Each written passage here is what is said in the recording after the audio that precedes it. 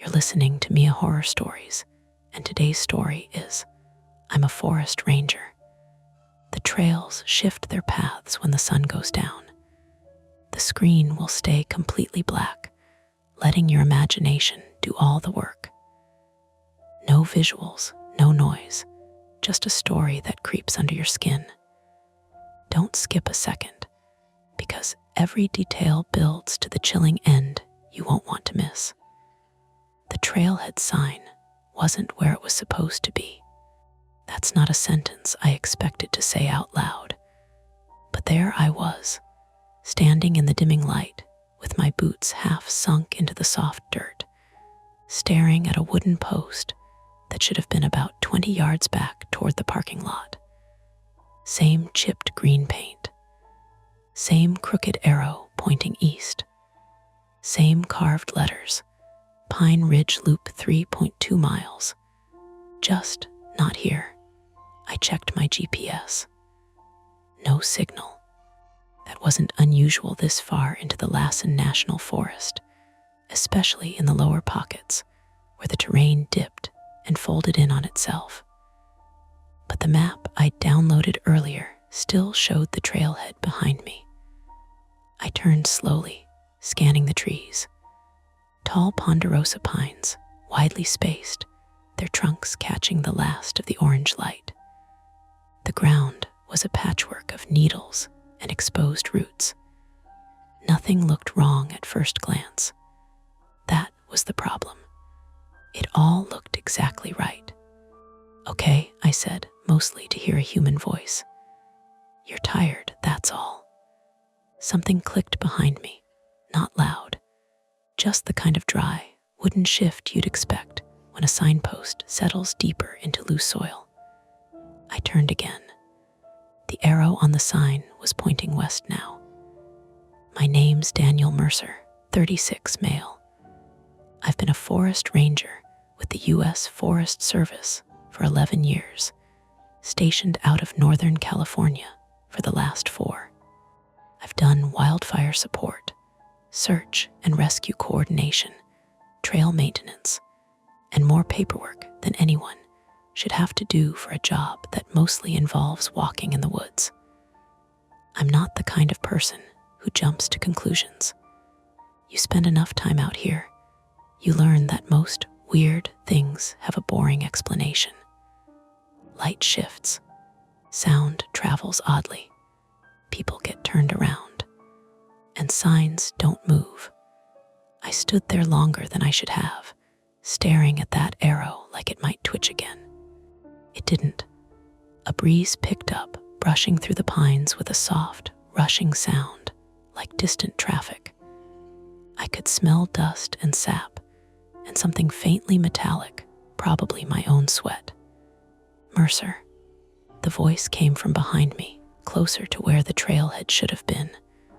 I turned, and there was Lee stepping out from between 2 trees, adjusting the strap of her pack. Lee Brooks, 29, female. Seasonal ranger, 2nd year. Good instincts, quick with a joke when things got tense, which I appreciated more than I let on. She had a habit of pushing herself too hard, though taking extra shifts, volunteering for patrols that should have been split between 2 people. "You wander off now," she said, smiling, but there was a crease in her brow. "I thought you were checking the sign." "I was," I said. She followed my gaze to the post. "Okay," she said slowly. "That's not where it was." "Yeah." She stepped closer, circling it once, like maybe she'd find a hinge or a track in the dirt that explained it. "You sure we didn't just miss it on the way in?" "I'm sure. You're always sure. That's why they pay me the medium bucks." She snorted, but her eyes stayed on the ground. No drag marks, no fresh digging. If someone moved it, they carried it. Why would someone carry a trailhead sign 20 yards into the woods? "Same reason people stack rocks in the middle of a stream," she said. "Because they're bored and they think it's funny."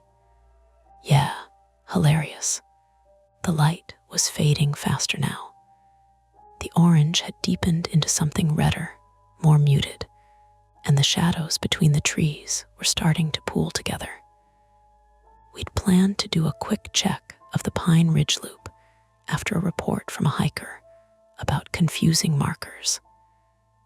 That was the exact phrase she'd used over the radio earlier that afternoon. At the time, I'd assumed it meant someone had vandalized a few signs or maybe taken one down entirely. I hadn't pictured this. Lee tapped the post with her knuckles. Solid. We should radio this in, she said. At least log it. No signal, I said, holding up the GPS unit. Same with the handheld. She pulled her own radio off her belt, pressed the transmit button. Base, this is Ranger Brooks. Do you copy? Static. A thin, dry hiss.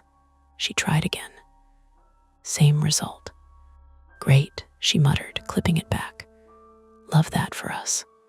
We stood there a moment, both listening. The forest had that late evening quiet, not silence exactly, but a dampening of sound. The birds had mostly stopped. Insects were starting up, a faint high-pitched whine that came and went in waves.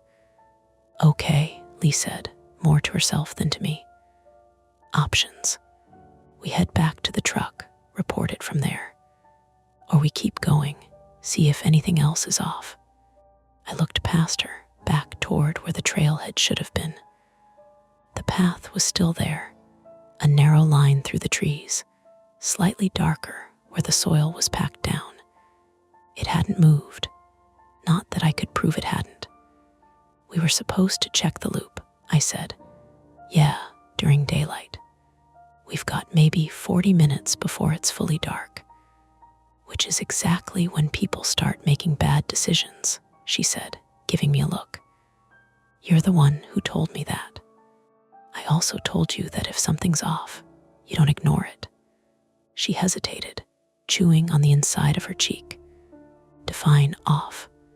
Because this is weird, sure.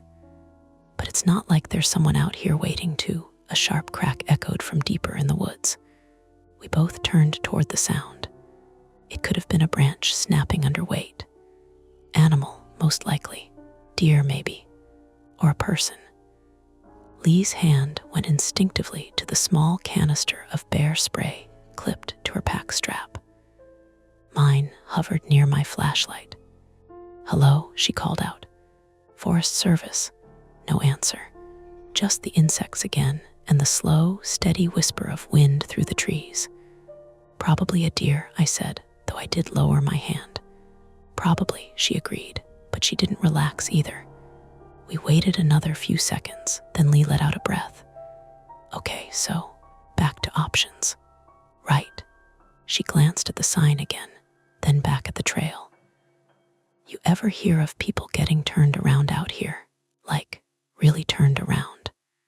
Not just oops, I missed a turn. But like the trail doesn't match the map anymore, I frowned. You mean disorientation? Yeah, happens, especially if they panic. No, I mean before they panic, she said, like the map's wrong. The map's not wrong, I said, maybe a little sharper than I intended. USGS doesn't just, I know, she said quickly, holding up a hand. I know, I'm just saying that hiker earlier, the one who called in. Yeah, she didn't sound panicked. She sounded confused. Kept saying the trail folded back on itself. That she ended up at the same clearing 3 times even though she was following the loop. That happens if you're not paying attention. Or if the markers are off, Lee said, which is why we're here. I looked at the sign again. The arrow still pointed west. Markers are definitely off, I said. Lee exhaled slowly, then squared her shoulders. Okay, here's what I think. We go in. Not the full loop, just far enough to check the next marker. If that's normal, we chalk this up to some idiot moving a sign and we head back. And if it's not normal, she met my eyes. Then we turn around immediately. No arguing. I considered that. It was reasonable, measured. The kind of decision I'd make on any other day. but there was a tightness in my chest that I couldn't quite shake, like I'd missed something obvious and important, a detail that didn't fit. "What's your gut say?" she asked. I don't like that question. My gut has been wrong before, and when it is, it tends to be spectacularly wrong. That's a private flaw I don't advertise. I double-check things, triple-check. I don't trust first impressions. Right now, my gut said, go back. My job said, investigate. We go in, I said finally. 10 minutes. We keep eyes on the trail the whole time. If anything else looks off, we're out. Lee nodded once, like she'd already decided the same thing. 10 minutes. She clicked on her headlamp. A narrow beam cut through the dimness, catching dust motes in the air. I did the same with my flashlight, sweeping it once across the ground, the trees, the sign. For a second, just a second, I thought the arrow had shifted again. I blinked. It was still pointing west. "Ready?" Lee asked. I looked back down the trail, where the shadows were thickening into something harder to read. "Yeah," I said. We stepped past the sign together, leaving it behind us in the trees, and started down a path that, as far as I could tell, hadn't moved at all.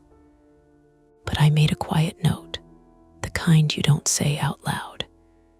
If we turned around and that sign wasn't there, I didn't finish the thought. The trail didn't look wrong at first. That was the problem. It was exactly what you'd expect: narrow, packed earth, a soft dip where runoff had carved a shallow groove, pine needles scattered over the surface like a thin, rust-colored blanket. Our lights cut a steady path ahead, beams bouncing slightly with each step. 10 minutes, ID said. We made it maybe 5 before something else shifted. Hold up, Lee said. I stopped. What? She pointed her headlamp slightly left of the trail. That rock. It was a low, flat slab, maybe 3 feet across, half buried in the soil. Nothing special, there are hundreds like it out here. But this one had a strip of faded orange flagging tied around a branch just above it. Trail maintenance marker. I remember that, she said. We tagged it last month when the drainage was getting bad. I nodded slowly. Yeah, we were supposed to come back with tools. So why is it on the left side of the trail now? I frowned. It was on the right. Definitely on the right. I turned, sweeping my flashlight across the path behind us. Same narrow track. Same trees. No fork. No obvious bend. You sure? I asked. She gave me a look. You think I'm mixing up sides of a trail we walked twice last month? I didn't answer. Instead, I stepped closer to the rock, crouching to examine the soil around it. No fresh digging. No scuff marks like it had been dragged.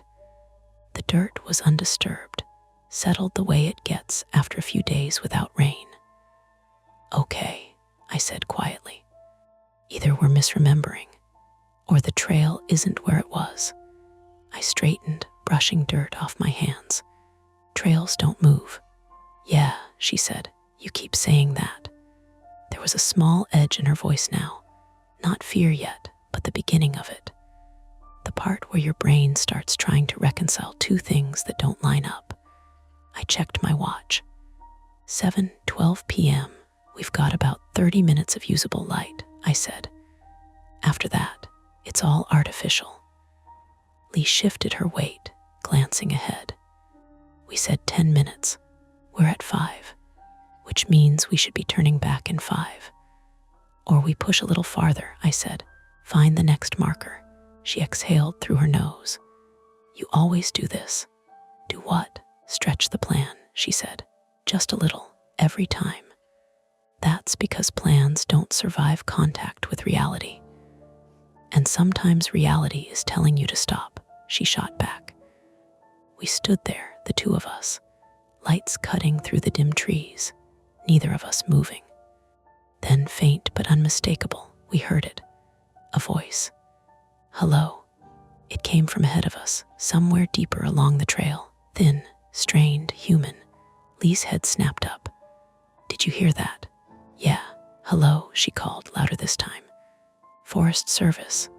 Where are you? A pause. Then again, closer now. Help. That decided it. Lee was already moving before I could say anything, pushing forward down the trail at a quick, controlled jog. I followed, my earlier hesitation shoved aside by something more immediate. Missing person. Injured hiker. That was our lane. Stay on the trail, I called after her. I am, the voice came again, sharper now, edged with panic. Please, keep talking, Lee shouted. We're coming to you. We rounded a bend, or what felt like a bend, and the trees opened slightly into a small clearing. Not big, maybe 20 feet across, but enough to break the monotony of trunks and shadows. A man stood near the center, turning in a slow circle like he couldn't decide which direction to face. He looked up when our lights hit him, flinching slightly. Oh, thank God, he said, voice cracking. I thought I was just hearing things. Lee slowed as she approached, hands visible, posture calm. Hey, you're okay. We're rangers. What's your name? Evan, he said. Evan Carter. Evan Carter, mid-20s male. He wore a light hiking jacket, jeans that were smeared with dirt at the knees, and a small daypack hanging half open over one shoulder. His hair was damp with sweat, sticking to his forehead. I've been walking in circles, he said. I swear to God, I've been following the trail, but it just keeps bringing me back here. Lee glanced at me briefly. That phrase again. Okay, she said, keeping her voice even. Let's slow it down. When did you start hiking? Like 3:30, he said. I just wanted to do the loop before dark. And when did you realize something was wrong? I don't know, he said, rubbing his face. An hour ago, maybe more. The signs didn't make sense. I kept seeing the same marker, but from different directions. What kind of marker? I asked. He frowned. A post with an arrow. But the arrow kept changing. Lee and I didn't look at each other this time. Okay, I said, you're not alone now. We're going to get you back to the trailhead. Please, he said, my phone's dead. I tried calling someone, but no signal out here, Lee said. That's normal. Yeah, well, this isn't, he muttered. I stepped past him, scanning the clearing. Something about it felt off, but I couldn't immediately place why. The ground was uneven, slightly sloped. A few rocks, some low brush. Then I saw it. The same flat slab of rock, the one with the orange flagging. Except now it was at the far edge of the clearing, partially hidden behind a cluster of bushes. I walked toward it slowly, my stomach tightening. Daniel, Lee said, just hold on. I crouched by the rock again, touching the soil. Same texture, same undisturbed surface. This isn't possible, I said under my breath. What? Evan asked, voice rising slightly. Lee joined me, her light sweeping over the flagging. That's the same one, she said quietly. Yeah, but I know. Evan took a step back. What do you mean, the same one? What's going on? Lee stood, turning back to him. Nothing. It just means we know where we are. That doesn't sound like nothing, he said. It means, I cut in, forcing my voice steady, that we're close to the main trail, which is good. That was technically true. It just didn't explain how we'd gotten here. I checked my watch again. 7:24 p.m. We'd been moving for maybe 10 minutes. We should have been past this point. We're heading back, I said, all of us. Stay together. No one steps off the trail. Evan nodded quickly. Yeah, okay. Lee hesitated. Which way is back? I pointed behind us. That way. You sure? She asked. There it was again. That question, my gut said no. My training said yes. We came from there, I said. We stick to the path. We'll we'll hit the trailhead. And the sign, she asked quietly. What if it's not there? Then we keep going until we hit the road, I said. Worst case, we follow the terrain downhill. There's a service road about a mile west. And you're sure which way is west? She pressed. I opened my mouth, then closed it. The GPS was still blank. No orientation. No compass reading. I trusted in this terrain without calibration. I can figure it out, I said. That's not the same as being sure. Evan shifted between us, eyes darting. Guys, I don't care how we get out. Can we just go? He had a point. We go, I said, more firmly this time. Same path we came in on. We don't overthink it. Lee held my gaze for a second longer, then nodded. Fine, but we mark it. She pulled a small roll of flagging tape from her pack, tearing off a strip and tying it around a low branch at the edge of the clearing. If we loop back here, she said, we'll know. Good idea, I said. We formed a loose line, me in front, Lee behind Evan, and started back down the trail. At first, it felt right. Familiar in that vague way forest paths do. The ground sloped slightly upward. The trees spaced out the same way I remembered. We passed a fallen log that I was almost sure we'd stepped over on the way in. Okay, I said quietly. This is good. We're on track. Lee didn't respond. A minute later, we hit a fork. I stopped so abruptly, Evan nearly walked into me. There wasn't a fork, I said. Are you sure? Lee asked, stepping up beside me. Yes. The trail split into two narrow paths, both equally worn, both disappearing into the trees at slightly different angles. Evan let out a shaky laugh. You've got to be kidding me. Lee stepped closer, examining the ground. No fresh tracks either way. No signposts. That's not possible, I said again, but the words felt thinner now. Pick one, Evan said a little too quickly. Just pick one and let's go. Lee looked at me. Daniel, this was the moment. Decision under uncertainty. My least favorite kind. My private flaw pressing in from the edges, second-guessing, reevaluating, looking for a certainty that wasn't there. We didn't have time for that. Left, I said finally. We go left. Why? Lee asked. It feels right. She stared at me for a beat. You hate that answer. I know, I said. Let's move. We took the left path. 10 steps in, the air felt different. Cooler, maybe. Or that could have been my imagination. The trees were closer together here, branches overlapping in a way that blocked more of the fading light. Evan was breathing harder now. This doesn't look familiar. It will, I said. Just keep moving. We walked for another few minutes. No markers, no rocks, no signs, just the trail. Then, ahead of us, a faint strip of orange caught in the beam of Lee's headlamp. She slowed. Please tell me that's not. It was. The same piece of flagging tape she'd tied in the clearing, except it was tied to a branch directly in front of us.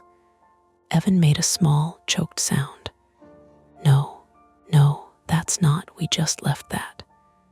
Lee stepped forward, touching the tape like she expected it to vanish under her fingers. It's the same knot, she said quietly. I felt something shift in my chest.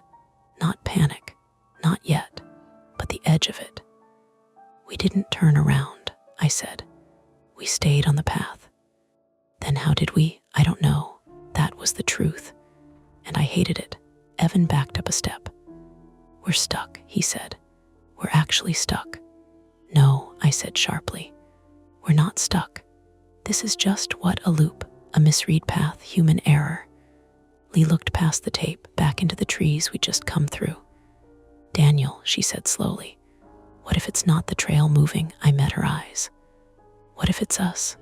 Before I could answer, a new sound cut through the forest.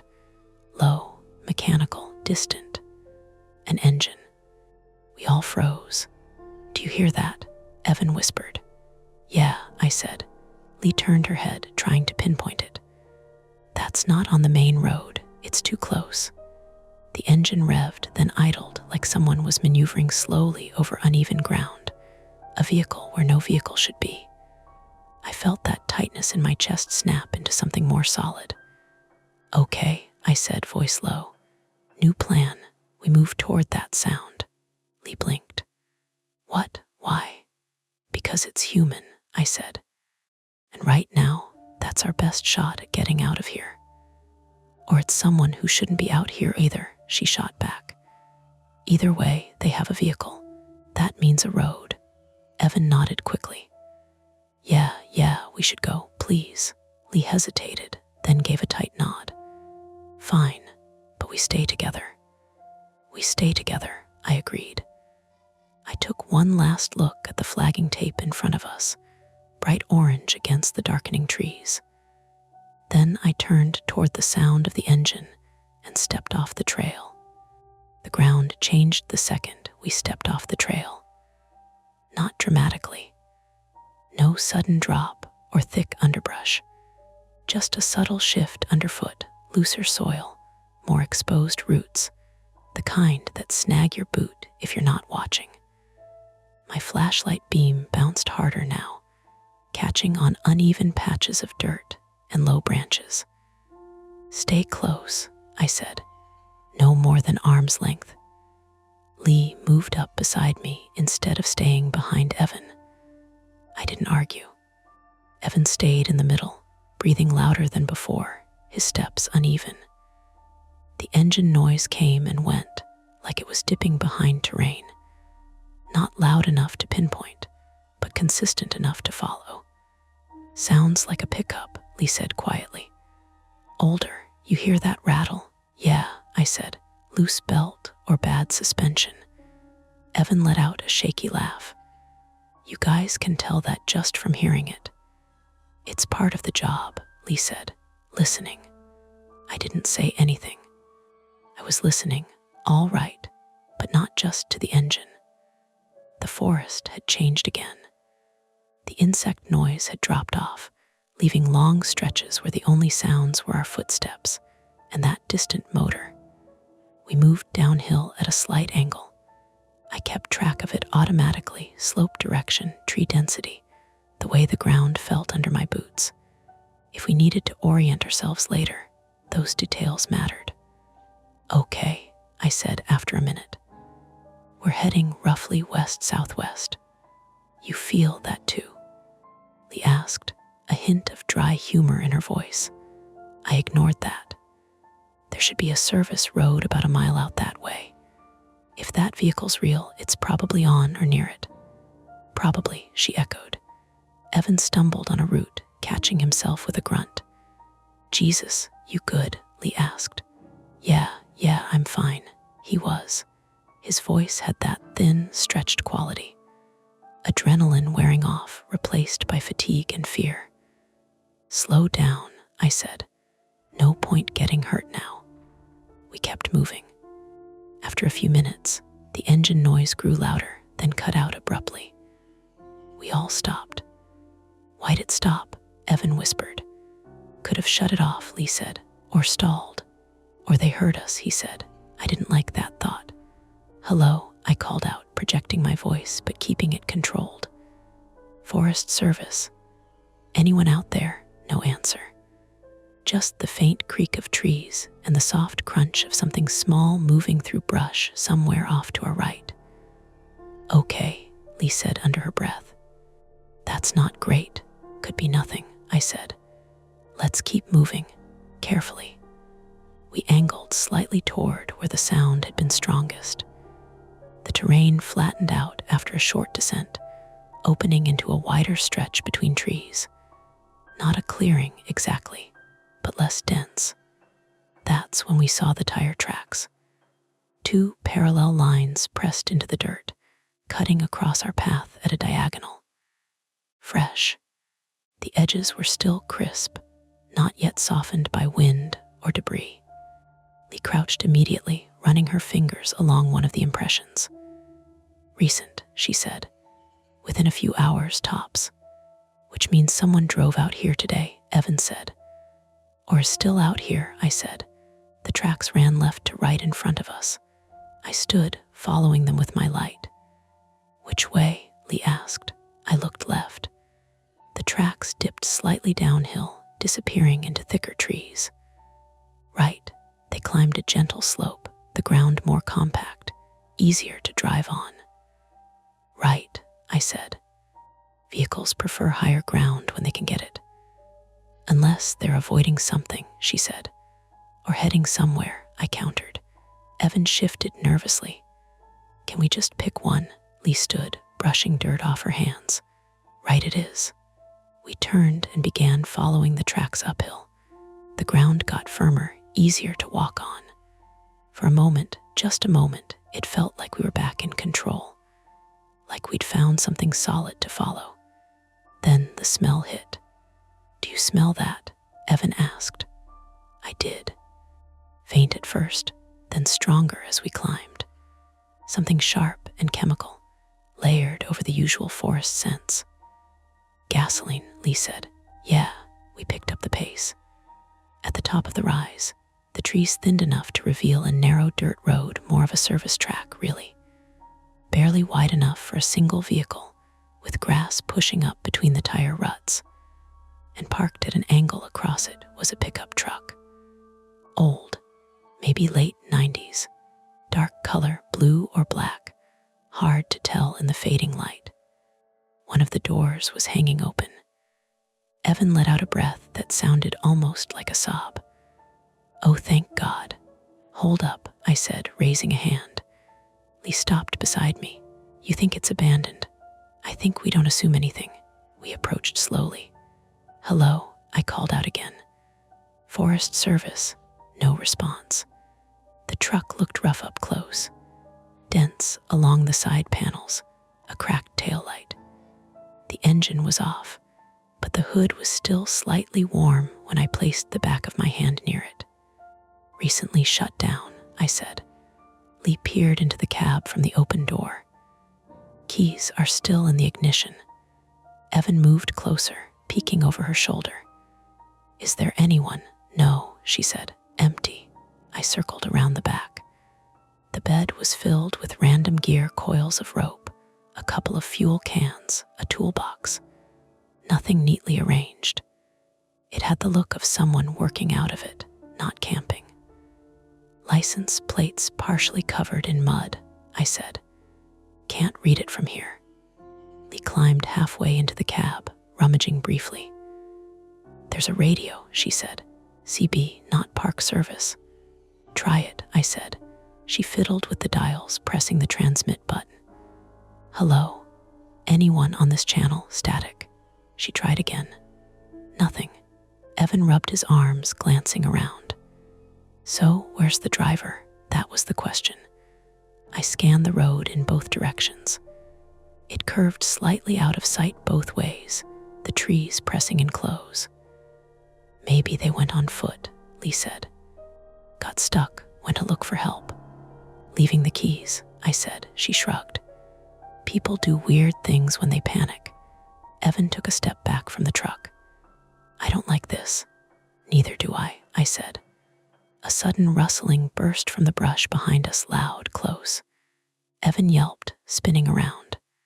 Something large crashed through the undergrowth, snapping branches, moving fast. Lee whipped the bear spray into her hand.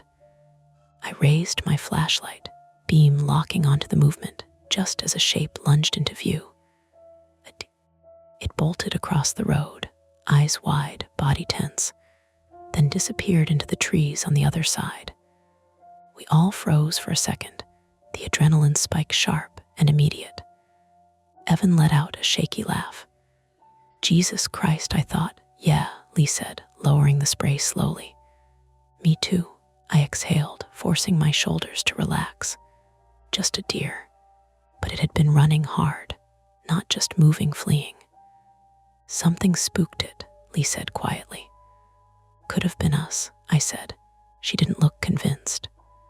I turned back to the truck. Okay, this is good. We've got a road, we've got a vehicle. Worst case, we can wait here until someone comes back. And if no one comes back, Evan asked. Then we use the truck, I said. Drive out ourselves.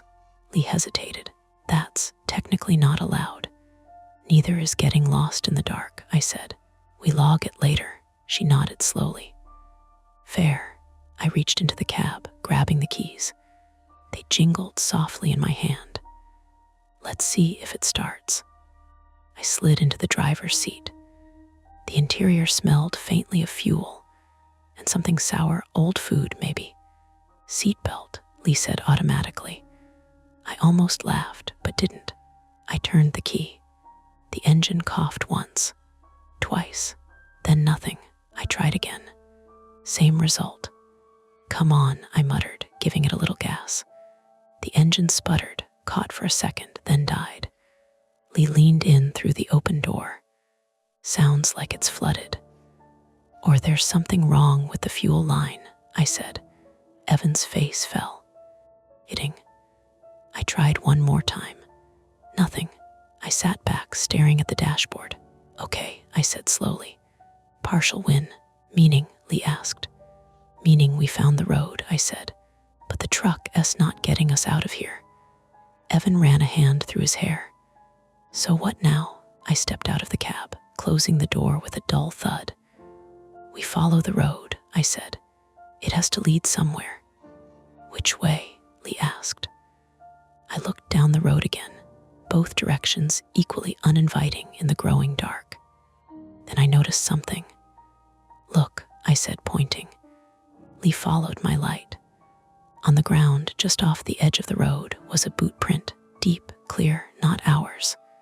Recent, she said, crouching again. Driver S, I said, heading that way. The print angled off the road into the trees. Evan stared at it. They left the road. Looks like it, Lee said. Why would they do that? He asked. No one answered. I looked back at the truck, then at the print leading into the woods. Two options. Stay on the road, follow it blind in one direction, hope it leads somewhere before we're too exhausted to keep going. Or follow the person who left the only working vehicle in the area and walked into the forest.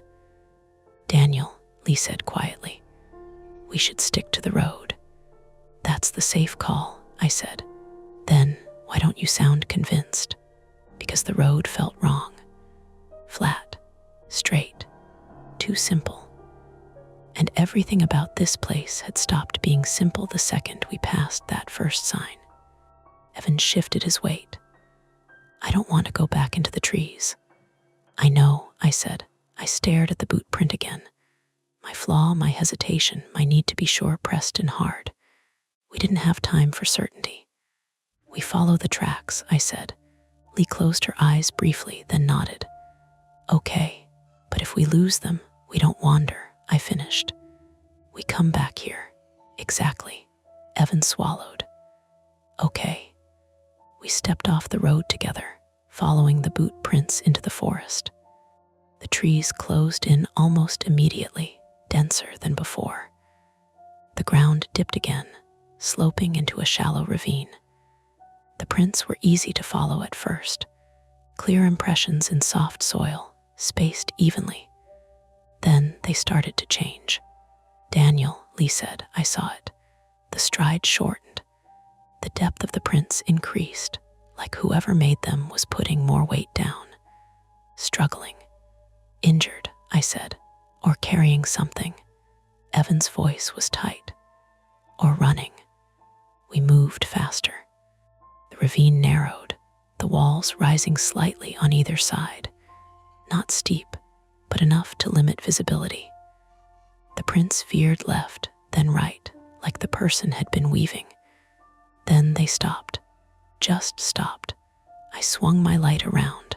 No continuation. No scuff marks. Nothing. That's not possible, Lee said softly. Evan's breathing picked up again. They didn't just vanish. A faint glow flickered ahead. All three of us turned toward it. Not bright. Just a soft, intermittent light filtering through the trees, like a flashlight being moved around. Someone's there, Lee said. Relief surged brief, sharp. "Hey," I called. "We're over here, Forest Service." The light jerked once, then steadied. "See," Evan said, "they're there." We started toward it, pushing through low branches, stepping over rocks. The glow grew brighter, closer. And then it snapped off. We stopped. "Hello," Lee called. "Nothing." I took another step forward, and my foot hit empty air. The ground dropped out in front of me. I jerked back just in time, my heels sliding on loose dirt. "Whoa," Lee grabbed my arm, pulling me back. We both stared down. A steep drop, maybe 15 feet, into a dry creek bed below. The edge was crumbly, unstable. My heart hammered in my chest. That light, Evan whispered, I swallowed, was on the other side. Lee's grip tightened slightly before she let go. If we'd kept going, yeah, I said. We stood there, the three of us, at the edge of the drop. Behind us, the path we'd taken in was already hard to see. In front of us, a gap we couldn't safely cross in the dark. To either side, the ravine walls rose, steep enough to make climbing difficult without daylight. The road, the truck felt suddenly very far away. Lee turned slowly, scanning the darkness behind us. "Daniel," she said, voice low, "I think we just lost our way back." I didn't argue, because for the first time since stepping off that trail, I knew she was right. Lee was right. We had lost the way back. Not in the dramatic storybook sense where you spin around and every tree suddenly looks identical. It was worse than that, more ordinary. The slope behind us was just steep enough, the brush just dense enough, the dark just complete enough that the route we'd taken down into the ravine had flattened into guesswork. My flashlight found broken fern stems, loose dirt, branches we might have pushed aside. Nothing I'd swear to. Dry creek bed below us ran north-south, maybe 10 feet across where I could see it through the dark. A pale ribbon of stone and compacted sand. The opposite bank climbed sharply and disappeared into black timber. If that moving light had been real, it had been on the far side. Evan was breathing too fast again. "So what do? We can't stay here."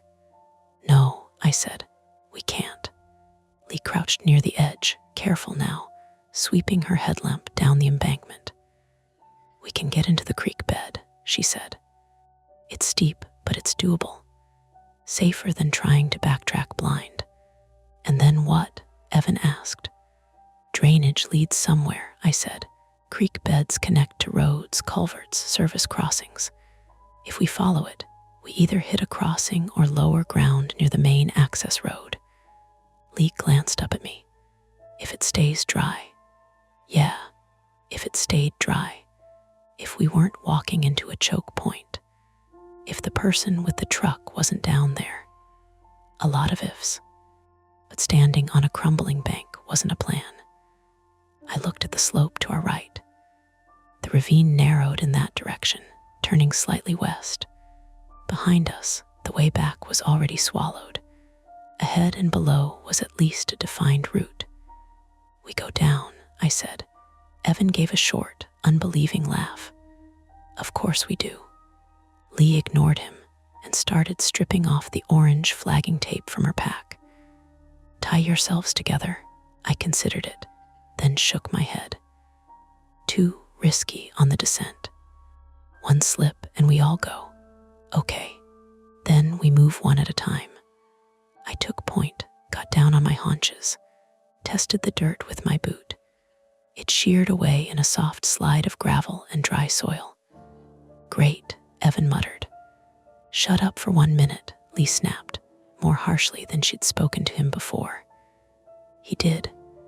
I angled left where the roots were thicker and lowered myself by stages. Flashlight clenched in my teeth for a moment while I grabbed a trunk, then a branch, then another. Dirt slid under my boots. Pebbles rattled into the creek bed. I dropped the last 3 feet and landed hard, knees jarring. "Okay," I called up. "Come on." Lee came next, steady and compact, using the roots the way she'd probably use a ladder. She slipped once, swore under her breath, then half jumped and landed beside me. Evan took longer. He froze halfway, clinging to a root. "I can't," he said. "You can," I told him. "Don't look down." "That's easy for you to say." "Evan," Lee said, voice flat now, all the softness gone. "You either move or you fall when that root gives out." He made a sound like he wanted to cry, then let go at the wrong angle. He hit the slope, slid, bounced off a rock, and came down in a tangle at our feet. He screamed. "Ankle," I said, crouching. He grabbed his left leg, teeth clenched. I don't know. I ran my hands carefully along the joint. No deformity, already swelling. He yanked when I touched the outer side. "Sprain," I said, "maybe bad. Not broken unless I'm missing something." "That's supposed to make me feel better," he gasped. "It should." The creek bed smelled like dust and old mineral deposits. Colder down here too. The walls blocked most of the wind. Our light struck pale stones, driftwood, a rusted piece of wire fencing half buried in the sand. Evidence that water came through hard in season, even if it was dry now. Lee scanned upstream, then down. "Which way?" I pointed right. "Downstream. Wider channel. Better chance of a crossing." She nodded. I got Evan upright with one of his arms over my shoulders. He could put some weight on the leg, but not much. Lee tore 2 longer lengths of flagging tape and tied them low on scrub branches behind us at the base of the descent, bright orange against the dirt. "In case we need to find this spot again," she said. I didn't say what we were both thinking. If we needed to find this spot again, something had gone very wrong. We started moving downstream. The creek bed curved in broad, shallow bends. To the left, the bank was steeper, nearly vertical in places where erosion had cut it clean.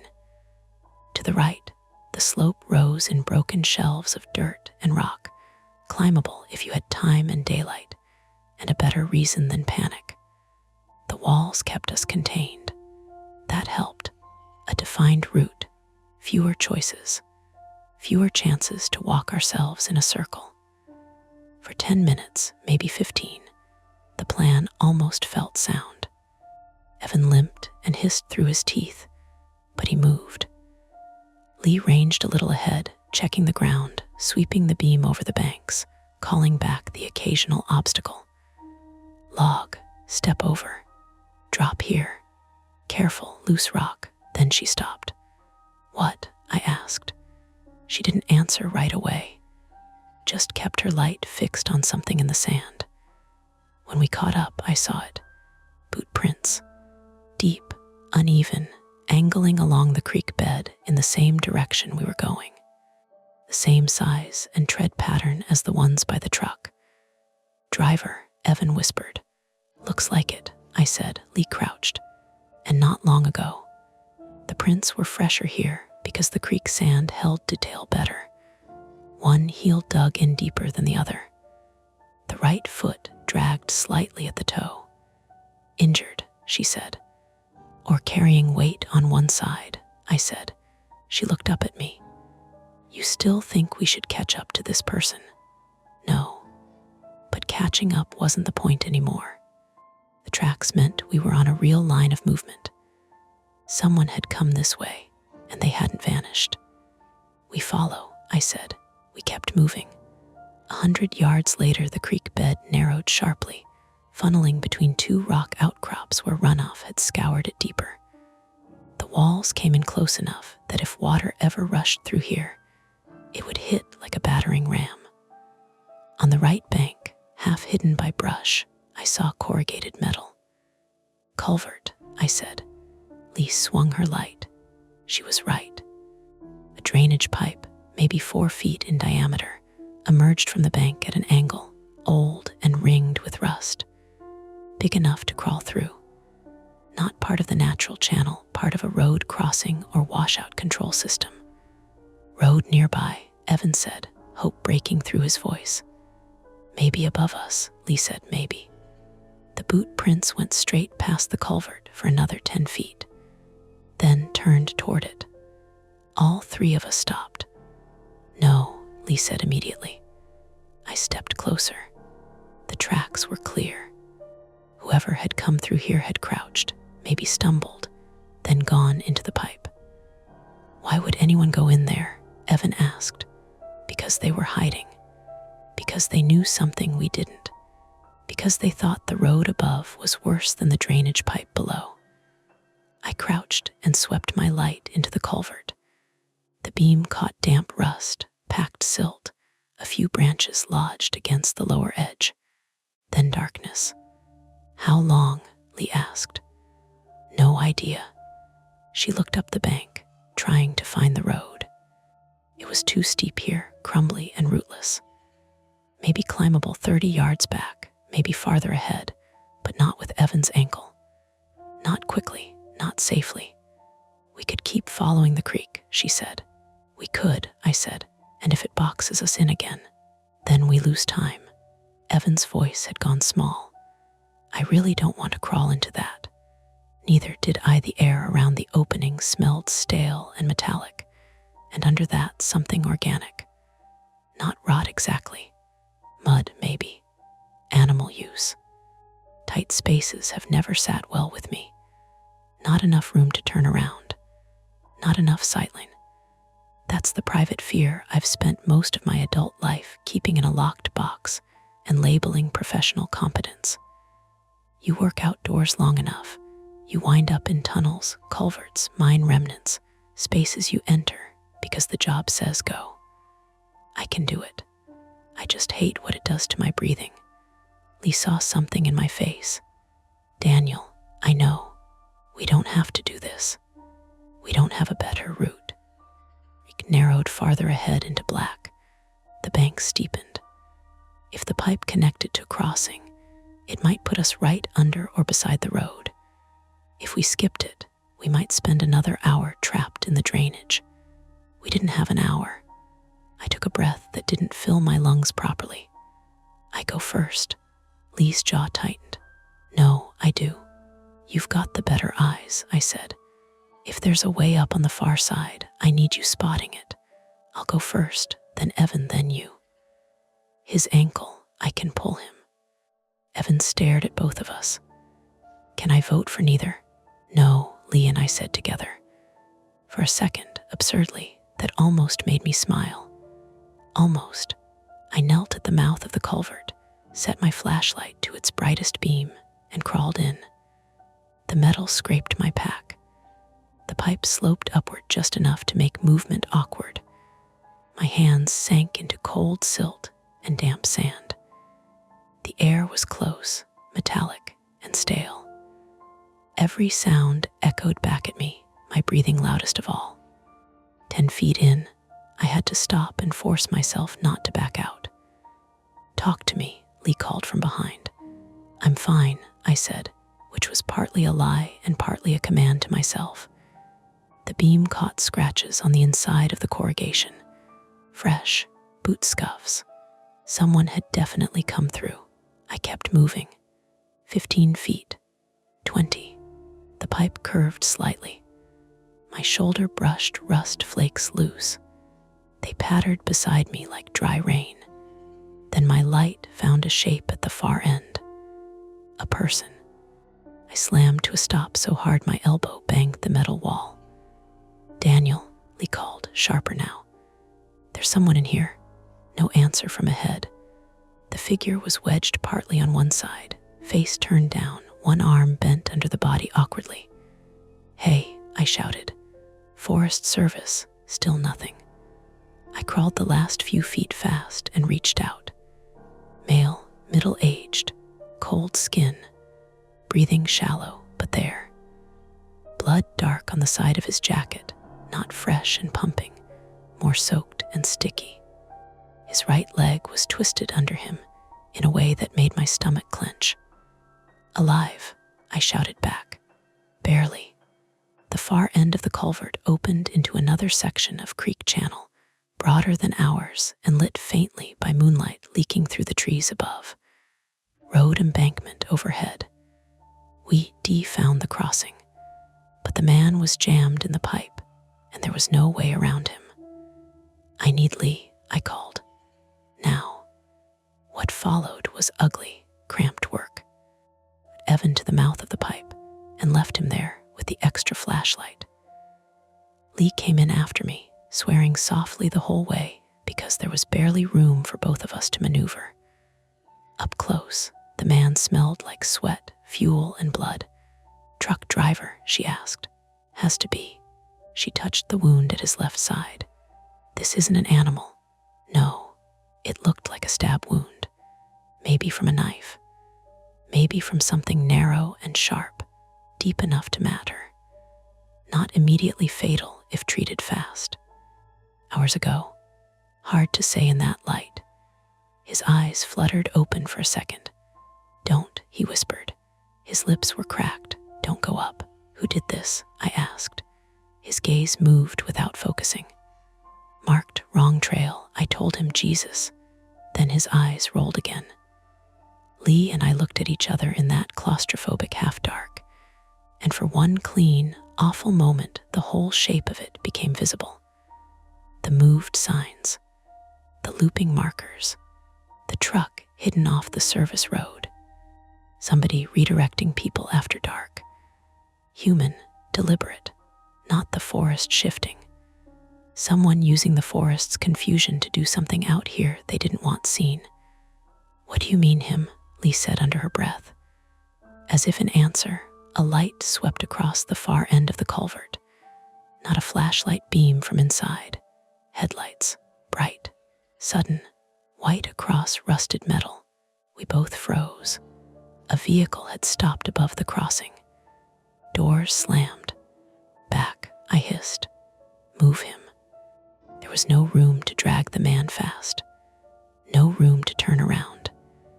And then footsteps sounded overhead on the embankment, dirt skittering down. Someone coming down toward the far mouth of the pipe. Evan shouted from the other side. "What's happening?" "Quiet," Lee snapped. The footsteps stopped just outside the culvert opening. A silhouette blocked part of the light. Broad shoulders, one arm hanging low. Then a voice, male, calm, too calm. "You all right in there, Rick?" The unconscious man twitched. My mouth went dry. Lee had the bear spray in one hand. Useless at any real distance, maybe useful in a confined space if he came in. My flashlight felt absurdly small. The man outside waited. Then he said, "I heard voices." Nobody answered. "Forest Service?" he asked, almost amused. "That did it. Pretense gone." I shoved the injured man farther behind me as best I could.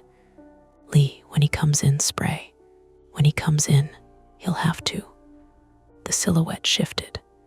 A scrape of boots on metal. He was entering. The pipe amplified every sound. His knee against the corrugation, his breathing, the faint clink of something in his hand. Knife, tool, I couldn't tell. The space closed. 20 feet, 15. "Daniel," Lee whispered. I knew. There was nowhere else to go. When the man got close enough for the beam to hit his face, I saw a shaved head, a dark beard, and eyes narrowed against the light. He had a fixed blade hunting knife in one hand. Not huge, big enough. Everything after that happened fast and stupid and close. Lee sprayed first. A hard orange burst that filled the pipe. The man recoiled instantly, yelling, arm coming up. I lunged, driving my shoulder into his chest before he could recover. In open ground, that wouldn't have been much. In a 4-foot culvert, it was enough to jam him sideways. He slashed blindly. The knife caught my left forearm, hot and immediate. I didn't feel pain at first, just impact and wetness. We slammed into the corrugated wall. The The sound rang through the pipe like a struck bell. Lee crawled over us, actually over us, one knee in my back, grabbing for his wrist. He thrashed, half choking on spray, trying to wrench free. I hit his knife hand against the metal once, twice. The blade slipped, clattered, then got trapped under someone's leg. He drove his head into my face. White sparks burst in my vision. My nose went instantly wet. Then Evan, God help him. Evan came crawling in from behind, limping and panicked and brave in the worst possible way, and shoved his whole body into the pile. The added weight tipped it. All four of us slid toward the far mouth of the culvert in a tangle, scraping through mud and rust and pain. We spilled out the other end hard onto the sand and stones of the creek crossing. The man got halfway up. Lee sprayed him again, directly in the face. He screamed, staggered backward, and missed the edge of the embankment. He went down the slope sideways, hit once, twice, then dropped into the shallow water-cut ditch below with a sound I won't forget. He was still moving, groaning, but not getting up. For a second, nobody moved. Then I said, "Knife." Evan found it first, somehow, hands shaking so badly he nearly dropped it. He kicked it away into the creek stones. Headlights still washed the crossing from above. Another truck, different from the abandoned one, newer, engine idling. "Phone," Lee said, coughing from the spray. "No signal," I started, then stopped. We were under a road crossing now. Different elevation, different line. I grabbed my radio with bloody fingers and thumbed the transmit. Static. Then, "Copy, say again." I almost laughed. "This is Ranger Mercer," my voice cracked. I tried again. "Officer needs immediate response at drainage crossing west of Pine Ridge Service Track. 3 civilians, 1 ranger injured, 1 suspect down, 1 male critical with stab wound. Repeat, immediate response." The voice came back clearer this time. "Mercer, confirm location." "I can't confirm coordinates," I said. "Service road crossing over drainage south of Pine Ridge Loop, near unauthorized vehicle access. Units en route. Stay on channel." That was the most beautiful sentence I'd ever heard. And still, it wasn't over. Rick, the driver, apparently was semi-conscious, bleeding and trapped halfway out of the pipe. The suspect was down the embankment, moaning and cursing, but not climbing. Lee was coughing so hard she could barely speak. Evan was white as paper, ankle blown up, both hands scraped raw. My arm was bleeding through my sleeve, and my nose wouldn't stop running blood into my mouth. No sudden rescue. No clean ending. Just work. We hauled Rick fully out of the culvert and onto flat ground beside the creek crossing. Lee used the rope from the newer truck, found in the bed, when she scrambled up the embankment, to secure the suspect's wrists, after confirming he was too disoriented to fight. She found the truck driver's phone too, smashed but not dead, and a pouch with extra trail markers, bolts, a wrench, and 2 official-looking Forest Service signs in the back. That was the payoff nobody wanted. He'd been moving signs, redirecting hikers, creating confusion around the service roads and old drainage routes, maybe to protect an illegal grow operation, maybe theft, maybe something else deeper in the forest. I didn't know yet. I just knew the threat had a face now, and tools, and a method. By the time we heard the first real siren in the distance, faint, then stronger, I was sitting in the dirt with my back against the culvert, pressing one hand over the cut in my forearm and trying not to shake.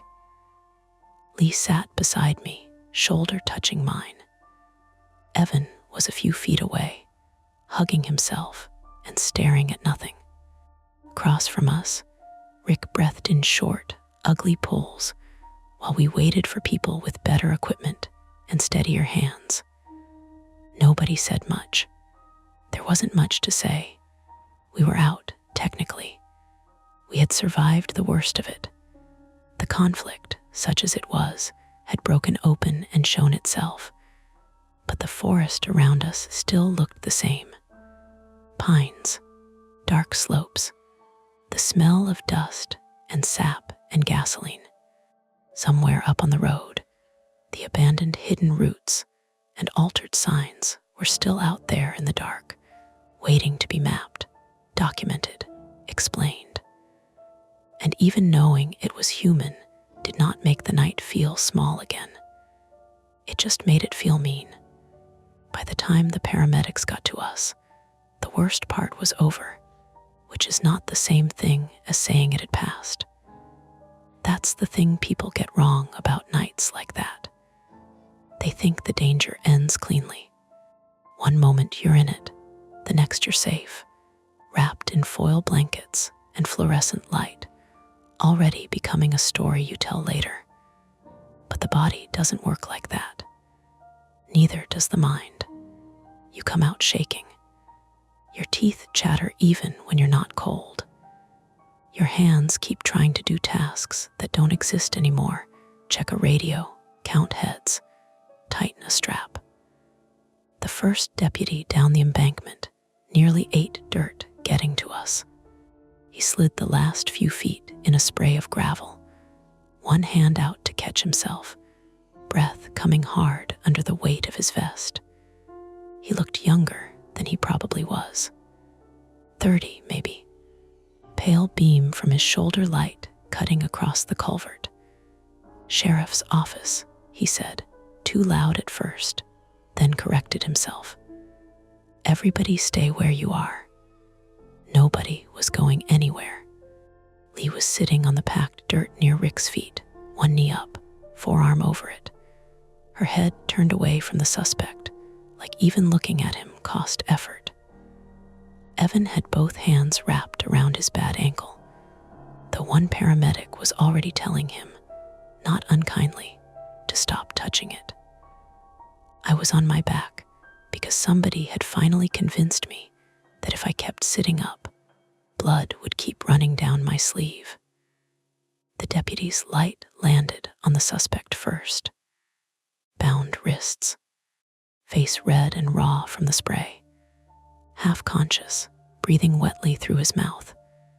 Then Rick, then me. His whole posture changed when he saw the blood. "Jesus," he said. Okay, who's the ranger?" "I am," I said. He crouched near me. "Name, Daniel Mercer, U.S. Forest Service." He nodded too fast and repeated it toward the radio clipped to his vest, then looked at Lee. "Lee Brooks," she said before he asked. "Seasonal." The paramedics took over after that. Efficient, brisk, almost bored in the way people get when they're good at their jobs and can't afford drama. They cut my sleeve open. The knife had laid my forearm open from just below the elbow to the wrist, more of a long, deep slice than a stab. And because adrenaline had finally thinned out, it had started to hurt properly.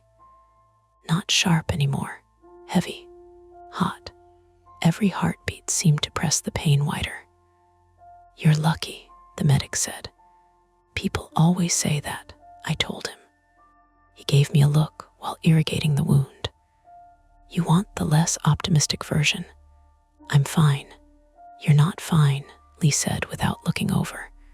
That shut me up. Rick went first. That wasn't surprising. His blood pressure was bad, and the stab wound in his side had soaked through the temporary dressing we put on him in the dark. He'd come around just enough to curse when they rolled him, then faded again. One of the medics asked him who did this. Rick's eyes moved once toward the suspect, who was face down now, cuffed and watched by 2 deputies.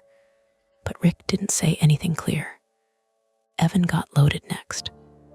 Grade 2 sprain, maybe worse, plus scrapes along both palms, one knee blown open through his jeans, dehydration on top of panic.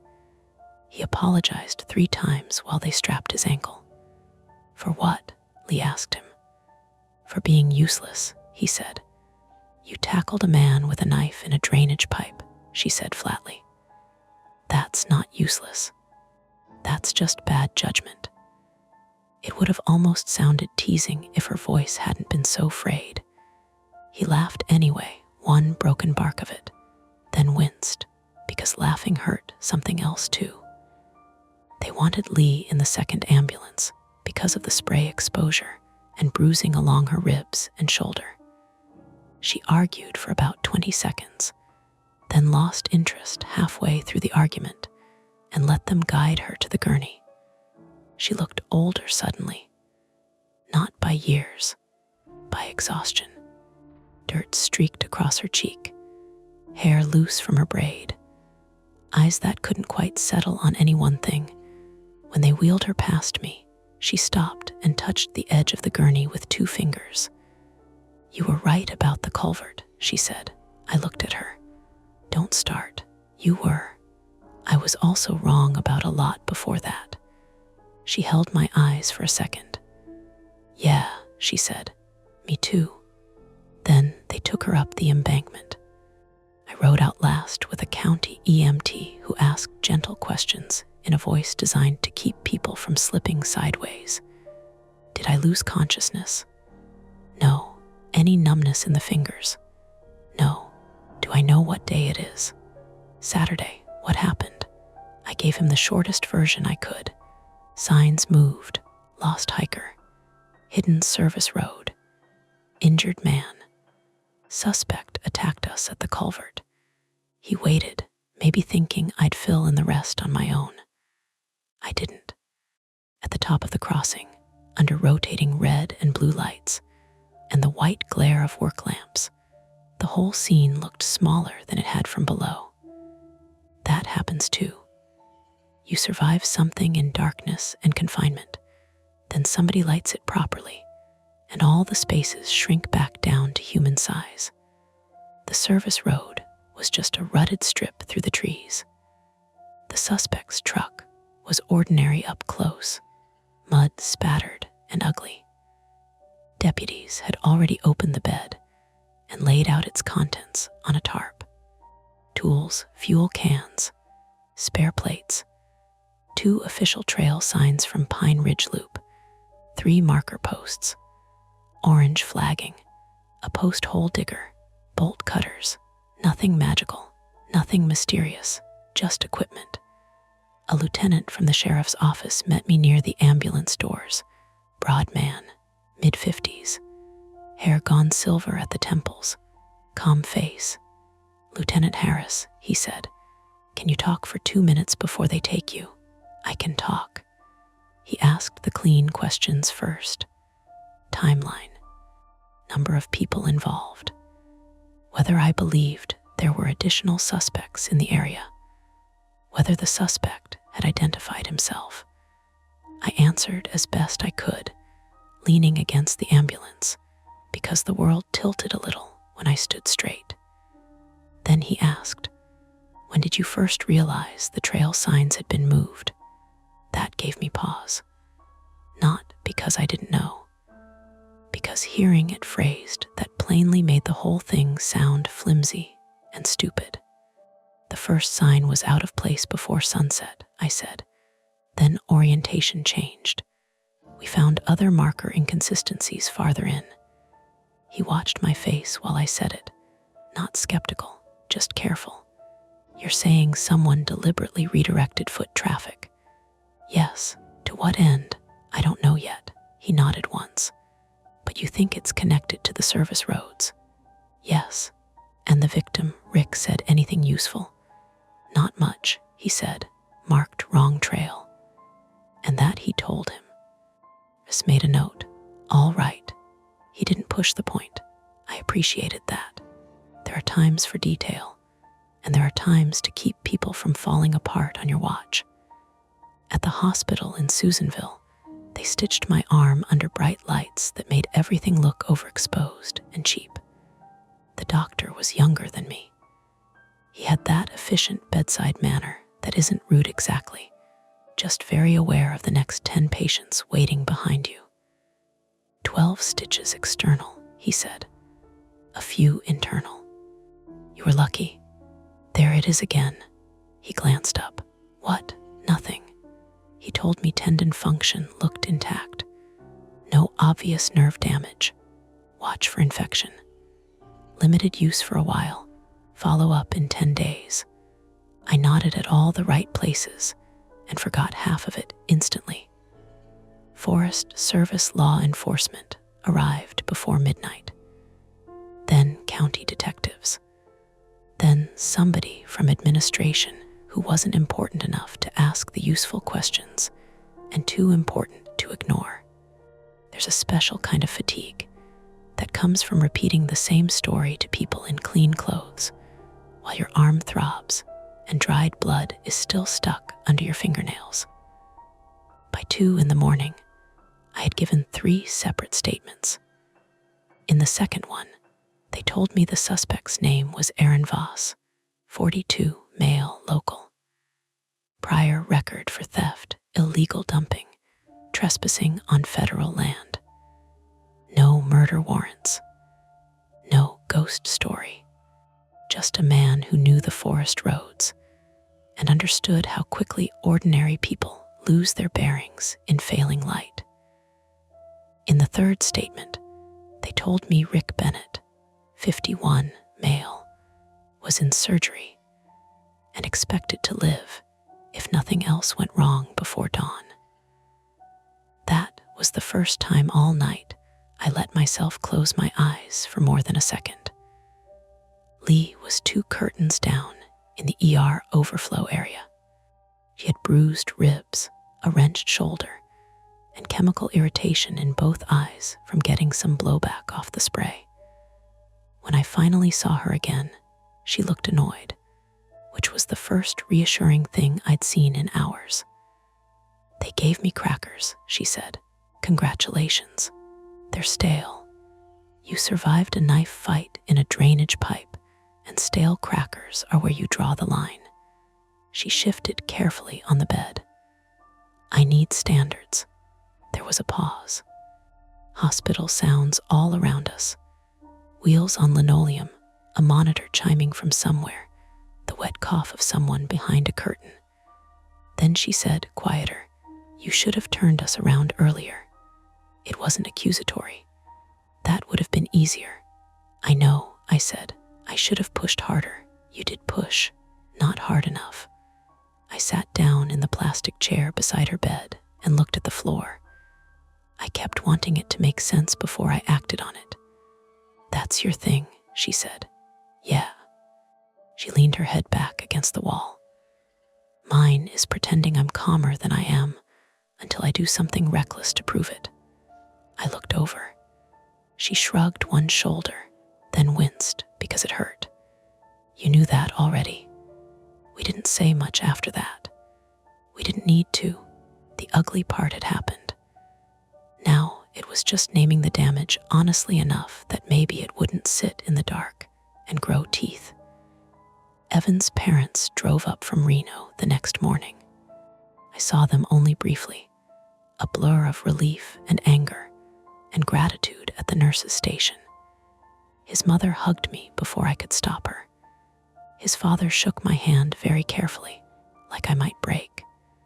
You stayed with him, his father said. Of course. I didn't tell him there had been moments when staying with anyone had felt like a choice made by someone better than me. The official aftermath stretched for weeks. The Forest Service closed Pine Ridge Loop pending investigation and maintenance review. Search teams and law enforcement mapped the unauthorized service roads branching off the old fire access lines west of the trail. They found moved signs, replaced blazes, and 2 hidden turnoffs masked with brush. No illegal grow site, not exactly. What they found instead was a crude fuel siphoning setup near an old maintenance shed, along with stolen equipment and a stripped utility vehicle under a camouflage tarp. Voss had been using redirected hikers and confusion around the trail network to keep people away from that pocket of forest after dark. Not elegant, just effective. Rick Bennett turned out to be a former contractor who'd been doing occasional off-book hauling in the area. He de-argued with Voss over access to the hidden road network, and according to the detectives, probably threatened to talk. Voss stabbed him, panicked, moved him into the culvert, and came back later expecting to finish the problem or move him. Instead, he found us. That tied off most of it in the tidy, disappointing way real investigations often do. Motive reduced to money, access, and a man who thought remote terrain made him smarter than everyone else. People liked that version. It fit on paper. The part that didn't fit on paper was how the forest had felt before we knew. How quickly familiar ground had become unreliable. How a moved sign, one small thing, had been enough to make every turn afterward suspect. I was put on administrative leave for 12 days. Standard procedure after an incident involving serious injury and use of force. I slept badly the whole time. Not nightmares, exactly. More like abrupt wakings at 3 a.m., heart already going, brain convinced I'd missed a sound. In the kitchen, in the yard, somewhere just outside the place where language starts. When I went back, it was on modified duty. No solo patrols, no backcountry response. Desk work, public contact, training logs, incident summaries. I hated it and also needed it more than I admitted. Lee came back a week after me with her arm taped and one eye still slightly red around the edges. She made coffee that tasted burnt and filed maintenance requests with a level of aggression I found comforting. Evan sent a thank you card with a badly drawn pine tree on the front and a note inside that read, "I'm staying on sidewalks for a while." Lee pinned it above the break room microwave. Nobody took it down. By late October, Pine Ridge Loop reopened. New signage, new reflective markers, fresh maps at the kiosk, a temporary camera at the trailhead, public statement about vandalism and criminal interference. The wording was careful, reassuring, designed not to spook casual visitors. On the first morning it reopened, I drove out there alone before sunrise. Technically, I wasn't supposed to. Technically, a lot of things happen before the paperwork catches up. The parking lot was empty, except for my service truck. The air had that cold, dry bite you only get in the mountains just before first light. Pine sap, dust, the faint smell of old ash from some long-contained burn pile farther off. The trailhead sign stood exactly where it should. Pine Ridge Loop 3.2 miles. Arrow pointing east. New post, anchored deep. Concrete at the base still pale where it had cured. I got out and stood there with my coffee cooling in my hand. No radio chatter. No hikers yet. Just a Stellar's J raising hell somewhere uphill and the soft tick of my engine as it cooled. I walked 20 yards in, then another 20. The trail was ordinary again. Packed dirt, needles, roots. A fallen branch across the edge someone would have to cut later. At the spot where I thought the first sign had been moved, there was nothing special at all. Just trees. A rock half buried in the soil. No flagging. I stood there longer than necessary. Then I turned back. On the way out, I noticed something tied low on a branch just off the trailhead, about ankle height, where nobody but someone leaving would likely see it. A strip of faded orange tape, not bright like new issue, sun-bleached, dirty, frayed at one end. I crouched and touched it. Could have been old maintenance flagging. Could have been missed during the sweep. Could have been there for months. That's the ordinary explanation. I untied it anyway and slipped it into my pocket. Then I went back to the truck, finished my coffee while it was still more warm than hot, and waited for the first hikers of the day to arrive, smiling at them like nothing in those woods had ever learned how to lie.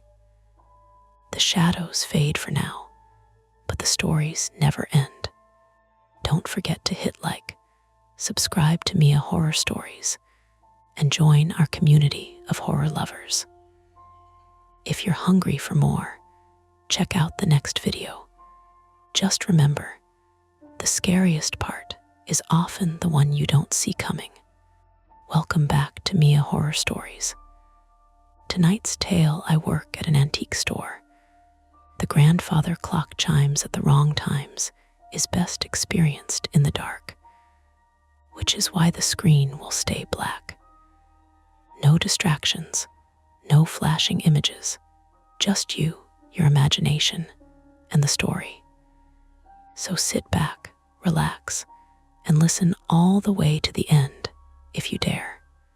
The first wrong chime came at 4:17 in the afternoon, while I was kneeling on the warped oak floor with a toothbrush in my hand and 30 years of grime loosening under my thumbnail.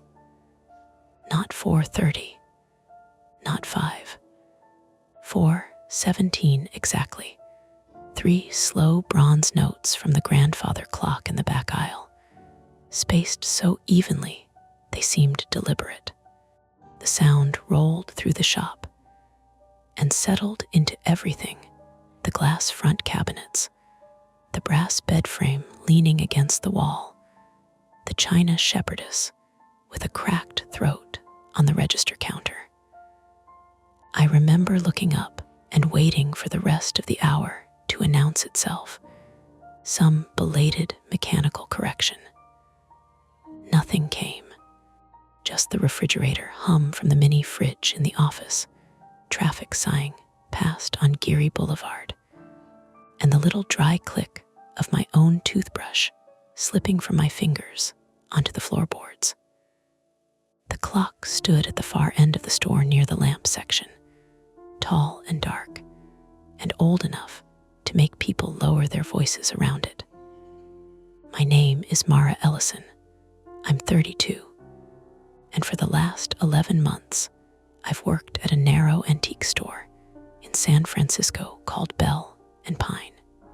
We sat on the western stretch of Geary, past the denser tourist clutter, and closer to the neighborhoods where fog got hung up in the late afternoons and delivery drivers double parked without apology.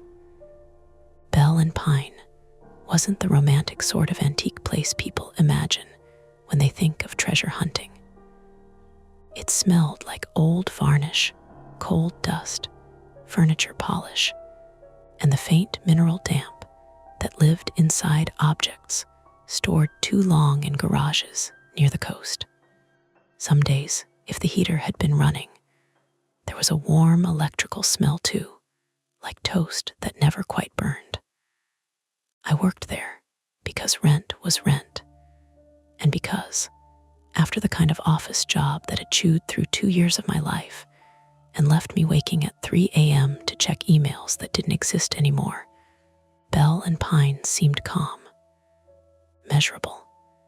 You dusted a thing, tagged a thing, sold a thing, wrapped a thing. A chipped Limoges plate did not text you at midnight asking for a revised deck. A walnut sideboard did not schedule a meeting called Quick Sync and then keep you there for an hour while a man in loafers explained your own work back to you. The store paid badly, but it paid on time. Mostly I liked the silence between customers. Mostly, I liked that old objects carried their damage openly. I did not like being alone with noises I could not explain.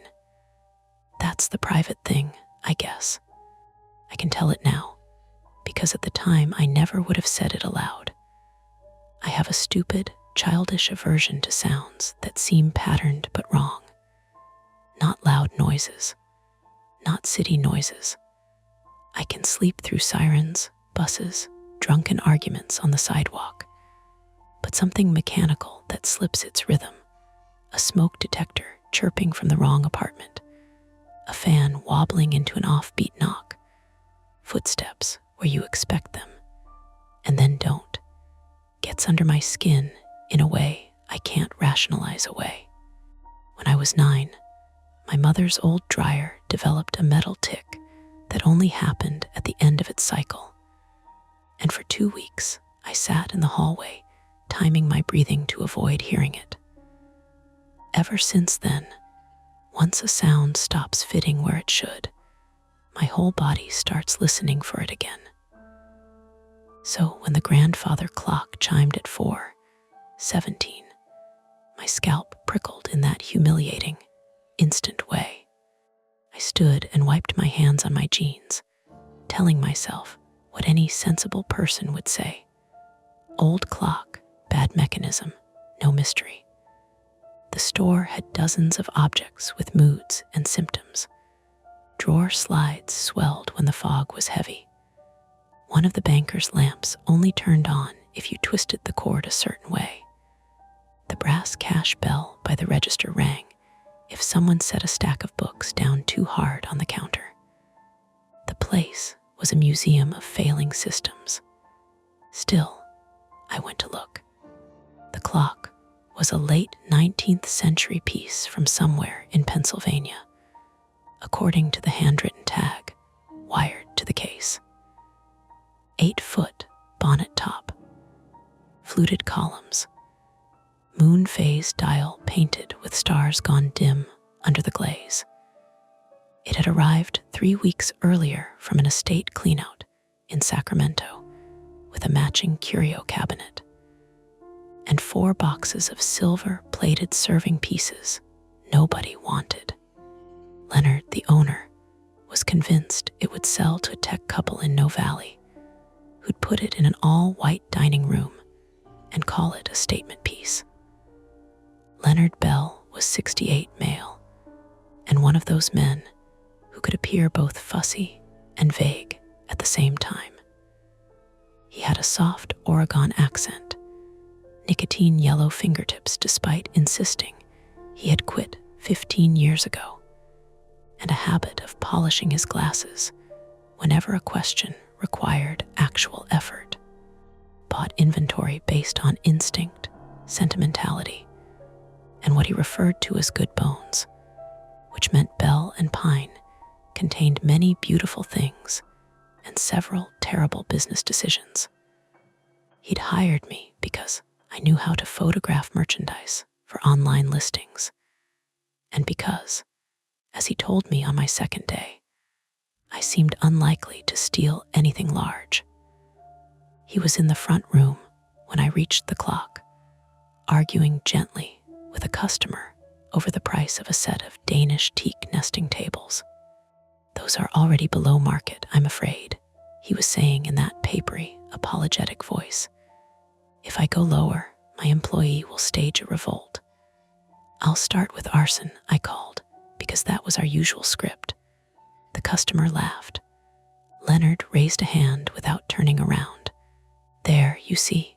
I put my ear near the clock case and listened. The pendulum was moving. Slow, steady, tick, tick, tick. The sound was softer than I expected, more felt than heard. I opened the long door carefully. Warm wood smell. Dust disturbed recently. Brass weights hanging clean and straight. Nothing obviously wrong, at least nothing obvious to me, who knew more about polishing Bakelite than clockworks. The hands showed 4:31. That bothered me more than the chime. If it had been broken, frozen, wildly inaccurate, fine. If it had chimed because the hour count mechanism slipped while the hands were off, also fine. But 4:31 meant it had chimed 13 minutes early and then kept time. Or else, it had already been 13 minutes wrong before I noticed, and somehow I had not noticed, which seemed unlikely because I checked the time constantly near closing. I shut the door and looked toward the front.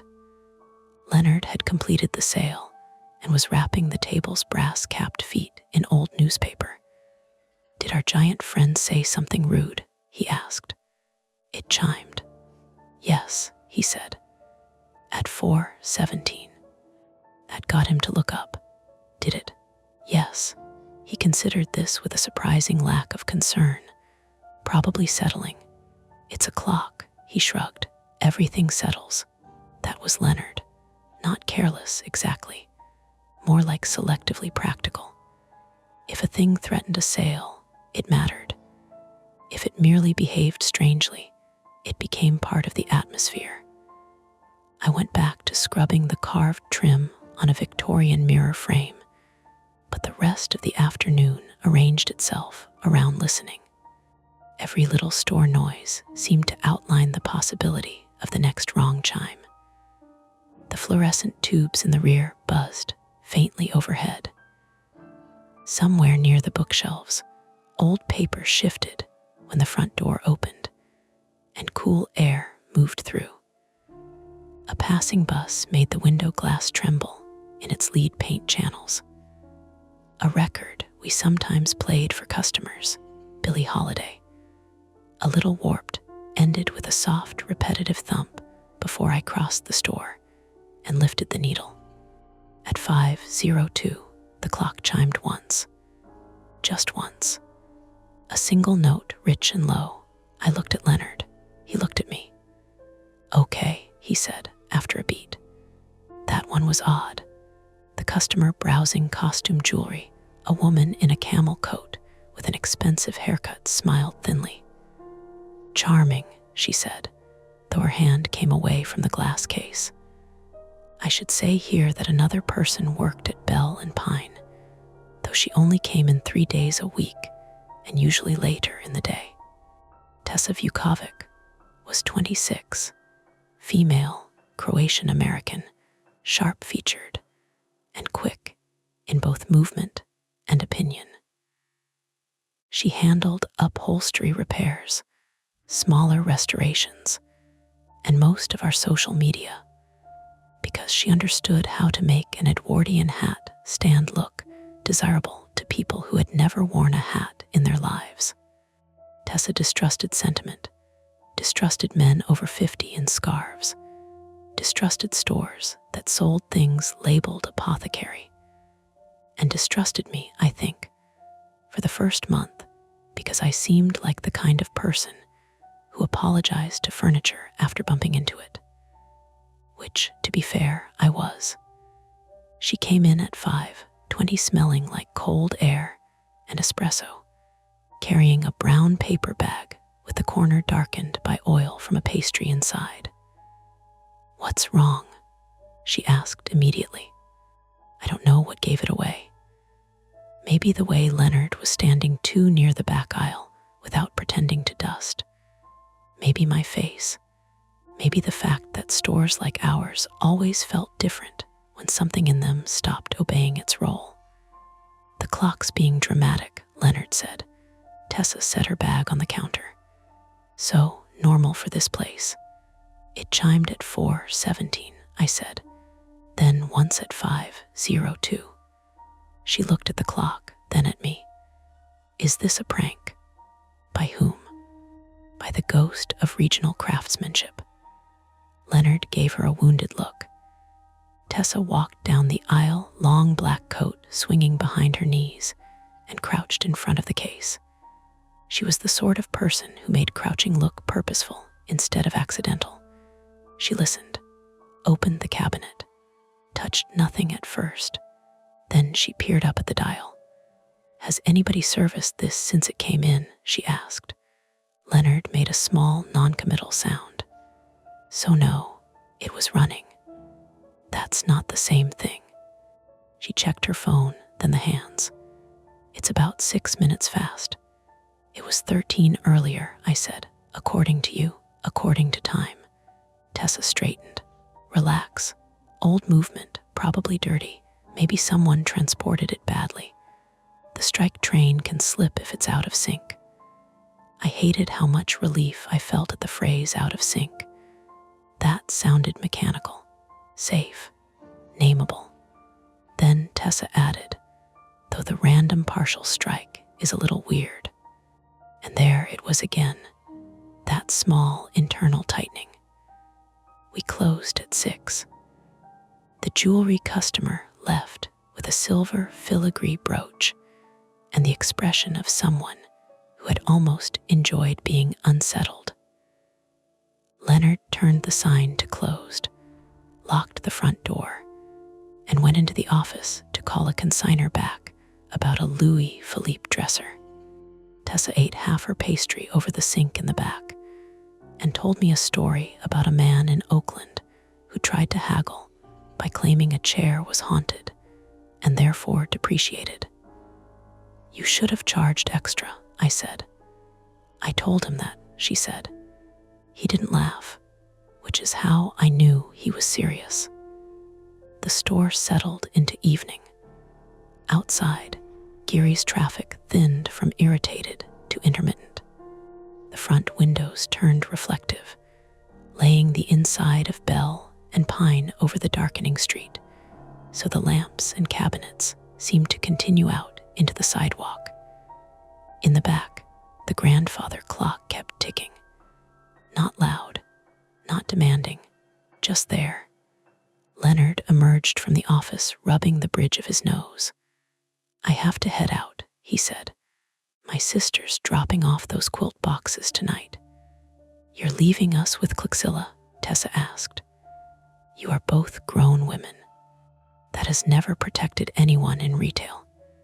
He smiled despite himself and reached for his coat. Just lock up as usual. And maybe put a note on the clock needs adjustment. Do not wind. Or, I said, before I could stop myself, we could stop it. They both looked at me. It wasn't an unreasonable suggestion.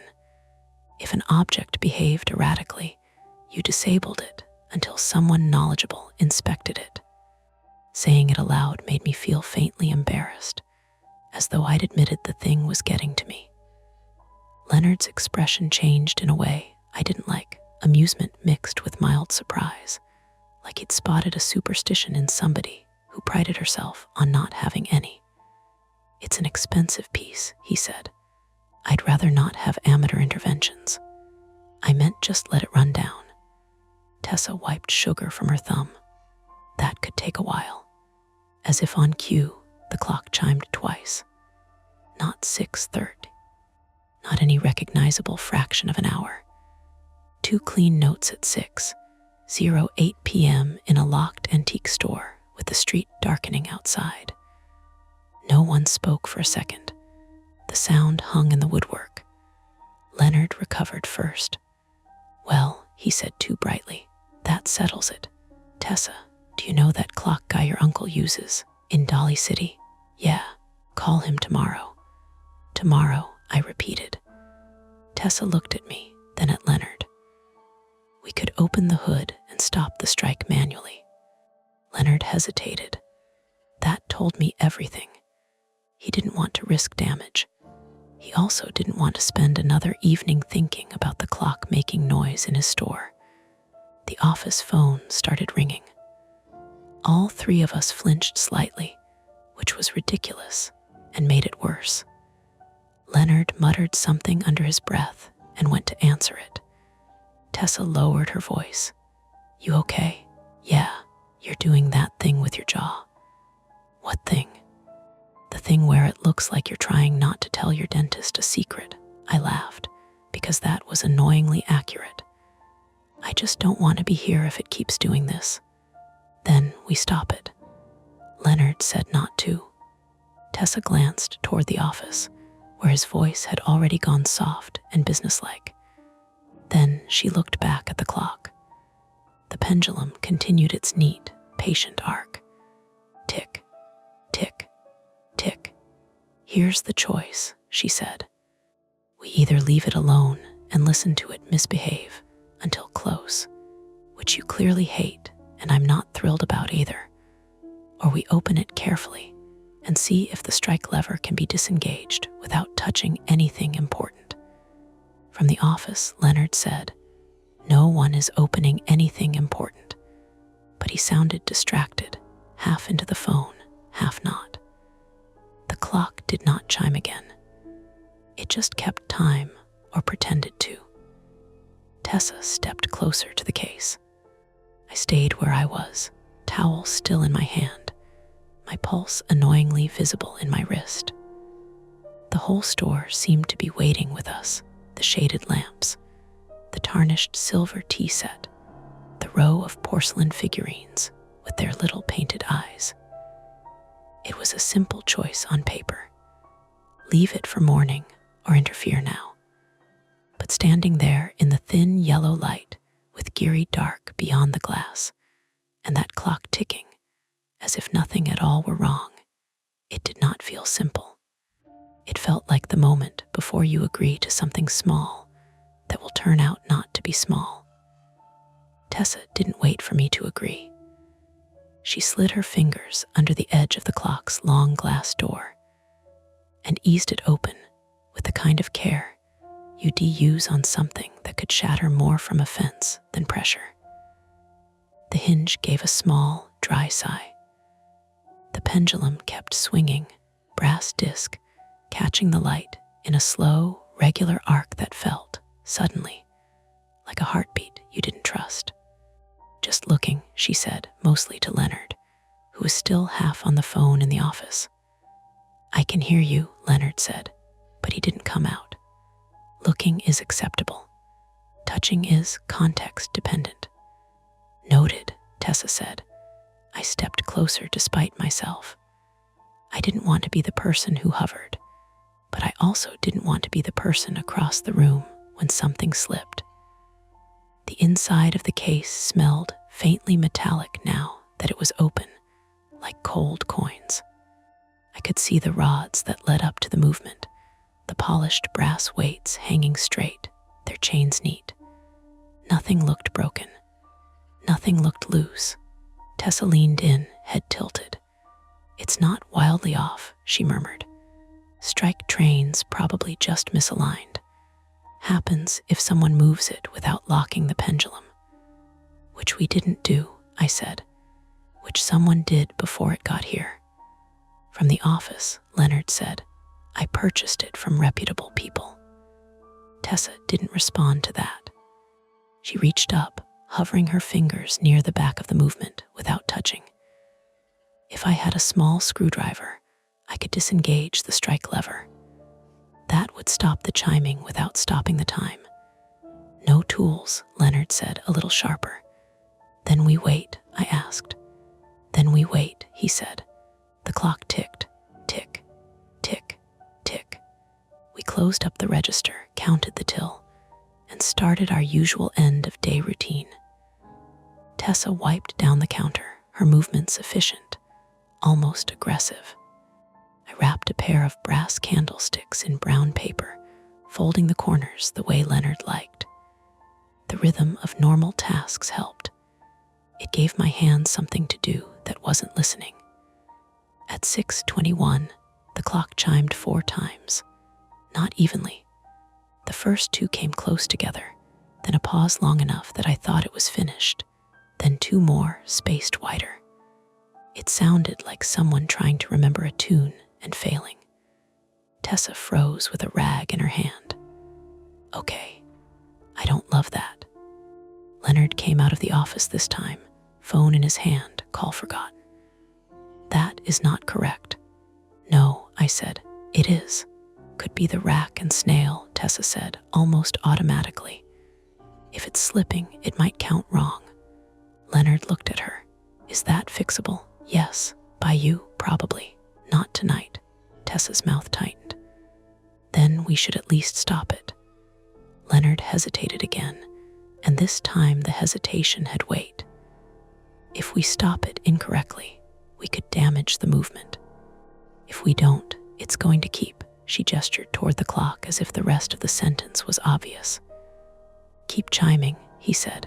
Yes, inconsistently, which is unfortunate, but not catastrophic. It's not just unfortunate, I said before I could stop myself. It's wrong.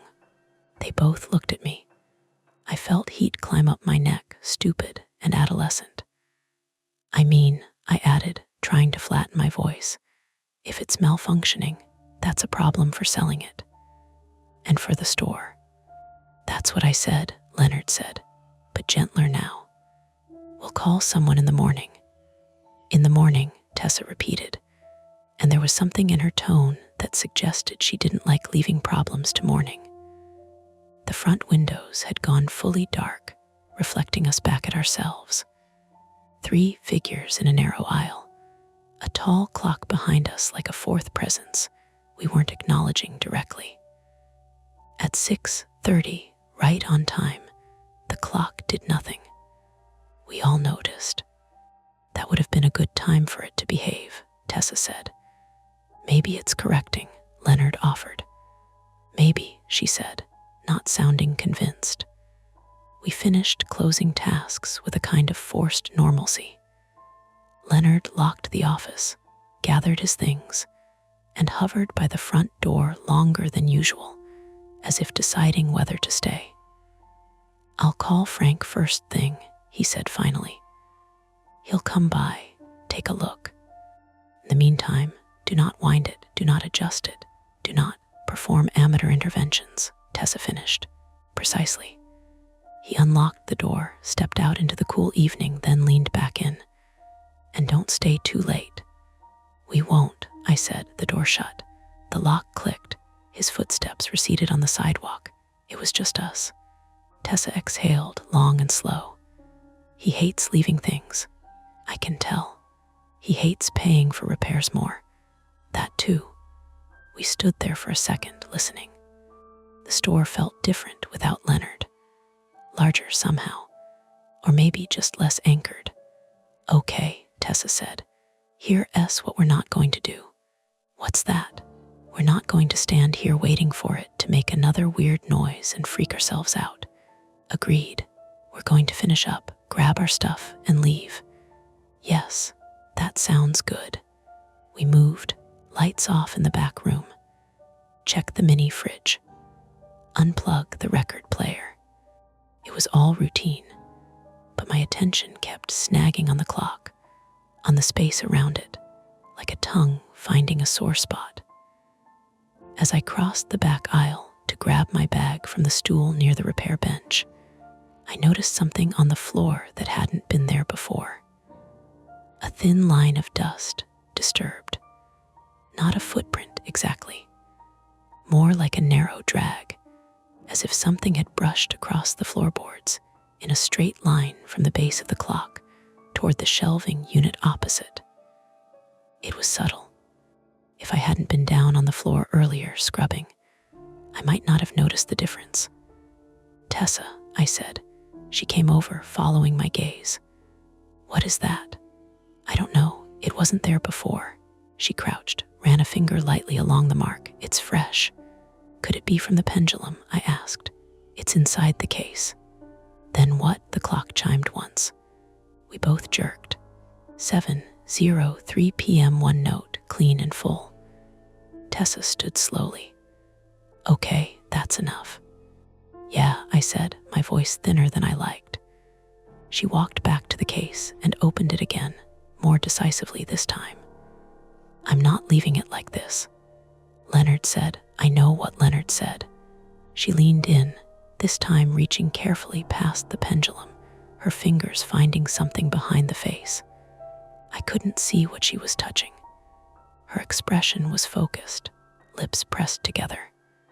Just going to stop the strike, she murmured. Not the time. The pendulum swung close to her wrist. I held my breath without meaning to. Is that safe? I asked. Define safe. Tessa, I've done this before. There was a small metallic click. The pendulum faltered just for a second, then resumed. Okay, she said. I think the clock chimed. Not once, not twice. 7 rapid strikes, uneven, overlapping, as if the mechanism had been released all at once. The sound filled the store, loud enough that I felt it in my chest. Tessa yanked her hand back, hitting the edge of the case with her wrist. Shit, she said. The last note rang out and died. Silence rushed in after it, thick and immediate. Did you? I started. No, she said. I didn't mean to. We both stared at the clock. The pendulum had stopped, completely still, hanging at the center. That's not good, Tessa said. No, I said. That's not good. She reached in again, more cautiously, nudging the pendulum. It resisted, then swung once, twice, and settled back to stillness. Something's binding, she said. Shouldn't just. A faint sound came from inside the case. Not a chime, not a tick, a soft, irregular scrape, like something shifting against wood. We froze. Tell me that's normal, I said. It's not normal, she said quietly. The scrape came again, slightly louder. Tessa pulled her hand out and shut the door, as if that could contain the sound. It didn't. It was muffled, but still there, intermittent. Scrape. Pause. Scrape. My throat felt dry. Could something be inside? Inside what? The case. The base. Like something from the estate, she frowned. People don't usually store things in clocks. Usually. The scrape stopped. We waited. Nothing. Tessa let out a breath she'd been holding. Okay, this is stupid.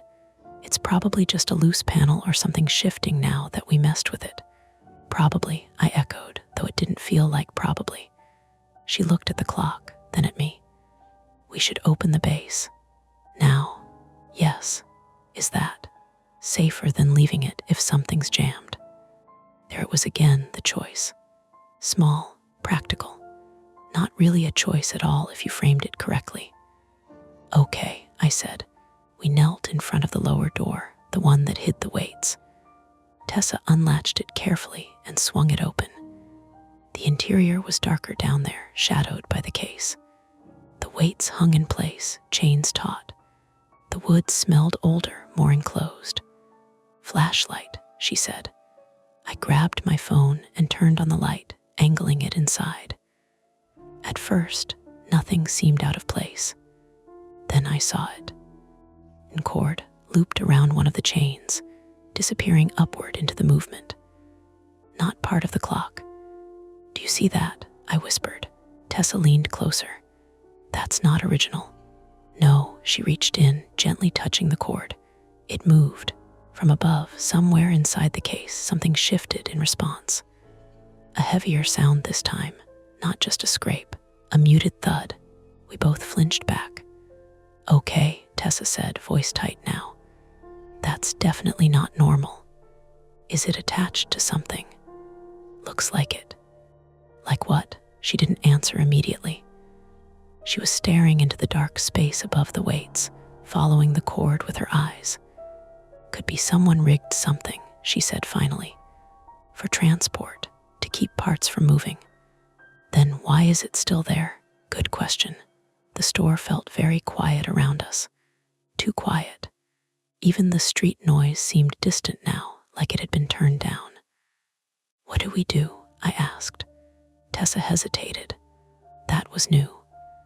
I want to pull it, she said slowly. What it's attached to.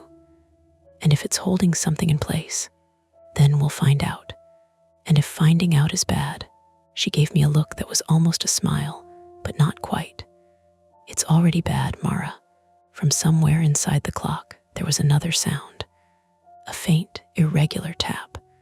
Not like the pendulum, not like the chime. Something smaller.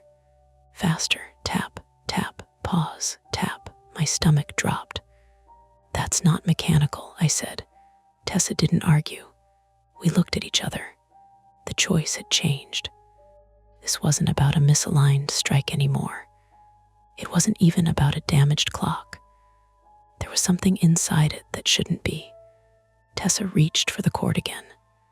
"Wait," I said. What if we should call someone?" "And say what?" she asked. "Hi, there's a weird noise in an antique clock we already opened. Maybe the police." For a noise, the tapping came again, closer now. Or maybe just louder. Tap, tap, tap. Tessa swallowed. "If something's in there and it's alive, it's been trapped. That's worse if we leave it." Alive. The word landed hard. I thought of small animals, of things that could get into spaces and not get out, of bones and fur and panic. It was a reasonable explanation. It was also, somehow, worse than anything else I'd considered. "Okay," I said, "okay." Then the front door handle rattled. Hard, both of us snapped our heads toward the sound. Someone was trying the locked door. Once. Twice. Again, more forcefully. The glass vibrated in its frame. "Are you open?" A voice called from outside. Male, young, impatient.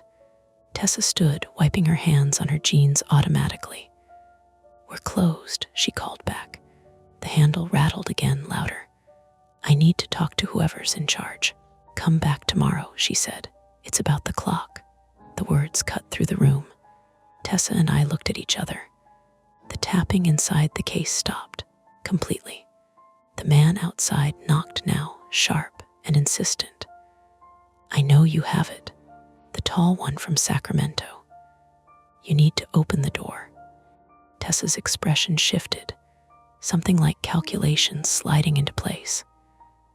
"That's not good," she said quietly.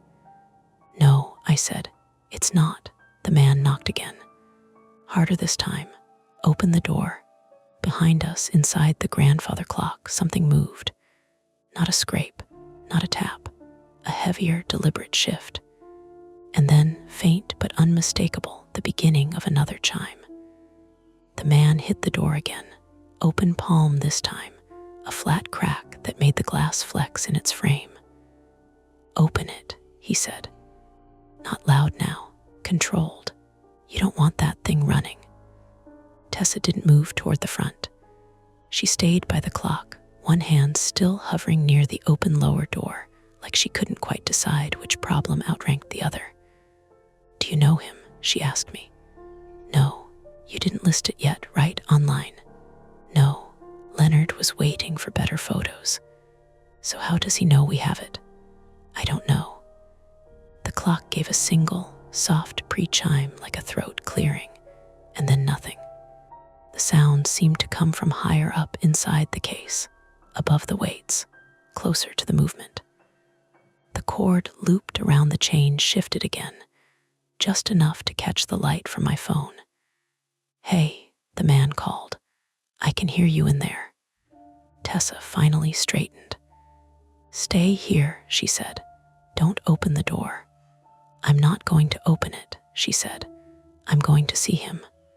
"That's not better. It's information."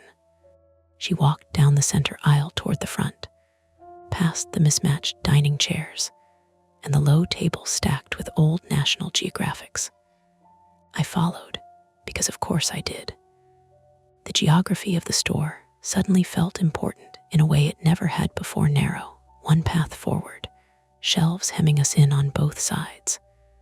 The back room door behind us, the office door to the left near the counter, the front windows, and door ahead. Tessa stopped a few feet from the glass. "We're closed," she said through it. Up close, the man looked younger than his voice. Mid-20s maybe, white, thin, wearing a dark hoodie under a denim jacket. His hair was damp, like he'd been moving fast, or it had started to mist outside. There was a sheen of sweat on his upper lip. His eyes kept flicking past us, trying to see deeper into the store. "I know you are," he said. "I'm not here to shop.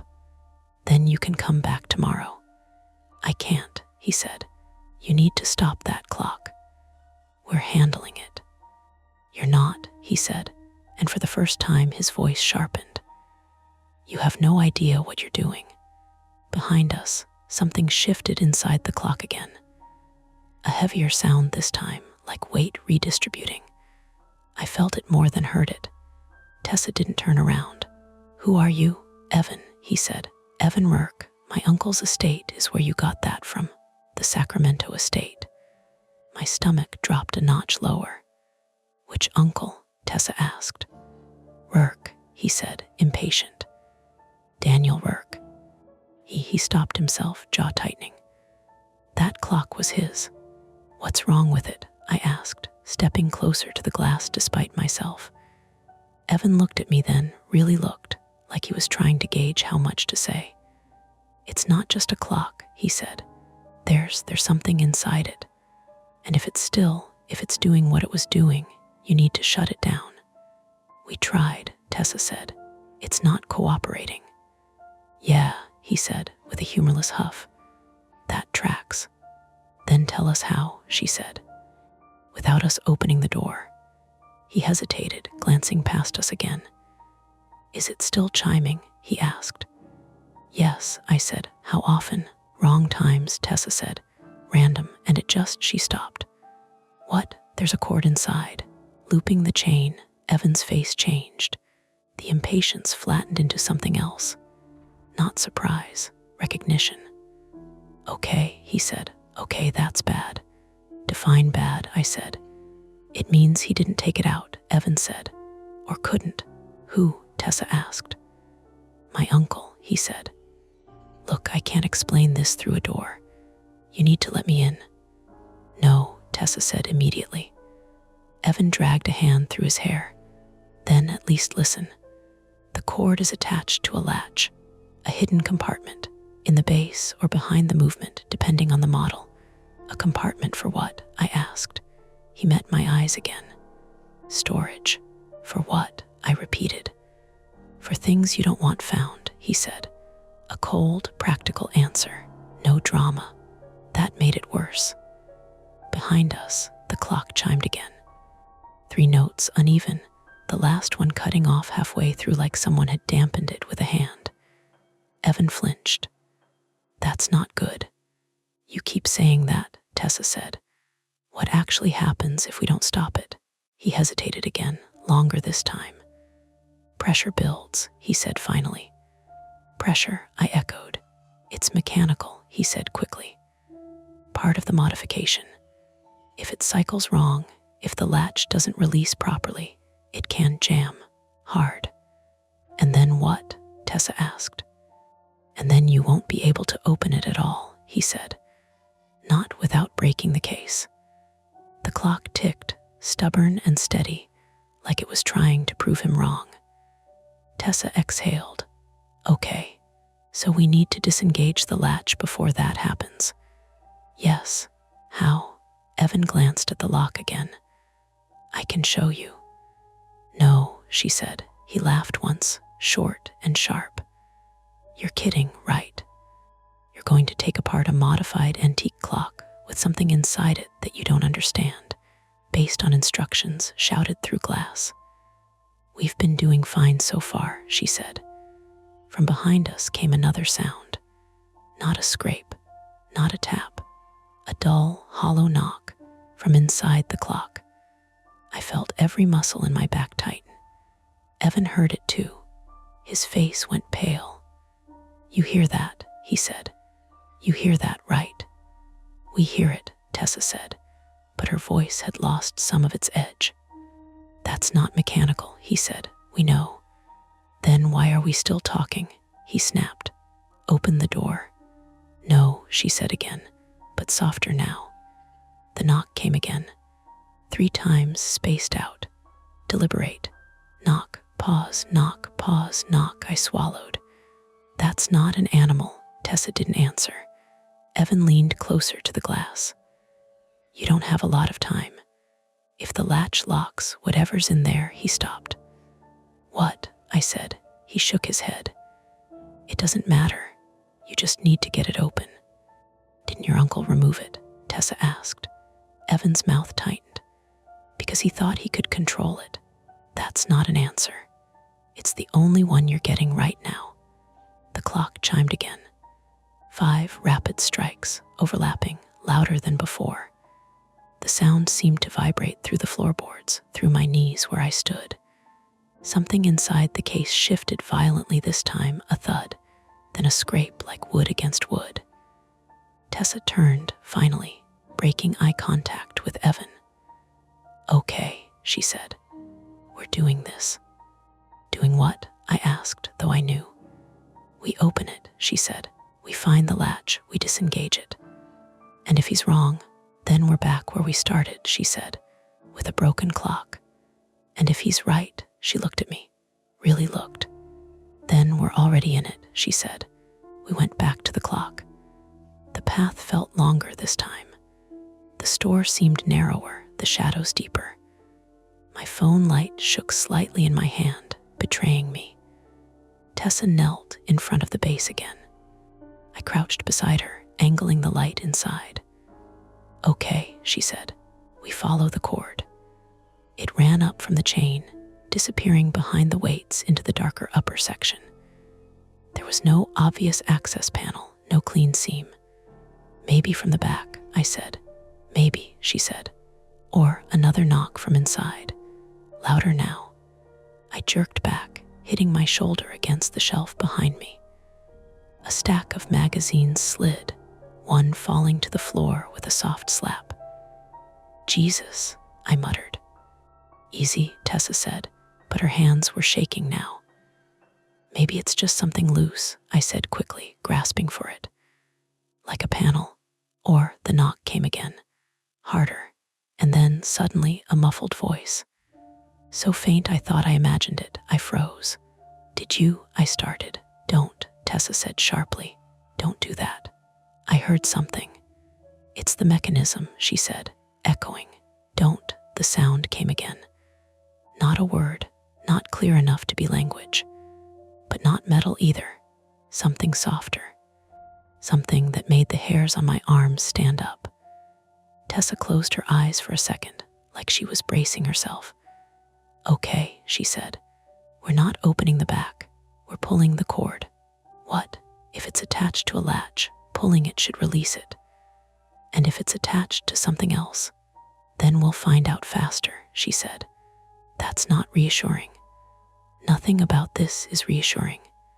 She reached in, wrapping the cord around her fingers for a better grip. "Wait," I said. "Evan, I'm not asking him," she said. "Why not?"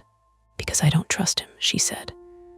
"And because if he wanted this thing controlled, he should have shown up before it started knocking." The knocking came again, louder now, more urgent, not random, patterned. That was the worst part. It had a rhythm. My chest tightened, that old, familiar panic rising, the same one I'd felt as a kid, listening to the dryer tick wrong. Except now it was louder, closer, impossible to ignore. "Tessa," I said, my voice thin. "Just be careful." She nodded once and pulled. The cord slid at first, smooth and easy, like it had slack. Then it caught. "Something's resisting," she said through clenched teeth. "Stop," I said. "Maybe that's," the clock chimed. All of it. A full, cascading strike, far too many notes, overlapping into a chaotic roar of sound. The entire case vibrated. The weights swung slightly on their chains. Tessa pulled harder, reacting instinctively. The cord gave. There was a sharp, internal snap. And then silence. Complete. The pendulum, which had been still, twitched once and stopped. The ticking ceased. Even the ambient store noise seemed to drop away for a second, like the room itself was holding its breath. Tessa let go of the cord slowly. "Okay," she whispered. "Okay, I think." Something slammed from inside the clock. Not a knock. A full body impact. The lower door shuddered against its hinges. I fell backward, scrambling away, heart hammering. "What the hell was that?" I shouted. Tessa stared at the case, eyes wide. "Back up," she said. We both retreated a few steps, bumping into the narrow aisle behind us. The front door rattled again. "Did you do it?" Evan yelled. "Did you pull it?" No one answered. Inside the clock, something shifted again. Heavier now, freer. Another impact, harder. The door latch jumped in its housing. Tessa grabbed my arm. "We need to get out of here." "Front or back?" I said. Another slam. The wood creaked. "Front," she said. "We can't get through the back fast enough." We turned toward the front of the store. And that's when the lights went out. Not a flicker, not a gradual dimming. A hard, total cut. The store dropped into darkness, so complete it felt physical. "Shit," Tessa said. From the clock, in the dark, came one last sound. A slow, deliberate creak, like a door opening from the inside. The dark changed the store. That was the first thing. Not just that I couldn't see.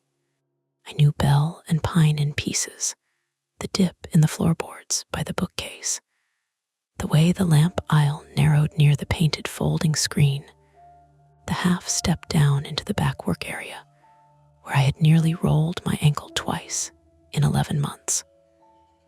But in the blackout, the store stopped being a place arranged for browsing and turned into stacked mass, 100 hard edges waiting at knee height and shin height and face height.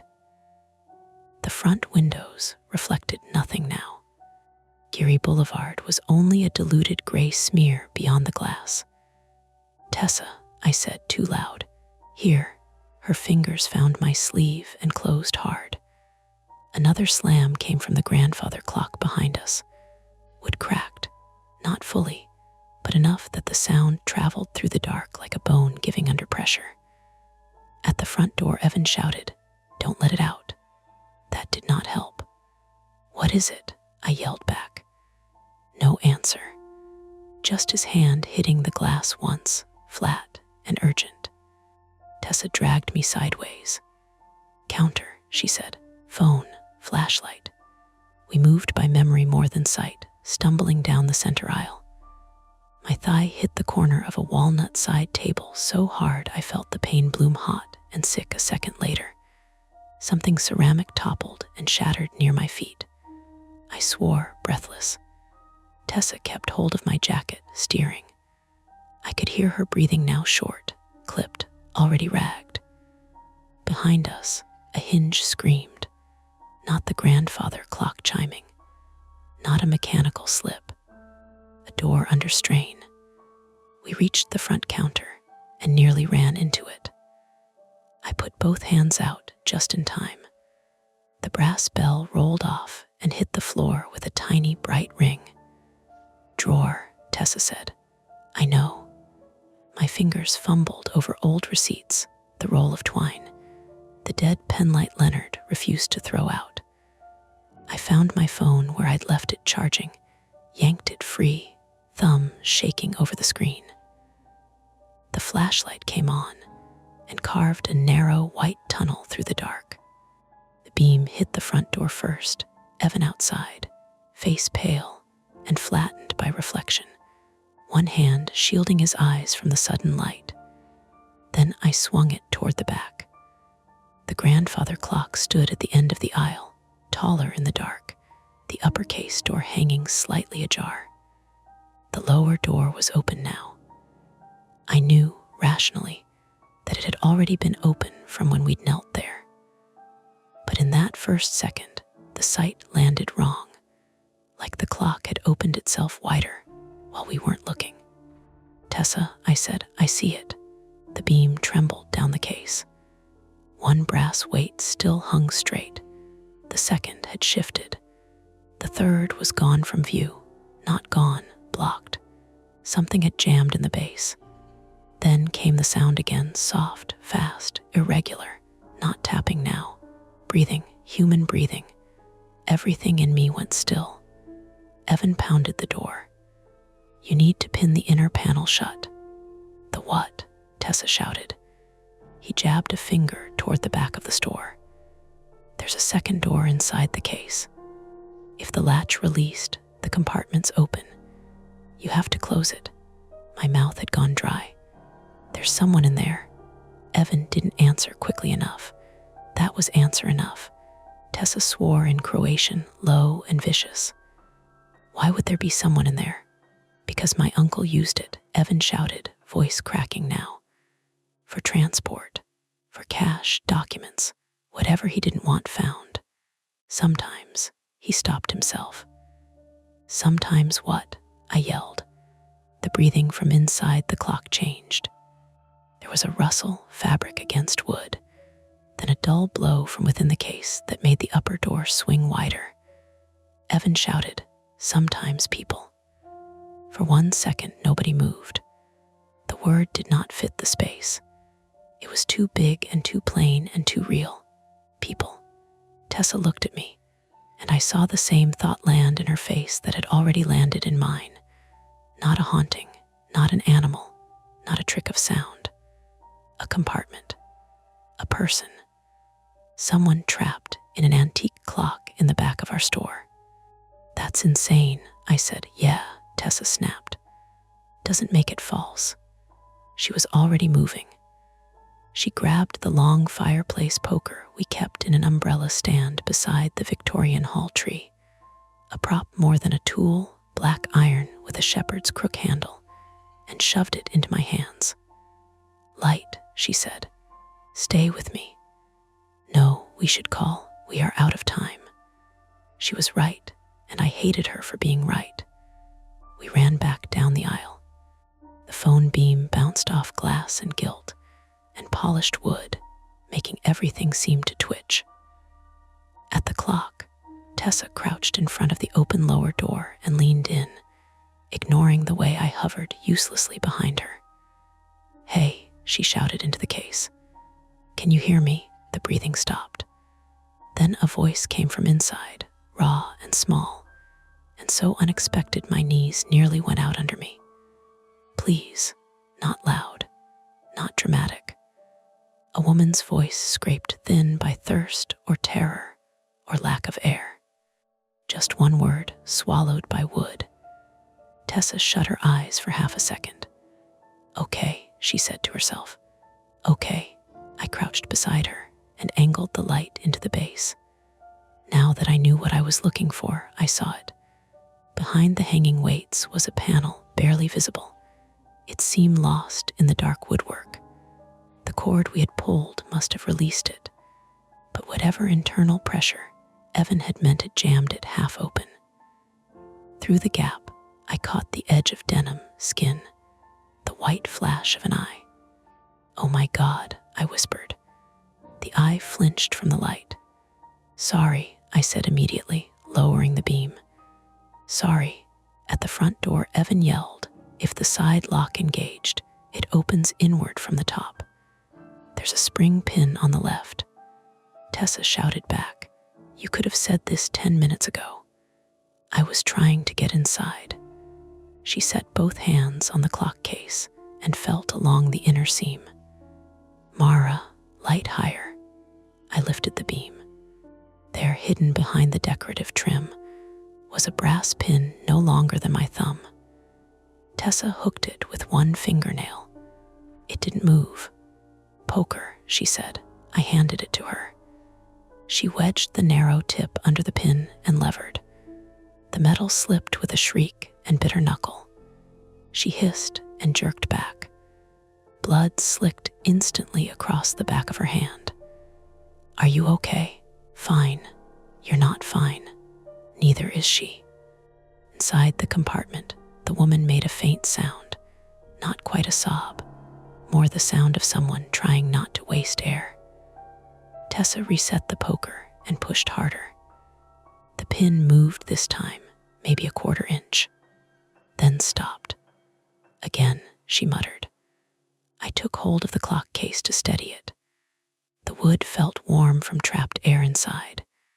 The smell coming through the gap was awful now that the movement had fully stopped. Old wood, sweat, stale breath, something chemical under it, maybe oil or adhesive. Human smell enclosed too long. "Who is she?" I called toward the front. "I don't know," Evan shouted back. My uncle had runners, couriers, girls sometimes. If something went wrong, Tessa looked up so sharply, I thought she might throw the poker across the store. If something went wrong, he'd move people, Evan said. Across state lines, without records, cash jobs, fake names. He used antiques for concealment. I only found out after he died. The woman inside the clock made a hoarse, panicked noise, hearing us talk about her around her. About what she might be. Don't, I said to Evan. Shut up, he did. Tessa shoved again. The pin slid free all at once. She nearly fell forward. Something inside the case released with a deep wooden clunk. Back, she said. We both recoiled instinctively. Nothing burst out. No sudden attack. Just a slow inward swing of the hidden panel, opening the compartment another 2 inches before sticking again. The gap was enough now to see more. A shoulder. Tangled dark hair. A face turned sideways in the cramped dark. She looked young. Early 20s maybe. White or light-skinned Latina. It was hard to tell under the sweat and grime. Duct tape ringed one wrist, though the hands themselves were free now. Her lips were cracked. Her pupils blew wide in my flashlight. Hey, I said, because it was all I had. Hey, you're okay. She gave me the kind of look people give liars. Tessa braced one foot against the clock base and pulled at the hidden panel with her good hand. It barely shifted. It's still jammed. Can she fit? No. The woman tried to move and let out a thin, involuntary cry. Not loud. Pain had flattened it. What hurts? Tessa asked. The answer came after a second, barely audible. Leg. I felt sick. The compartment must have been smaller than we thought. Her body folded into whatever space Daniel Rourke had made for cargo he didn't want seen. Hours in there, maybe longer. Every wrong chime the clock had given while she was inside it. Every blow against the wood her trying to make noise. My private fear, the wrong rhythm, the off-pattern sound, suddenly seemed shameful. It had never been the clock hurting me. It had been someone inside it, trying to get our attention through a mechanism. Mara, Tessa said. Office. Landline if the power's out, or your phone if it is. Call 911. Tell them entrapment, medical emergency, possible trafficking. I stared at her. Mara, right, move. I ran. The office was behind the counter to the left, a narrow square with filing cabinets, Leonard's old desk, the mini fridge, the stale smell of paper and dust. My phone still had signal. My hands shook so badly, I hit the wrong numbers twice. On the third try, the operator picked up, calm and immediate, and I heard my own voice sound strange, overbright, as I gave the address on Geary, explained the hidden compartment, the trapped woman, the man outside, the blackout. The operator made me repeat the address. Then, are you in immediate danger right now? I looked through the office doorway toward the dark aisle. I could hear Tessa talking low and firm to the woman, could hear Wood straining as she tried to widen the opening. From outside, Evan shouting directions none of us fully trusted. Yes, I said, I think so. Police and fire are en route. Do not attempt to force anything that could collapse the compartment if you can avoid it. Too late for that, I thought. I grabbed the office first aid kit on instinct and ran back. Tessa had managed to widen the gap another inch. Her injured hand was dripping onto the floorboards. The woman inside was more visible now, one cheek pressed against carved interior wood. She was breathing fast, shallow, on the edge of panic. Help is coming, I said. How long? Tessa asked without looking up. They didn't say. That means too long. From the front, Evan shouted, "There should be screws on the rear panel. If you can get behind it, you can take the back off." The back. I looked at the geography of the store and saw the problem at once. The grandfather clock stood almost flush against the wall, boxed in on one side by the lamp shelves, and on the other by a display of framed mirrors leaned like dominoes. To reach the back, we'd have to move half the aisle. Tessa saw it too. "Damn it," the woman in the clock whispered something. "What?" I asked, leaning closer. "Can't," she said. "Can't breathe." That decided it. "We move it," Tessa said. "It weighs like 500 pounds. Then we move everything around it." That was our first real attempt, and it failed almost immediately. We cleared the lamp shelf first, yanking 2 stained glass shades free and setting them recklessly on the floor. I dragged the painted screen out of the way, almost tripping over its feet. Tessa shoved at the nearest mirror frame and winced hard enough that I knew her hand was worse than she was admitting. Made a strip of space behind the clock, but when we tried to rock the case forward enough to pivot it, the base caught in the warped floorboards and held fast. "Again," Tessa said through gritted teeth. We pushed together. The clock moved maybe half an inch. The hidden panel shifted with it, and from inside came a cry so sharp it cut right through me. We stopped. "Stop," the woman gasped.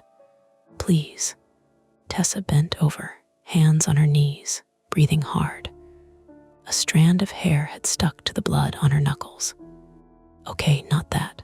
My own shoulder was on fire from where I'd slammed it earlier. My thigh throbbed. Sweat had gone cold at the base of my spine. Outside, sirens started somewhere far off. Not close enough yet.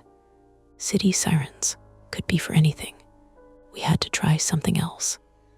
The second attempt came from desperation and turned, for 1 second, into pure animal terror.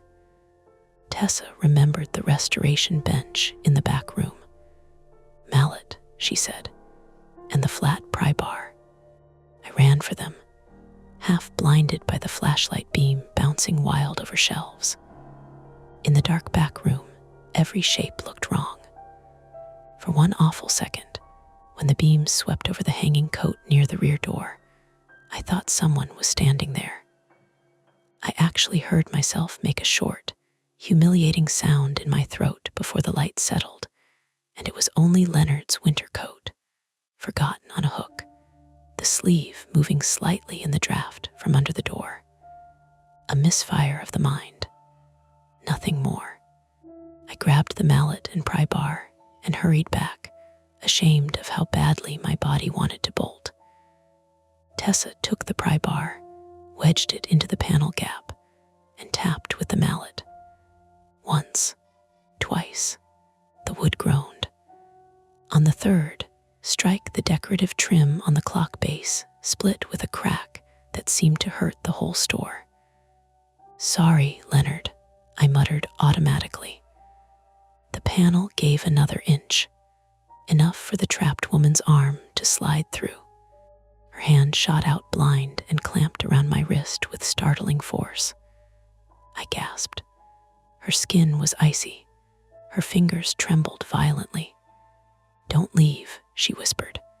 "I won't," I said, and I meant it. Whatever else happened after this, whatever police questions or ambulance lights or Leonard's face when he saw his valuable clock gutted on the floor, I wasn't leaving her in there alone. "Tessa," I said, her arm through. "Good. That means her shoulder can rotate." She looked at the opening, calculating. "Maybe if we free the leg." "How?" "I need to see inside." There was only one way to do that. She lay flat on the floorboards, pressed her face to the gap, and aimed my phone inside while I held the woman's hand. Tessa went very still. "What?" I asked. Quietly, without lifting her head, she said, "There's a metal brace inside. Homemade." It folded down when the latch released. It's pinning her shin. Can you move it? Maybe. It's spring-loaded. As if to confirm it, the brace gave a tiny metallic twitch inside the compartment. Outside, the sirens grew louder, then seemed to veer away, then back again. Hard to tell in the city canyons. Not close enough. Still not close enough. Tessa shoved the pry bar through the gap, working by feel. When I say, pull her toward you. Not hard, just enough. The woman's grip on me tightened until it hurt. No, she whispered. No, you need your leg free, Tessa said, steady but breathless. I know. On 3, the brace scraped. The woman screamed. Not loud, not long. A single shredded sound that tore through the room and left all of us panting after it. Again, Tessa said, almost to herself. She levered harder. Her injured hand slipped on the bar. Blood slicked the wood. I grabbed the lower end to stabilize it and felt the vibration of metal straining against metal. Then the brace snapped loose. Now I pulled. The woman came halfway out in a rush of denim, sweat, and dead weight. She hit the floorboards hard, tangled in her own limbs, and the hidden brace inside the clock recoiled upward with a violent bang. Tessa fell backward from the released force and cracked her head against the base of a cabinet. The sound was small, but I heard it. Tessa, I'm okay, she said too fast, one hand already going to the back of her skull.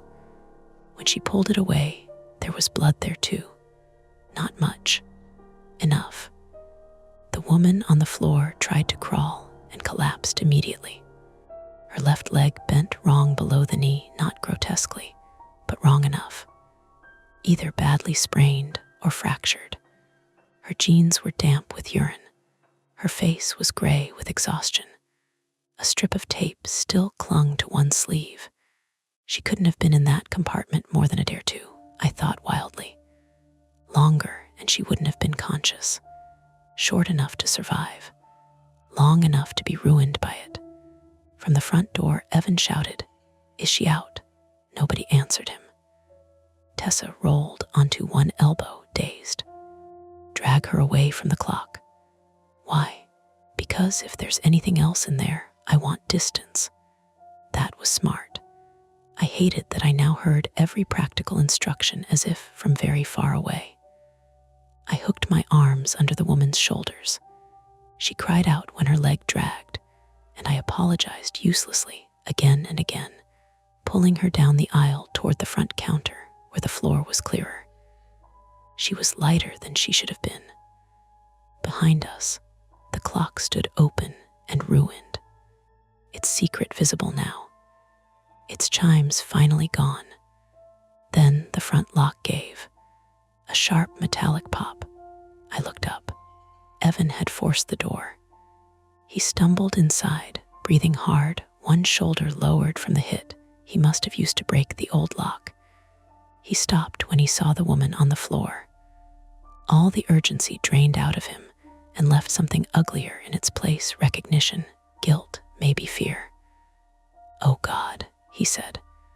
The woman twisted toward his voice.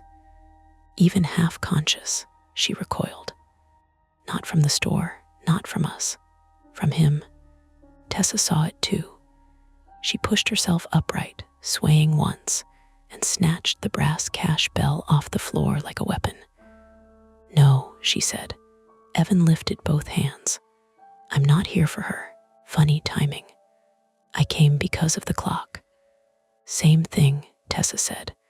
Sirens finally flooded Geary outside. Real this time, close. Blue and red light strobed across the front windows and smeared over the antiques, over Evan's face, over the wrecked aisle and the cracked clock case, and the woman I was holding upright with both arms while she shook. That should have felt like rescue. It did not. Not entirely. Because the store still smelled like old wood and trapped breath. Because the woman had been in there while We counted the till and made jokes, and listened to wrong chimes without understanding, because Tessa was bleeding from two places, and I could not stop hearing the difference between those earlier sounds, the ones I'd feared, and what they had really been all along. The conflict was over by then, in the practical sense. The woman was out. The police were at the door. Paramedics were running in with a stretcher and a cutting kit and questions. Evan was being turned, handcuffed, face to the glass he had forced to enter through.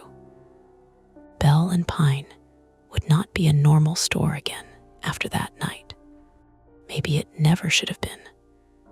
But as the sirens pulsed through the window and the paramedic knelt beside us and touched my shoulder to ask if I was injured too, I looked back once at the grandfather clock.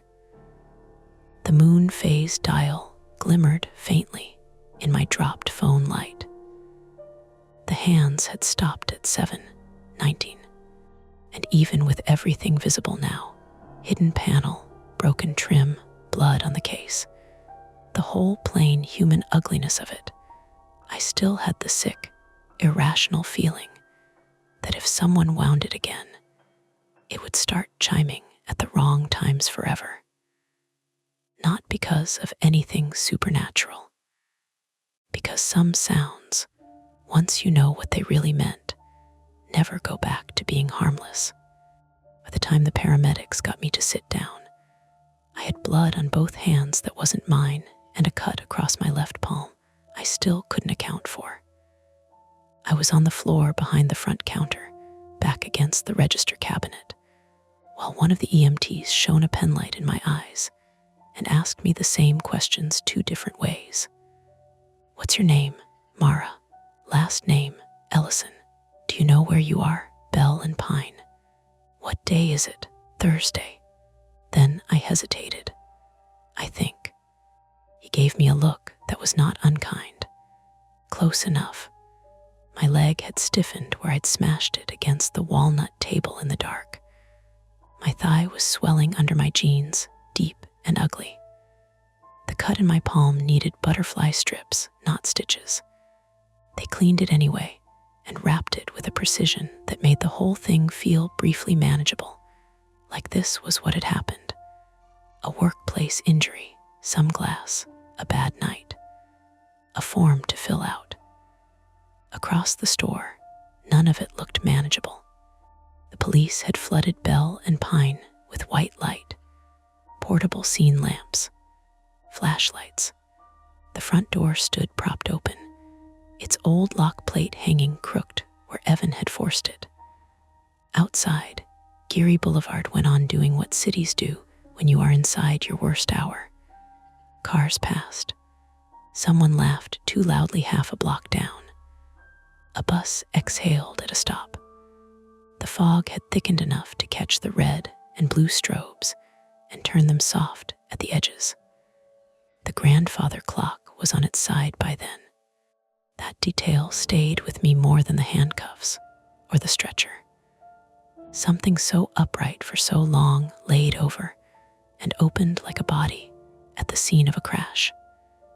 The hidden compartment had been pried fully apart by fire personnel so they could inspect it safely. The elegant fluted columns had split.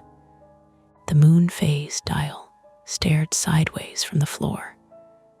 One brass weight had rolled under a display cabinet and rested there against a stack of old Life magazines as if it belonged. The young woman they pulled from inside it was alive.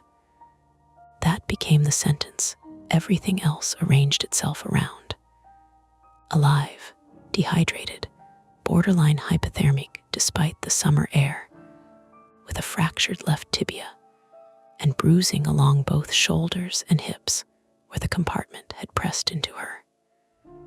Alive, with abrasions on her wrists and a chemical smell on her jacket the paramedic later said might have been from adhesive or cleaning solvent. Alive, though she wouldn't let the male medic near her, until a woman from the second ambulance came in and crouched down and spoke to her quietly for nearly 3 minutes before touching her. I never learned exactly what she said. I remember the woman's face better than I remember her name at first, because names came later, through police voices and paperwork. Her face was pale under the grime, her lips split, her hair stuck to one cheek with sweat. When they tried to move her onto the stretcher, she made that thin, involuntary sound again, and clutched the sleeve of the female medic with both hands like she thought they might put her back.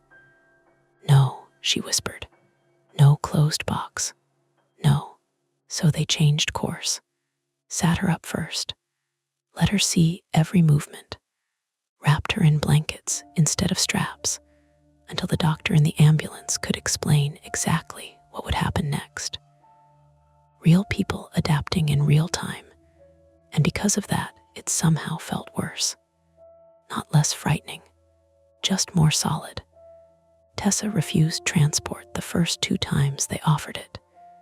She was on a folding chair near the office door, with gauze taped into her hair and 2 strips across the back of her right hand where the knuckles had opened.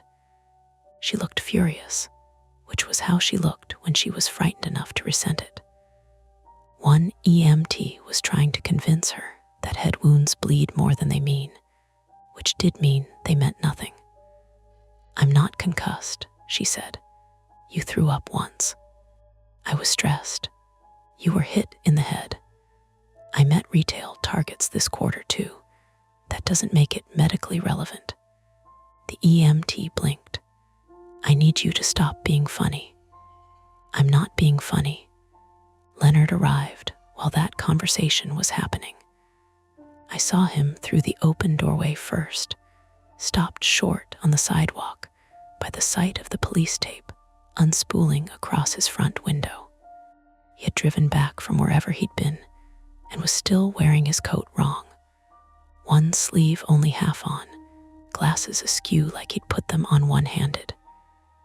For a second, he simply stood there, taking in the lights, the ambulance, the people moving through his store with clipboards and gloves. Then he came in. No one stopped him at first because he had the expression of a man already inside the disaster, not approaching it. "What happened?" he said, and then, looking past me, "Good God." His gaze landed on the clock on its side. The damage, the split wood, the exposed compartment, then on Tessa with blood in her hair, then on me wrapped in gauze, then on the paramedics wheeling the young woman out. His whole face changed. There are people who become more themselves in a crisis, and people who become less. Leonard became smaller, not morally, but physically, as if the body has its own way of folding around shock. He took off his glasses and polished them with shaking fingers, because that was what his hands knew how to do when they needed something to hold. "Mara," he said, "are you all right?" I almost laughed. Not because it was funny, because it was such a hopelessly small question inside that room. "I think so. Tessa, probably," she said. He looked at the stretcher being loaded into the ambulance. "Who? A woman?" I said. He closed his eyes briefly. "Yes, I can see that." One of the officers came over then, introduced himself, began the first round of practical questions. Owner of the premises, time of departure, description of the clock's acquisition, any paperwork from the estate sale, whether Leonard knew Daniel Rourke personally. Leonard answered all of it in the same papery voice he used with customers asking for discounts, except now it shook on the vowels. "No, through a liquidator."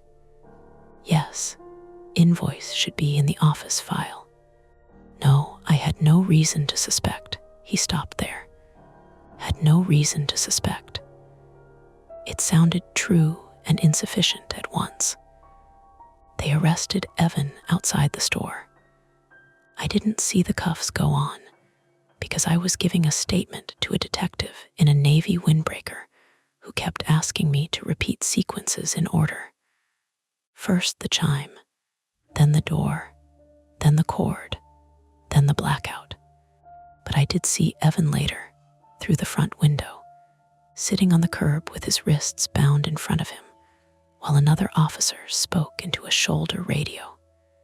He looked 25 then, not older, not ominous, just young and ruined and wet-haired and tired in a way that made me think he hadn't been sleeping well long before tonight. He kept saying variations of the same thing. I came to stop it. I told them what to do. I didn't put her in there. Officer taking my statement asked, "Do you believe he was involved?" I looked at Evan through the glass, then at the ruined front lock, then at the bright rectangle where the clock had stood for 3 weeks with a living person inside it while we dusted and joked and sold brooches. "I think," I said carefully, "he knew more than he told us when he first showed up." That seemed to satisfy the law, if not me. The detective wrote for a while and then asked if I wanted victim services contact information. I said yes before I had the chance to be embarrassed by it. That night bled into morning by inches. Statements, photographs, evidence bags, a forensic team that arrived past midnight and treated the clock less like furniture and more like a vehicle or a safe. They found the hidden brace Tessa had dislodged, the spring mechanism, the false back, traces of duct tape, adhesive, fibers, partial prints. Later, much later, they found a second modified item from the same estate in a storage facility in South San Francisco, a cedar trunk with a false bottom, empty, but enough to suggest the clock had not been an isolated design choice. Around 2 in the morning, I sat on the curb outside Bell and Pine in a borrowed blanket and watched the city return to itself around the crime scene. Bar noise rose and fell. A man walking a French bulldog paused to stare, thought better of asking, and kept going. My phone buzzed with 2 missed calls from my sister in Portland because I had sent a single useless text, "Bad night at work, I'm okay," and then stopped responding. Tessa finally let them take her to urgent care when she stood up too fast and had to put a hand on the squad car to steady herself. Before she left, she came over and crouched in front of me, blanket dragging on the sidewalk. "You need someone with you?" she asked. "I don't know." "That's not an answer." "Then yes," I said. She nodded once. "I'll come back after they scan my head." "That's dramatic. I learned it from you." Her knuckles were bandaged into clumsy white blocks. I wanted to say something grateful and normal and failed. Instead, I said, "You were right." "No, I wasn't," she said. "I just panicked in a direction that happened to work." Then she stood and walked to the ambulance without looking back. Leonard closed the store himself at dawn, though there was hardly a store left to close. The police released the front half of the premises just after 5 in the morning, but kept the rear aisle, office, and clock area sealed. Yellow evidence markers still dotted the floorboards. Broken porcelain had been swept into a box and left by the register. One display cabinet was cracked. The front lock was splintered beyond repair. The grandfather clock was gone, hauled out piece by piece under tarps once the investigators had finished with it. The empty patch where it had stood looked obscene. Leonard made coffee in the office with his old drip machine because apparently some habits can survive anything. The power was back by then. The fluorescent tubes hummed. The mini fridge buzzed. A normal morning soundscape returning itself to the room as if we had earned it. He handed me a mug and sat on the other side of the desk amid invoices and dust prints from gloved hands. "I'm sorry," he said. For what? For leaving? For not stopping the damned thing? For buying it? He stared at the surface of his coffee. For all the ways a person can be foolish while thinking he's merely busy. I didn't answer right away. The easy thing would have been to absolve him. He hadn't known. None of us had.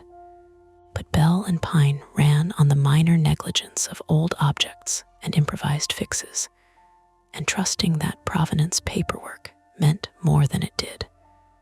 That wasn't criminal. It was ordinary.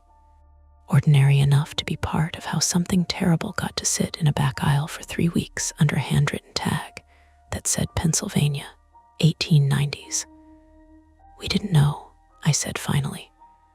No, he rubbed his thumb against the mug handle.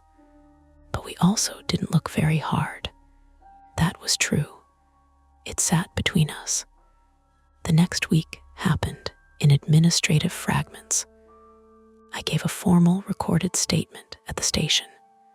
Tessa did too, wearing sunglasses indoors and speaking in clipped, legal-sounding sentences whenever she thought emotion might leak in if she used plain language. Leonard met with detectives, insurance adjusters, a locksmith, and the estate liquidator's attorney. Bell and Pine closed temporarily for repairs, and unofficially, because none of us could bear the thought of a customer wandering in asking whether we had any nice sideboards, while the indentation from a body still existed in our memory of the room. The woman from the clock was named Anna Kovacs. 21. Hungarian mother, American father. Picked up in Sacramento under promises of under-the-table work and transport south. That was the clean version we were given, the one suitable for reports and second-hand retelling.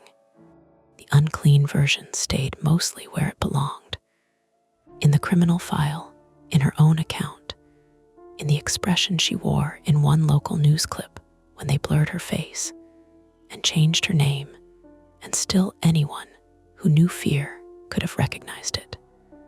She survived. Her leg required surgery. She gave enough information to pull on other threads connected to Daniel Rourke's business, and those threads led to warrants, then arrests, then a news cycle that lasted 9 days and was replaced by something else. That is one of the ugliest ordinary facts in the world. Almost anything can become old news by the second week. Evan's role stayed muddy for longer. He was not charged with the kidnapping itself, at least not initially. Accessory questions, knowledge, obstruction, whether coming to stop it counted as attempted rescue or damage control once he realized the clock had been sold and the wrong people were hearing it chime. His lawyer said one thing. The detectives implied another. Anna refused to say his name at first, then later said only that he had been around the house before. Around. Not enough for me. Maybe enough for court. I stopped trying to guess which category of guilt he belonged in. It was still guilt. 3 weeks later, Bell and Pine reopened with a new lock, repaired floorboards, and a different arrangement in the back aisle. No clocks. That was Leonard's decision. Not just grandfather clocks.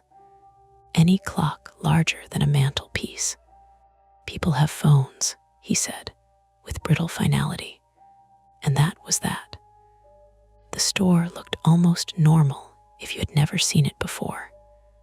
Lamps relit, silver polished, the cracked cabinet replaced, the little brass bell back on the register counter after I found it under a basket of unsorted linens. We sold 2 Art Deco sconces on the first Saturday back, and a woman spent 20 minutes debating between blue and green depression glass, as if the world had not split open here. I wrapped her purchase in tissue paper with steady hands, mostly steady. I still listened too much. Every store has sounds. Expansion and settling, traffic tremor, a radiator tick, the refrigerator compressor, the old front door giving one tired click after it closes. None of that had changed. What had changed was me. I heard pattern first now and explanation second, and I hated that. Twice in the first month after reopening, I had to step into the office and sit with the door shut because a floor lamp cord was brushing the wall in a repetitive scrape that my body interpreted as warning before my mind could catch up. Tessa got headaches for a while. She never said they were from the fall. She said things like screen time or dehydration or bad coffee, and then squinted through the pain. She also installed battery lanterns in 3 places around the store, bought a full trauma kit without asking Leonard, and mounted a slim crowbar inside the office closet. Practical responses. Her way of not discussing fear by changing the conditions under which it might return. Once, while we were repricing a set of brass candlesticks, I asked if she thought Anna heard us out there before we heard her. Tessa didn't look up. Probably. The answer sat in the dust and late afternoon light between us. That ever bother you? I asked. Yes, she said, all the time. And then she went back to the price tags, because that was what you did after the answer. In October, Leonard received permission to remove the remaining police seal from the wall panel where the clock had stood. There was no blood there, no stain, no outline. Just lighter paint where the wood had blocked the sun for a few weeks. He covered it with a narrow bookshelf full of old travel guides and called it improvement. I never told him that some evenings, when the fog pressed at the windows and Geary's traffic thinned out, and the store entered that in-between hour where reflections began to layer over the room, I still found myself glancing toward that shelf, expecting to see dark wood and brass. Not because I thought the clock would come back, because absence can take a shape. The last thing I'll tell you is small. Months later, after the case had mostly moved out of the newspapers and into court dates, I tried not to follow too closely. A man came into Bell and Pine looking for a wedding gift. He was ordinary in every way that matters: a navy jacket, polite smile, maybe 40, smelling faintly of rain. He bought a silver-plated serving spoon we had in the front case and paid cash. As I wrapped it, he nodded toward the back aisle and said, "Didn't there used to be a tall case clock back there?" My hands paused on the paper. "We changed the layout," I said. "Huh." He looked mildly puzzled. "Funny. I could have sworn I heard one chime when I walked by last week." He said it casually, the way people say they thought a store used to be where the dry cleaner is now. Then he took his package, thanked me, and left. There are explanations for that. There are always explanations. A phone notification outside, echoing off the glass. A bus kneeling at the curb with its air brakes sighing in 2 tones. The radiator in the rear clicking through expansion. The mind, once taught a pattern, eager to find it again. I know that. I knew it even then. Still, after he left, I stood alone at the register with the wrapped spoon in my hands and listened to the shop breathe around me, the fridge hum, the faint traffic wash, Tessa in the back opening and closing a drawer, and for one long second, I could not make myself turn toward the empty place where the clock had once stood. Then I did. There was only the bookshelf, travel guides, dust, a strip of afternoon light, nothing else, which should have been a comfort. It mostly was. And that's the end of today's chilling tale. If you enjoyed this story and want more nights full of suspense, don't forget to hit that like button, subscribe to Mia Horror Stories, and turn on the bell so you never miss a scare. I've got plenty more stories waiting for you, so stick around and check out the other videos on the channel. Thanks for watching, and until next time, stay safe and don't look behind you. Hey everyone, this is Mia Horror Stories, and the title of today's horror story is I Walked Through an Empty Parking Garage, and the echoes weren't mine. For your comfort, the screen will stay black throughout the video, so you can relax without strain and just focus on the story. Make sure you stick around until the end. Sometimes the last few moments are the ones that stay with you the longest. The first wrong thing was small enough that I tried to fix it with logic. I heard my own steps come back at me from the concrete, sharp and hollow. The usual garage sound, except one set of echoes kept arriving half a beat late, as if a second person were stepping when I was. I stopped near the painted pillar marked B4, and the sound stopped too. The level fell back into itself, the distant hum of ventilation fans, a drip somewhere I couldn't place, the faint electric buzz from the fluorescent strip over the stairwell door.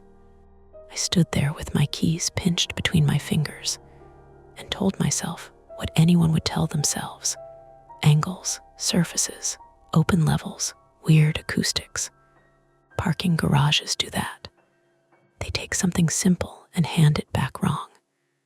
Then I started walking again, and for 3 strides it was only me. On the 4th, it came back. My name is Nora Walsh. I was 31 that summer, and I had one of those jobs you can only explain by making it sound more important than it feels.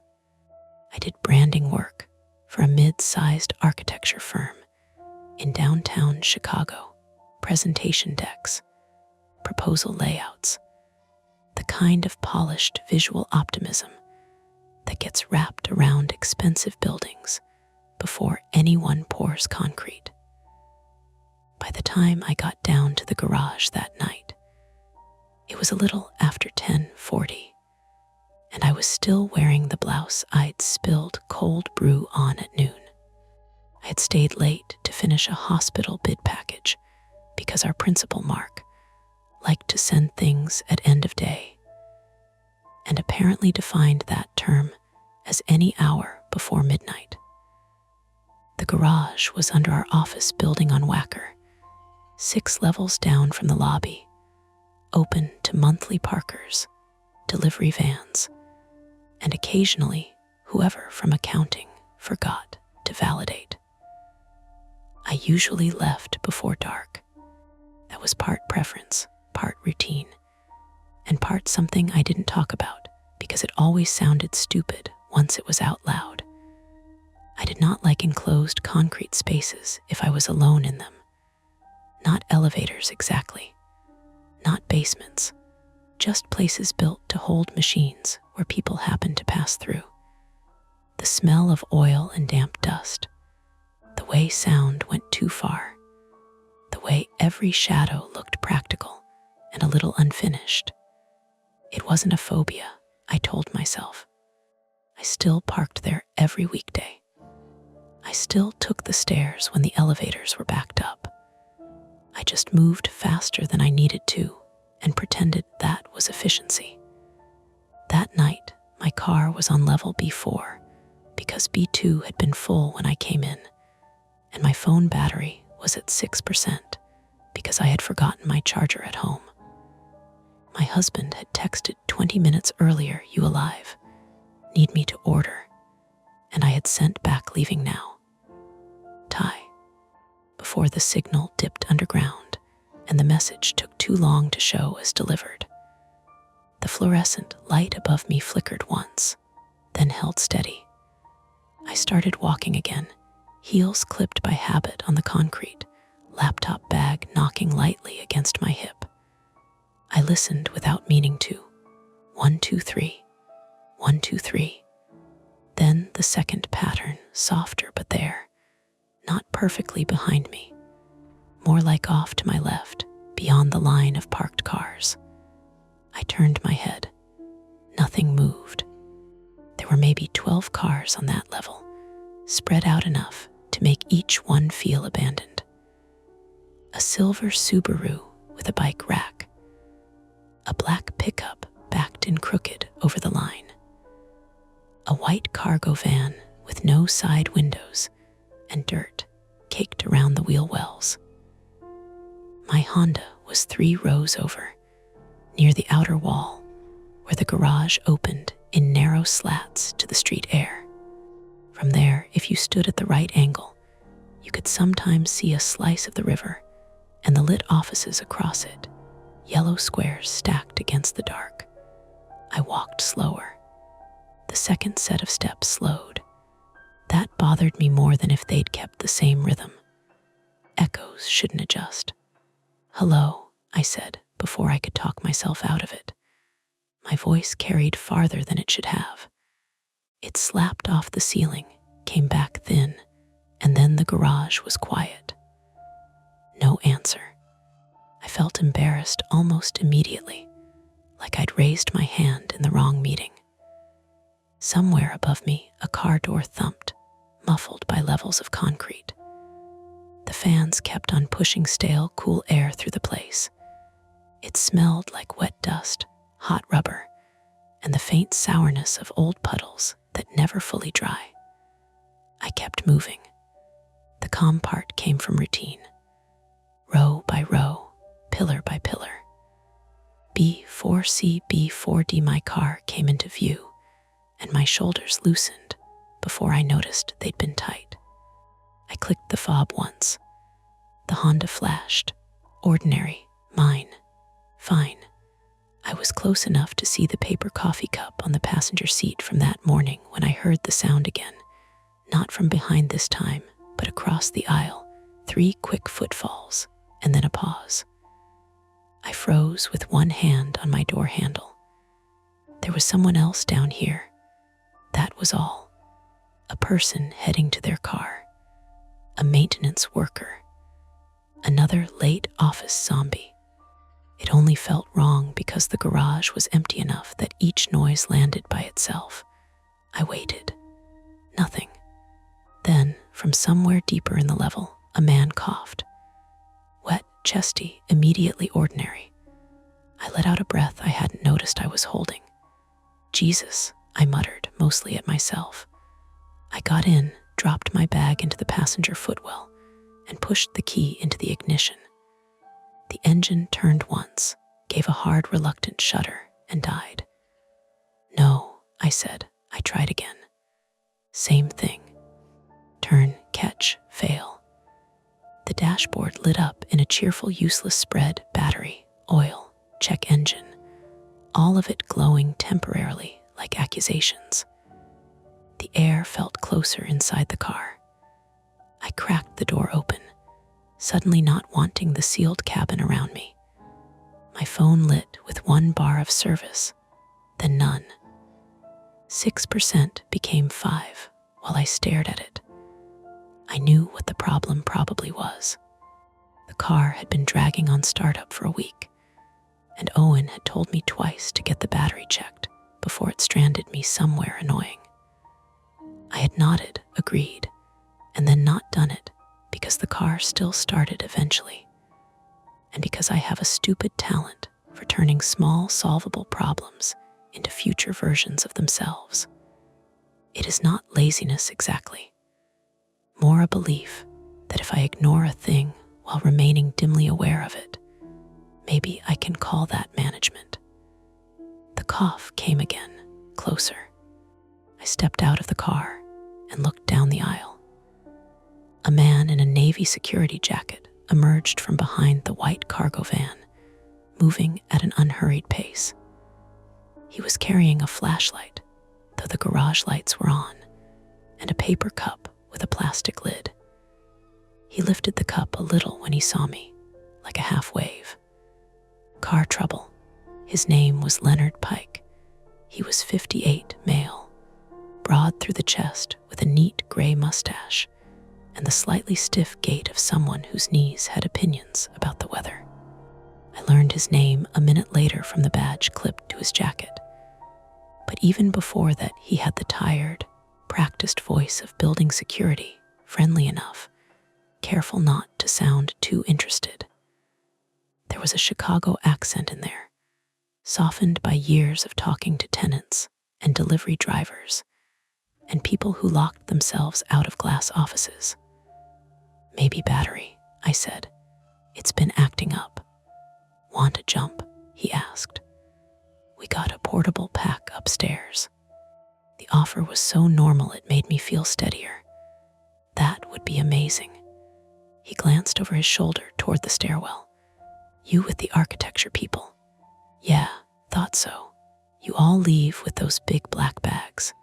He nodded at my laptop case. "I'm doing rounds anyway. Could call it in." He pulled a radio from his belt and pressed the side button. Static cracked. He spoke into it, too fast for me to catch every word, something about B4 and battery assist.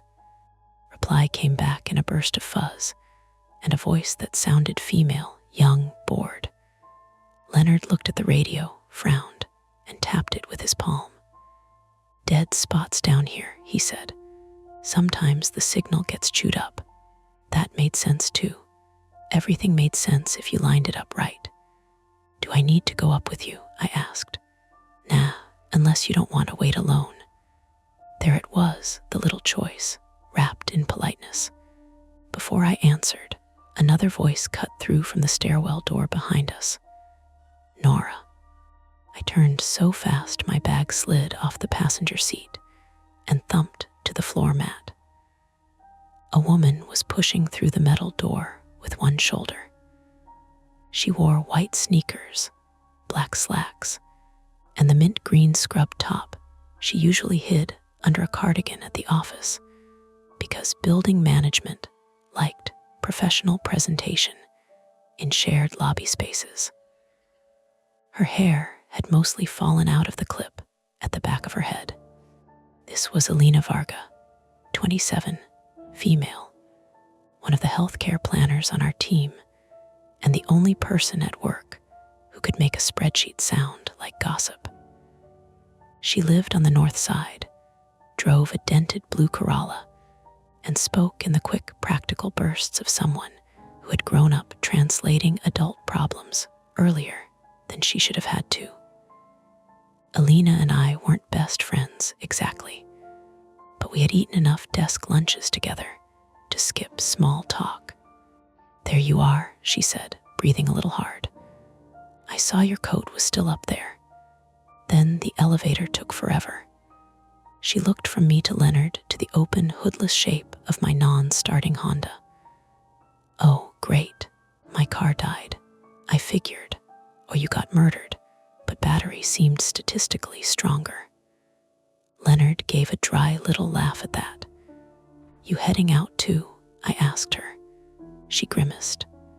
"I forgot my badge in the model room and then had to argue with the cleaning guy because he thought I was trying to get into somebody else's office." Her eyes swept the garage. "This place is worse at night." "Right," I said too quickly. She noticed. Alina usually noticed.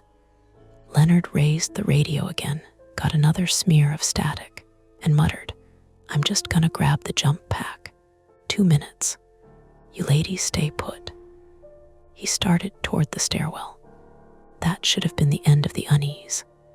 2 coworkers and a security guard in a lit garage with a dead battery is barely even a story. Alina leaned against the neighboring pillar and asked if I'd really ordered Thai without her. And I told her she had made her choices when she left me alone with Mark's revisions. And for half a minute, it was almost pleasant. The sound of our voices made the garage feel smaller in a good way. Then Leonard stopped. He had reached the white cargo van, the dirty one with no side windows, and was standing beside the driver's door, not moving. His flashlight beam had dipped toward the ground. "What is it?" Alina called. He didn't answer immediately. He crouched a little, head tilted, like he was trying to read something in the dim strip of space under the van. My skin prickled, not from fear exactly, but from that fast spreading awareness that other people's attention has shifted, and you don't yet know why. Leonard straightened and turned halfway back toward us. "Either of you see somebody come through here?" "No," I said. Alina shook her head. "Just me." He kept looking at the van. "Huh, what?" I asked. He hesitated just long enough to make me wish he hadn't. "Nothing," he said finally. "Probably nothing. Just thought I heard." A sharp metallic bang cracked across the level. Not from above, not from the stairwell, from inside the cargo van. All three of us jerked. Alina swore. I felt my hand clamp so hard around my keys the edges bit into my palm. The van rocked once, barely, as if weight had shifted inside. Leonard's posture changed in a way I understood before I could name it. He was still calm, but no longer casual. He set his coffee down on the concrete and took the flashlight in a firmer grip. "Okay," he said, not loudly. "Stay by the car." The garage seemed to listen with us. The fans turned. Water dripped. Somewhere far up near street level, a siren passed and faded. Then, from inside the van, came 3 dull knocks, spaced evenly, human. Alina looked at me, I looked at her. Neither of us moved. Leonard took one step toward the driver's door, then another, and stopped with his hand hovering near the handle. He glanced back at us. "Could be somebody locked in," he said. "Or somebody who doesn't want to be seen," Alina said. He nodded once. Fair point. There was the choice, plain now and heavier than it should have been. Wait where we were and let the security guard deal with it alone, or go with him toward the van, and whatever ordinary explanation would make those knocks harmless again. Inside the van, something shifted a second time. Leonard drew in a breath. "I'm not opening this by myself if I don't have to." Alina pushed off the pillar. I did too. Leonard didn't rush it. He stood at the driver's side of the van, hand hovering, listening first. That alone made it worse. The 3 knocks didn't repeat right away. The garage filled back up with its normal sounds, the fans, the distant drip. But now they all felt like they were waiting for something else to happen. "You hear anything?" Alina asked quietly, like the van might care. Leonard shook his head. "Give it a second." We gave it more than that. 10 seconds. 20. The kind of silence where your own breathing starts to sound like it belongs to someone else. Then 2 knocks this time. Closer together. Impatient. Leonard exhaled through his nose. "Okay, someone S in there. Could be a kid," Alina said, but it came out too fast, like she wanted that version to be true. "Or someone who climbed in and can't get out," I said. "Or someone who didn't want to be seen." That part stayed in my head. Leonard turned the flashlight beam on the driver's door handle. It was locked. He tugged it anyway, a firm pull, no give. Then he walked around the front of the van, slow light skimming over the hood, the windshield filmed with dust, and a faint smear where someone had dragged a sleeve across it. There were no seats visible through the glass. The inside was partitioned off, metal paneling behind the front row. At the passenger door, same thing, locked. He tapped the window with his knuckle. "Hey," he said louder. "Who's in there?" A pause. Then, from the back, a thud. Not a knock this time, a shift of weight, something heavier. Lena stepped closer to me without quite deciding to. I felt her shoulder brush mine. "Do we call someone?" she asked. "With what?" I said, holding up my phone like it might answer for itself. No service. 4%. Leonard had the radio up again, thumb pressing the side button harder than before. Control, this is Pike on B4. I've got possible person locked inside a vehicle. White cargo van, no windows. Can you? Static swallowed the rest. He lowered it, jaw tightening. Damn it. Can you go upstairs? Alina said. Get someone else.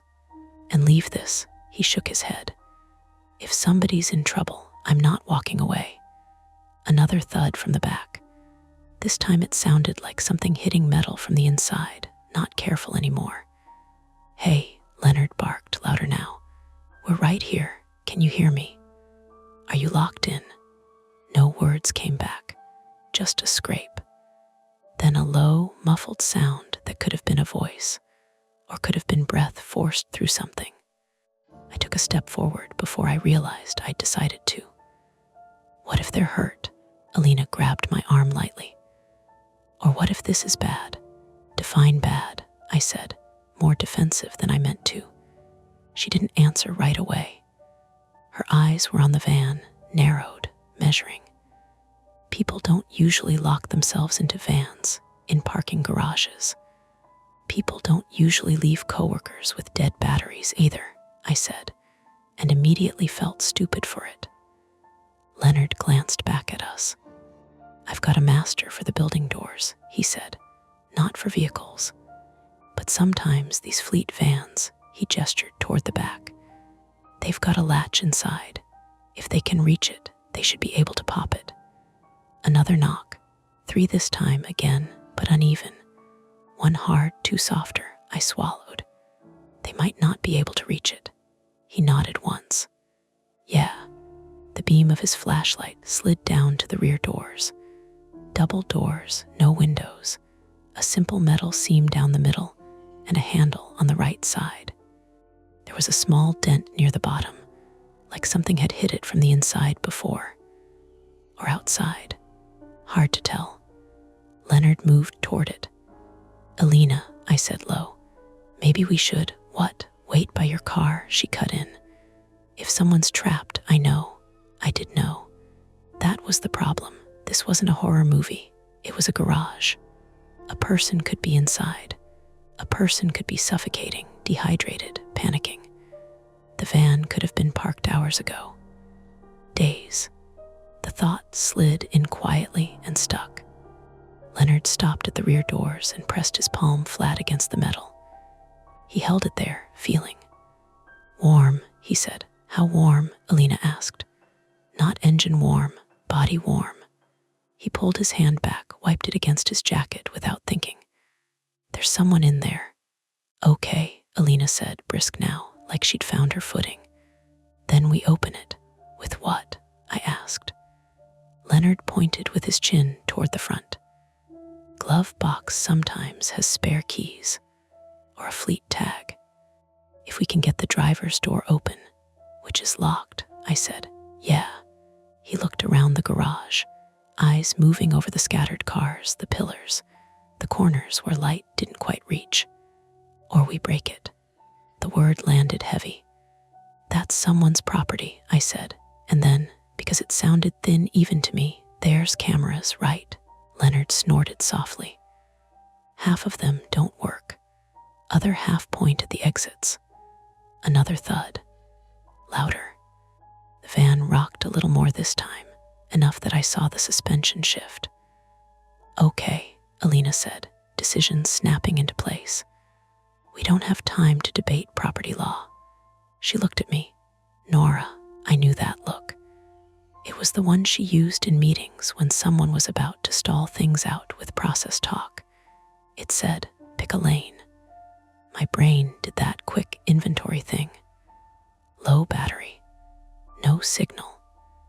One security guard with a radio that might as well be a paperweight. One coworker who would absolutely do this with or without me. One van with something alive inside. And the other thing, quieter but there. The way the earlier footsteps had matched mine, adjusted to me. the way I had told myself it was nothing, and then felt relief when a real person appeared. "I'll get something to break it," I said before I could argue with myself. Leonard nodded once, approval without fuss. "Tire iron, check your trunk." I jogged back to my car, popped the trunk, and pushed aside a reusable grocery bag, a spare pair of sneakers, a rolled yoga mat I hadn't used in months. The toolkit was tucked under the liner. I pulled out the tire iron, heavier than I remembered, cold in my hand. When I turned back, Alina was closer to the van, peering at the seam between the rear doors like she could see through it. "Hey," she called, voice raised. "We're going to open this, okay? We're right here." A pause, and a sound that was definitely a voice this time, but so muffled it came through as a shape rather than words. "Urgent, fast. Can you say that again?" she asked, leaning in. The reply came as a series of quick thumps, almost like syllables hammered into metal. Leonard shook his head. "We're not getting anything through that." I reached them and held up the tire iron. "This okay?" He took it, weighed it once, then handed it back. "You swing," he said. "Aim for the window. No, there isn't one. Damn." He stepped back, thinking. "Okay, driver's side window. If we can unlock it from inside, won't that set off an alarm?" I asked. "If it has one." "Great," Alina muttered. We moved back to the front of the van together. The driver's side window was streaked with grime, the interior dim and empty looking except for the steering wheel and a few crumpled papers on the dash. "On 3, Leonard said. "Aim low, corner of the glass." Less resistance. I tightened my grip on the tire iron. My palms were damp. I wiped them on my jeans without thinking. "1, he said. My heart thudded in my throat, too loud.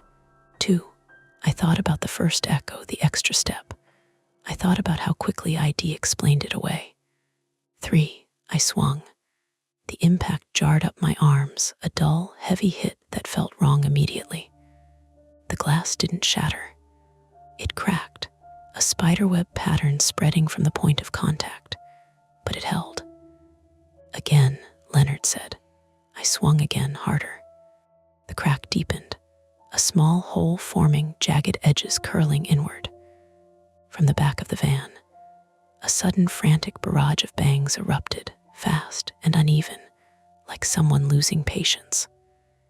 "Hold on," Alina shouted, voice climbing. "We're opening it." I hit the glass a third time. This time it gave way, a chunk breaking inward with a sharp, brittle pop. Tiny shards fell inside, glittering in the dim light. "Careful," Leonard said. "Reach in, unlock it." I set the tire iron down and pushed my hand through the broken section, wincing as a piece of glass grazed my wrist. I felt around blindly for the lock, fingers brushing vinyl, the edge of the steering column, a dangling key ring that made my stomach drop for a second before I realized it wasn't in the ignition. "There," I said, finding the small plastic nub. I pushed it up. The door clicked. Leonard opened it, leaned in, and hit the central unlock. A soft, mechanical clunk ran through the van. We all heard it. For a second, none of us moved. Then Leonard shut the driver's door and headed back to the rear. "Alina, stand back," he said. "Nora with me." We took position on either side of the double doors. Up close, I could see the scratches near the handle more clearly, fresh. The paint scuffed away in thin lines, like fingernails or something hard dragged repeatedly. "Ready?" he asked. I nodded, though my throat felt tight. He wrapped his hand around the handle and pulled. It didn't open. He frowned, pulled harder. Nothing. "Central lock should have released it," he muttered. From inside, a low sound rose again, closer now, pressed right up against the metal. A voice, definitely, but still impossible to make out. There was a rhythm to it, though, not random. Alina leaned in despite herself. "Wait," she said. "Stop." Leonard paused. "Listen," she said. "We did." The sound came again, a series of quick, breathy bursts. Not banging, not quite words, but repeated. Alina's eyes flicked between me and Leonard. "That's not help," she said quietly. "What do you mean?" I asked. "It's not the pattern," she said. "If you're trapped, you yell help or you bang like crazy. This is," she gestured, frustrated, "structured." As if on cue, the sound repeated, same cadence. 3 short, 1 long, 3 short, 1 long. Leonard's jaw tightened. Could be someone panicking. "Or someone trying to signal," Alina said. "Signal what?" She didn't answer. Another series. 3 short, 1 long. It clicked in my head a half second before I wanted it to. "Knocks," I said slowly. "Earlier, 3 knocks." Then a pause. Alina looked at me. Yeah, my mouth went dry. It changed when we started opening it. We all looked at the door. From inside, the pattern came again, louder now, insistent. 3 short, 1 long, 3 short, 1 long. Leonard tried the handle again, harder this time, bracing his foot against the bumper. It didn't budge. "Something's jammed," he said. "Or he stopped." "Or what?" Alina pressed. "Or it's latched from inside," he said. Silence fell in the small space between us. "If it's latched from inside," I said carefully, "then they don't want it opened." "Or they can't unlatch it," Alina countered. "Injury, panic. They might be pulling the wrong way." Another set of knocks. Faster now. Leonard stepped back, ran a hand over his face. "Okay, new plan. We don't force it yet." "Why not?" Alina said. "What if they're? Because if something's wedged against it, we could hurt them," he snapped, then softened. "Or make it worse. I need to get backup, real backup." With that, I nodded at the radio. He grimaced. "I'll go up 2 levels. Signal's better there, 5 minutes." "And we just stand here," Alina said. "You stay with Nora," he said. "Keep talking. Let them know we're here." He looked at me. "You good?" The honest answer was no. My chest felt tight, like the air had thickened. The enclosed space pressed in more now, the walls closer than they'd been 5 minutes ago. My old discomfort, the one I'd labeled and shelved, pushed forward with a quiet, steady insistence. I nodded anyway. "Yeah, 5 minutes," he said again, like a promise he wasn't sure he could keep. He grabbed his coffee without thinking, then set it back down again, and headed toward the stairwell at a quick, purposeful walk. The door clanged shut behind him. The garage felt bigger immediately. Emptier. Lena and I stood on either side of the van's rear doors, listening. "Hey," she called, voice firm. "We're still here. He's getting help. Can you make a different sound? Tap twice if you can hear me." A pause, then 2 taps. We both exhaled, relief sharp and immediate. "Okay," Alina said, nodding like the person inside could see it. "Okay, good. Are you alone?" Tap once for yes, twice for no. A beat. Then 1 tap. "Alone," I swallowed. "Can you reach the latch?" Said, trying to keep my voice steady. "The handle on the inside, pull it." There was a scraping sound, like something shifting, then a frustrated thud. "No," Alina said under her breath. "They can't." Another series of taps, not answering our questions now. Back to the pattern, 3 short, 1 long, 3 short, 1 long. "Why that?" I whispered. Alina shook her head. "I don't know." We waited. A minute passed. Maybe 2. Time stretched in that way it does when you're measuring it against something uncertain. Phone buzzed weakly in my hand, 1% warning, and then went black. "Great," I said. Alina huffed a humorless breath. Perfect timing. We stood there, 2 people in a concrete box, listening to someone we couldn't see, waiting for a third person who might or might not get a signal. Another minute. The pattern changed, not the taps, the space around them. A faint shuffle came from the front of the van, not from the back where we were, from the cab. Alina's head snapped up. "Did you hear that?" I nodded, throat tight. We both turned slowly toward the driver's side, the door we had unlocked. It was still closed, but the interior light had come on. Neither of us had touched it. For a second, nothing moved.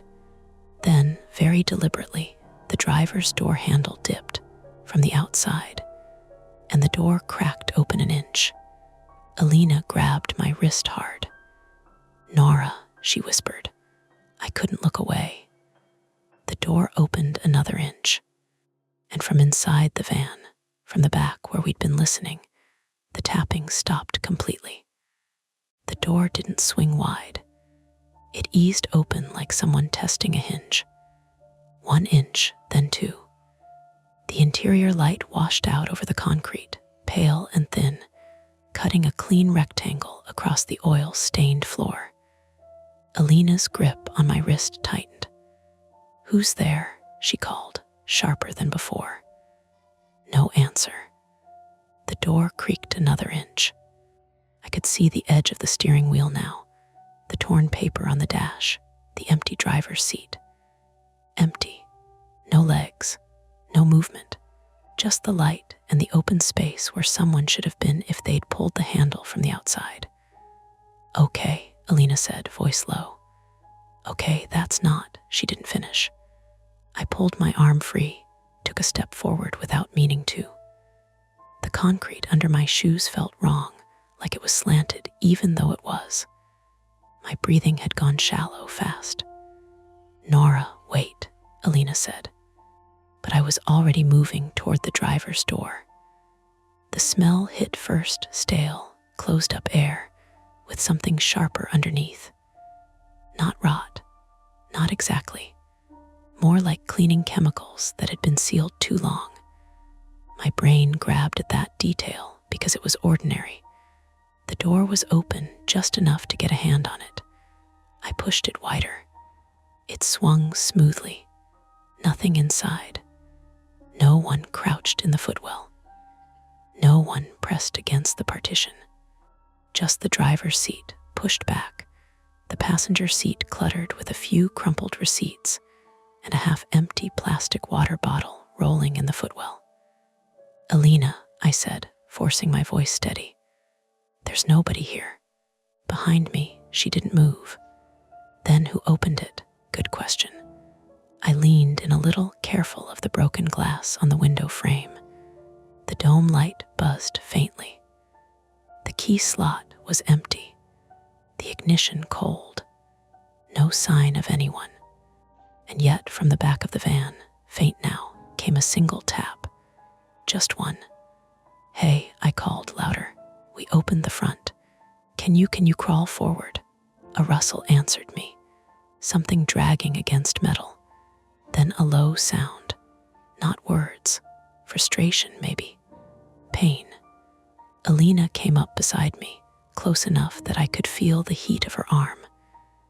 "Can you see through the partition?" I leaned further in, craning. The metal panel behind the seats had a small square cutout near the top, covered by a sliding grate. It was half open. "Barely," I said. "Look, I didn't want to, but I did." I crouched, lowering my head to line up with the opening. The angle was wrong at first, just darkness and a smear of shadow. I shifted slightly, pressing my shoulder against the door frame, ignoring the bite of glass through my sleeve. Then something moved, not fast, slow. A shape resolving itself in the dim. A hand. Pale, dirty, fingers flexing weakly against the metal floor. I sucked in a breath. "I see them." "Are they okay?" Alina asked too quickly. The hand twitched again, dragged an inch, then stilled. "They're moving." "Okay," she said. "Okay, good, that's good." It wasn't good, it was something. I reached up and slid the grate the rest of the way open. The metal rasped loud in the enclosed space. "Hey," I said, softer now, closer to the opening. "We're right here. Can you hear me?" Hand twitched again, then curled slightly like it was trying to respond. "Can you tell us your name?" Alina added. A sound came back. Wet, broken, one syllable that didn't land as anything I could use. "Okay," she said quickly. "That's fine. Don't worry about that. Just stay with us, okay?" The hand shifted again, dragging toward the partition. "Can they get through?" I asked. Alina leaned in, peering over my shoulder. "No way. That opening is too small." I looked at the partition. Solid metal except for that small grate. No obvious hinges. No quick release. "We have to get the back open," I said. "Yeah," she said, "we do." Behind us, the rear doors sat where we'd left them, sealed, scratched, stubborn. Leonard was still gone. "How long has it been?" I asked. "Too long," Alina said. We both knew that wasn't helpful. "Okay," she said, switching gears. "We try again." "Try what?" I asked. "The back doors," she said. "If it's jammed, maybe we can force it." "With what?" She glanced around, scanning the garage. Rows of cars, concrete pillars, the stairwell door to our right, the ramp up to B3 at the far end. Nothing obvious. Then her eyes landed on the tire iron lying near the front of the van. "We've got that," she said. I hesitated. "Leonard said, Leonard S. not here," she cut in. "And there's someone in there who might not have 5 minutes."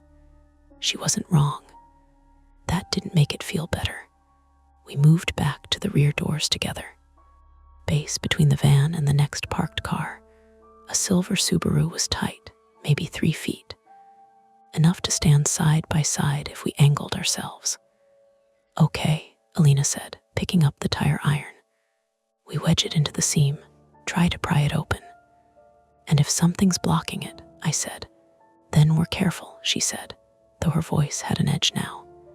"Frayed." I watched her slide the flat end of the iron into the thin gap between the doors. It scraped metal, resisted, then slipped in a fraction of an inch. "Help me," she said. I put my hands on the other end, both of us bracing, pushing. "Nothing." "Again," she said. We leaned harder. The iron flexed slightly, the metal of the door groaning, but the gap didn't widen. From inside, the hand still visible through the partition when I glanced back twitched again. A faint, dragging sound followed, then a soft thud. "They're right there," I said, urgency spiking. "We're close." "Then push," Alina said through clenched teeth. We pushed. The iron slipped. It snapped free with a sharp metallic crack, jerking out of the seam and sending us both stumbling backward. I hit the Subaru's door with my shoulder, pain flaring, sharp and immediate. "Shit," I hissed, grabbing at the spot. "You okay?" Alina asked, breath tight. "Fine," I said, though it was. My arm throbbed, a deep ache settling in. The iron clattered to the ground between us. From inside the van, the tapping started again. 3 short, 1 long. Louder now, faster. "They know we're trying," Alina said. "Or they're telling us something," I said. "Like what?" "I don't know," I snapped, then immediately regretted it. This isn't random." She rubbed her face with both hands hard, like she could reset something. "Okay, think." The garage pressed in again. The pillars, the low ceiling, the narrow lanes. The sense of being contained in a place designed for movement, but currently holding us still. "Nora," she said, lowering her hands. "You said earlier the echoes." I blinked. "What?" "You heard footsteps," she said. "That didn't match yours." I nodded, unease prickling fresh. "Yeah, where?" she asked. "Back there," I said, pointing down the aisle toward the darker stretch between pillars B4D and B4E near the outer wall. She followed my gesture, eyes narrowing. "What if someone else is down here?" That's not helping, I said. I'm not trying to help, she said. I'm trying to figure out if we're missing something obvious. Another thud from inside the van. Harder this time. Desperate, okay, she said. Second plan, we don't force it. We find another way in. Through where? I asked. She pointed to the small opening in the partition. That grate, it's too small. For a person, she said, not for tools. I followed her logic. You want to what? Reach in and unlock it from inside. If there's a latch, she said, if it's not jammed. And if it is, then we at least know. It was something. Another attempt. Another chance to do something other than stand there and listen. Okay, I said. We moved back to the driver's side. I climbed halfway into the cab, careful of the glass, and positioned myself so I could reach through the partition opening again. Alina, hand me the iron, I said. She passed it to me, grip firm. I threaded it through the grate, angling it down into the cargo area. The space beyond was darker than it should have been, the light from the cab not reaching far. Could see the outline of the floor, the faint shape of something bulky near the back, maybe boxes, maybe something else. Can you see the latch? Alina asked. No, I said, it's too far back. Feel for it. I pushed the iron forward, probing blindly. It scraped against the floor, hit something soft, cloth, then metal again. Careful, she said. I am. The iron bumped into something solid, not the door, something in front of it. Something's blocking it, I said. What kind of something? I don't know. Big, I pushed harder. The object didn't give. It shifted slightly, though, enough to make a dull, sliding sound. From behind it, the hand moved again, fingers clawing weakly. They're stuck behind something, I said, realization landing heavy. Something S between them and the door. Alina swore under her breath. Like what? A crate, equipment. I don't know. Can you move it? Not from here. I pulled the iron back, frustration spiking sharp and hot. My arm throbbed where I'd hit it earlier. My shoulder ached from the awkward angle. We need to get the door open, I said, stating the obvious because there was nothing else left. And we can't, she said. We both went quiet. The tapping slowed, not stopping, just losing rhythm. Hey, Alina said quickly, leaning in. Hey, stay with us, okay? Stay with us. No response this time. My chest tightened. They're getting weaker. Don't say that. It's true. We don't know that. We did. Footsteps echoed suddenly from the stairwell direction. Both of us jerked, turning. Relief surged Leonard. Except the footsteps didn't sound like his. Too light, too quick. A rapid, uneven pattern that bounced off the concrete in a way that made it hard to place. They're back, Alina said, half hopeful. The stairwell door didn't open. The footsteps kept going, across the level, from left to right, between the pillars. We both turned, tracking the sound as it moved past the row of parked cars, weaving through the open spaces. There's someone else down here, Alina whispered. The footsteps stopped. Silence dropped hard.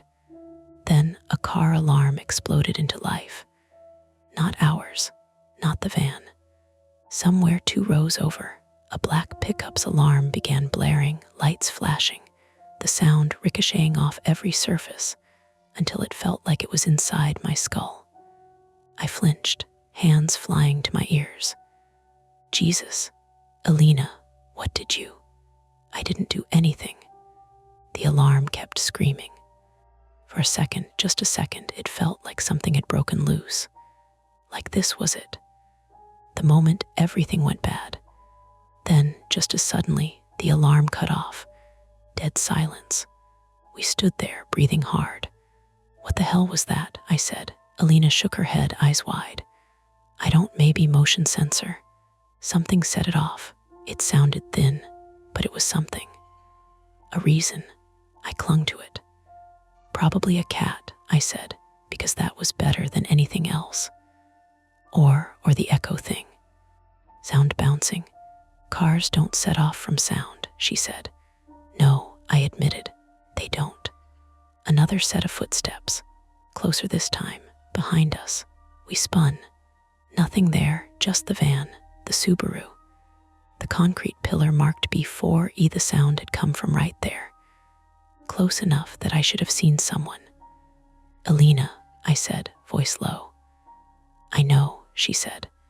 The tapping from inside the van stopped completely. The silence that followed was worse than any noise. We both turned back to the rear doors at the same time. No, Alina said, stepping forward. No, hey, she pounded on the metal with her fist. Hey, can you hear me? Tap anything. Nothing, my stomach dropped. They're out, I said. Don't say that, she snapped, but her voice cracked. We stood there, frozen, listening for something, anything. Nothing came. A minute passed, then another. No taps, no movement. They're not answering, I said quietly. Alina swallowed hard. We wait for Leonard. What if he doesn't come back? She didn't answer. Because we both knew that wasn't the real question. The real question was, what if it was already too late? A sound came from the front of the van. Not the door this time. The engine. A soft click, a whir. The dashboard lights flickered on. We both stared. I didn't, Alina started. I know, I said. The engine turned. Once. Twice. On the third try, it caught. The van roared to life. The sudden vibration shook the entire vehicle. The rear doors rattling against their frame. The object inside shifting with a heavy thud. Alina, I said, backing up. The brake lights flared red. The van lurched, backward, straight at us. We didn't get out of the way cleanly. The van jumped backward harder than either of us expected, tires chirping on the painted concrete. Alina shoved me by the shoulder, and I slammed sideways into the Subaru's rear quarter panel. Pain shot down the arm I'd already banged. Alina twisted to clear the bumper and lost her footing on broken safety glass from the driver's window. Her right leg folded under her badly. I heard the sound she made more than the joint itself, a short, shocked bark of pain. And then the van's rear doors clipped her hip and spun her down onto the concrete. The bumper missed my knees by inches. It kept coming. I flattened myself against the Subaru as the van scraped past, close enough that my blouse snagged on a protruding screw or torn bit of trim. The metal screamed against metal. Then the van stopped, half crooked, nose angled toward the lane that led up to the ramp for B3. Alina, she was on her side, hands clutched around her right ankle, face gone white under the fluorescent light. Don't move, I said, already moving. That is not helpful, she snapped, breathless and furious, which was good. Fury was better than shock. The van idled loud and rough beside us. Exhaust puffed from the tailpipe in pale bursts that drifted low in the stale garage air. The brake lights stayed on. The driver's seat was still empty. That fact split my brain in two. One half saw it, logged it, rejected every explanation for half a second, then forced itself back toward reality, because reality was all we had. The other half wanted to turn and run until I hit daylight. I dropped beside Alina. Stand. She swallowed hard and tried to shift. Her face pinched so sharply I knew before she said it. No, her ankle was already swelling above the sneaker, unnatural around the bone. Not folded wrong, not obviously broken, but bad enough. The van lurched again. Forward this time, only a foot or two. Like someone had slipped off the brake and caught it again. I looked up. Still no one. Then I I saw the truth of it, not all of it, but enough. A black cord looped down from the steering column, thin, taut. It ran across the front seats toward the partition opening. My brain caught up in pieces. The empty water bottle, the half-open grate, the hand in the back. Someone pulling from the cargo area, reaching whatever they could, gear shift, steering maybe, pedals if they had leverage and time and desperation. Not a ghost, not a van driving itself. Someone trapped in back, trying to move the vehicle. "Alina," I said, too fast. "They're doing it from inside." She blinked at me through pain. "What?" "The person in the cargo area. They rigged something." I pointed. "Cord on the steering column. They're trying to drive it." "To what?" I looked toward the ramp up to B3, then toward the outer slatted wall where the garage opened to the night air.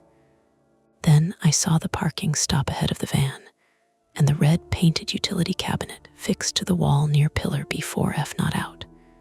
Not escape. Noise, damage, attention, or panic, or both. The engine revved again. "Alina, can you crawl?" She sucked air through her teeth. "Probably. Hate that for me." "Good." I hooked my hands under her arms and dragged her backward into the narrow space between the Subaru and the pillar. She helped with her left leg, teeth clenched, breathing in little sharp bursts. The movement left a wet streak of sweat under her hair at the temples. My own shoulder burned. Concrete dust ground through my palms. The van rolled forward another yard. The front bumper kissed the pillar, bumped off, and turned slightly. The wheel twitched left, then right, clumsy, blind. There was somebody in that cargo area who had enough strength left to keep trying. "Hey," I screamed toward the van. "Stop, we're here." The revving paused. Then, from the back, faint through the metal and engine noise, 3 short, 1 long. The same pattern. It hit me with a stupid jolt of clarity. Not Morse exactly. Not anything elegant. Just a rhythm meant to identify. The same knocks when we were at the rear doors. The same beats now through the engine. A person trying to say, "Still here, me, not random. Not trickery, persistence." "Can you kill the engine?" Alina asked. "How?" She pointed at the front. "Ignition. Cab." I looked at the open driver's door on the far side. To get there, I'd have to move around the van's nose while it was still jerking unpredictably, then climb through broken glass into a vehicle being controlled by somebody I couldn't see. "I know," she said. "I know how that sounds." The van slammed forward suddenly. Hard. The front bumper struck the red utility cabinet with a crash that exploded through the level. Metal bent inward. Something inside the cabinet blew with a bright white pop, then another. Half the lights on our side of B4 went out at once. The garage didn't go dark, not fully. The fixtures down the far aisle stayed on. So did the emergency strips over the stairwell and ramp. But our section dropped into a sick dimness, lit by a few surviving fluorescents, and the van's own headlights now glaring crookedly across the concrete. A siren started somewhere inside the building. Not loud at first, then louder. Fire panel maybe, electrical fault. Whatever it was, it meant attention. Good. It also meant time was about to get uglier. The van's engine sputtered, recovered, idled rougher than before. And from the ramp side, over the alarm, came the sound I had dreaded and expected in equal measure, running footsteps. Fast, real, not the stretched, bouncing echo from before. These had weight and direction. Someone appeared at the top of the B4 ramp and sprinted down into the half-dark. Male, hoodie, dark jacket over it, medium build. He moved like he knew exactly where the van was. not security, not confused, not surprised. He saw us at the same moment we saw him and changed course instantly, cutting toward the van. Alina made a sound low in her throat. There, the missing shape to fit around all the wrong sounds, the footsteps, the unopened stairwell, the car alarm, someone moving through the level, staying out of sight while we focused on the van. He was maybe 30 feet away. I stood up so fast my vision flashed white around the edges. "Hey," I shouted. He ignored me. The man angled for the driver's side, head down, one hand already reaching into his pocket. He wanted the van, or the person inside it, or both. Everything after that shrank. No big thought, no plan wide enough to admire, just parts. The tire iron was still near the rear wheel where we dropped it. I lunged for it. My shoulder screamed. I got my fingers around the metal and turned as the man reached the cab. He yanked the driver's door wider, leaned in, and then recoiled. Because from inside the cargo area, the trapped person had jerked the steering cord hard. The wheel snapped, the van rocked, and the open driver's door swung back toward him with enough force to catch his forearm. He cursed and stumbled. Not supernatural, not neat, just chaos and leverage. I ran at him before I could understand what I was doing. He looked up too late. I swung the tire iron with both hands the way Leonard had taught me to break the window, low, diagonal, no drama in it. I was aiming for his arm, not his head. I knew that even in the blur. The iron connected with a dull crack against his wrist. He screamed and dropped whatever he'd been holding. Keys. They hit the ground and skittered under the van. He shoved me hard with his uninjured hand. I went backward into the driver's door frame, my shoulder taking the hit again. The world narrowed to a bright hot spike of pain. I nearly dropped the iron. He came at me, furious now, face visible for the first time under the garage lights. White, maybe mid-30s, patchy beard, one eye watering from pain. Mouth set in that flat, mean line you see on men who are used to forcing things through. There was no movie monster reveal in him, just a bad human being in cheap running shoes. "You stupid," he started, and then Alina hit him with the only thing she had. She had dragged herself upright against the pillar and grabbed Leonard's paper coffee cup from the ground. It wasn't much. Lukewarm coffee to the side of the face, but it got his attention. He turned on her with pure rage, and that gave me the second I needed. I drove the tire iron forward into his ribs like a spear more than a swing. He folded with a grunt and grabbed for the metal. We both had it now, wrestling, shoes slipping on dust and glass. He smelled like sweat and wet fabric, and something chemical, sharp and clean, the same smell I'd caught in the van earlier. Solvent, cleaner, maybe from whatever he'd used in back. He was stronger than me. That part was immediate and humiliating. The iron twisted in my grip. He shoved me again. I lost one hand, then almost all of it.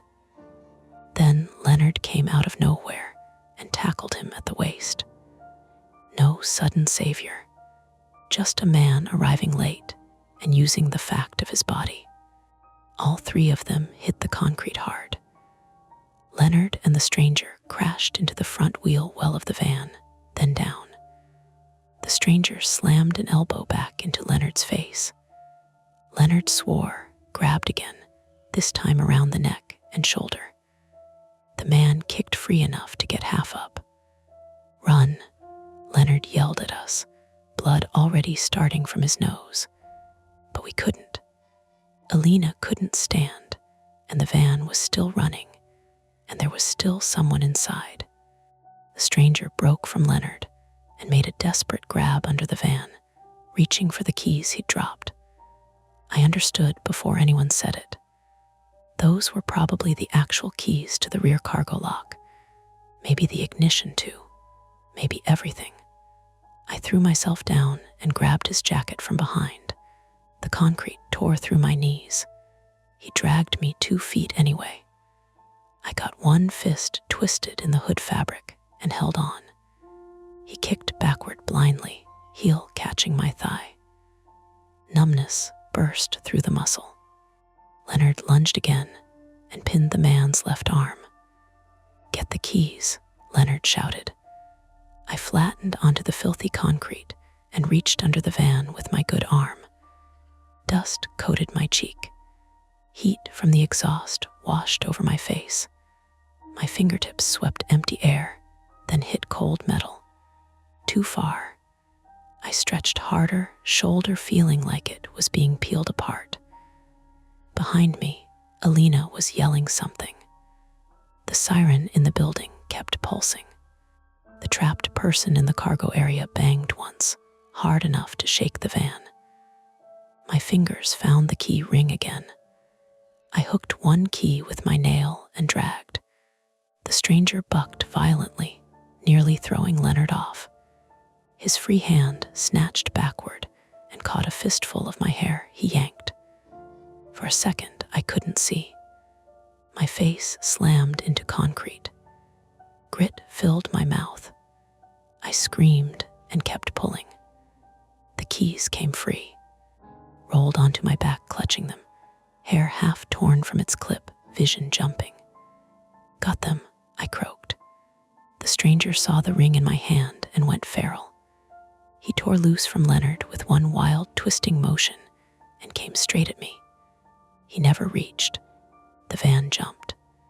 Whoever was trapped inside had hauled the controls one last time. The gear caught. The vehicle lurched sideways just enough that the open driver's door smashed into the man's back and sent him sprawling face first into the concrete. He didn't get up immediately. Nobody moved for one stunned beat. Then Leonard was on him again, knee in the small of his back, wrenching one arm up behind him. "Stay down," Leonard said, voice gone raw. The man spat something incoherent and kept struggling. "Use the keys," Alina shouted. "Right." I crawled to the rear doors, ring shaking in my hand. There were 5 keys. Fleet van keys all looked identical in bad light, because of course they did. I jammed the first into the rear lock. Wrong. Second. Wrong. Third caught. My hand was shaking too badly to turn it. "Alina," I said. She had made it halfway to me on hands and one knee, dragging the bad leg behind her. Her face was wet with sweat. "I'm coming." I forced the key over. The lock clicked. I pulled the handle. Still stuck. For 1 second, I thought it was over, that even with the keys it wouldn't matter. Then I remembered the obstruction. "Something's behind it," I said. "Pull anyway," Alina gasped. I planted both feet and hauled. The door opened 3 inches, then hit resistance. A plastic storage tote had tipped against it from inside. Through the gap, I saw a forearm, a shoulder, gray duct tape movement. A woman's face turned toward the slit of light. Her mouth was taped. Her eyes were huge and bloodshot and alive. This was Tessa Monroe, 24, female. I learned her name later at the hospital.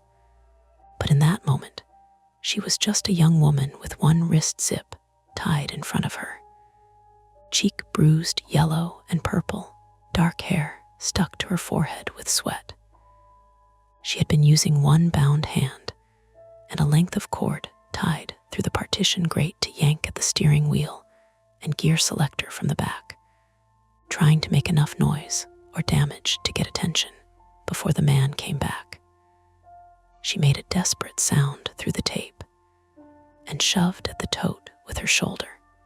I put my arm through the gap and grabbed the tote handle. It was heavier than I expected, packed with tools or supplies. Alina braced the door from below while I dragged the tote inch by inch across the ribbed cargo floor. Behind us, Leonard grunted. The man under him was still fighting. Not as hard now, but enough. "Hurry," Leonard said. I got the tote clear enough. The door came open. The smell rolled out: stale air, sweat, cleaner, urine, fear.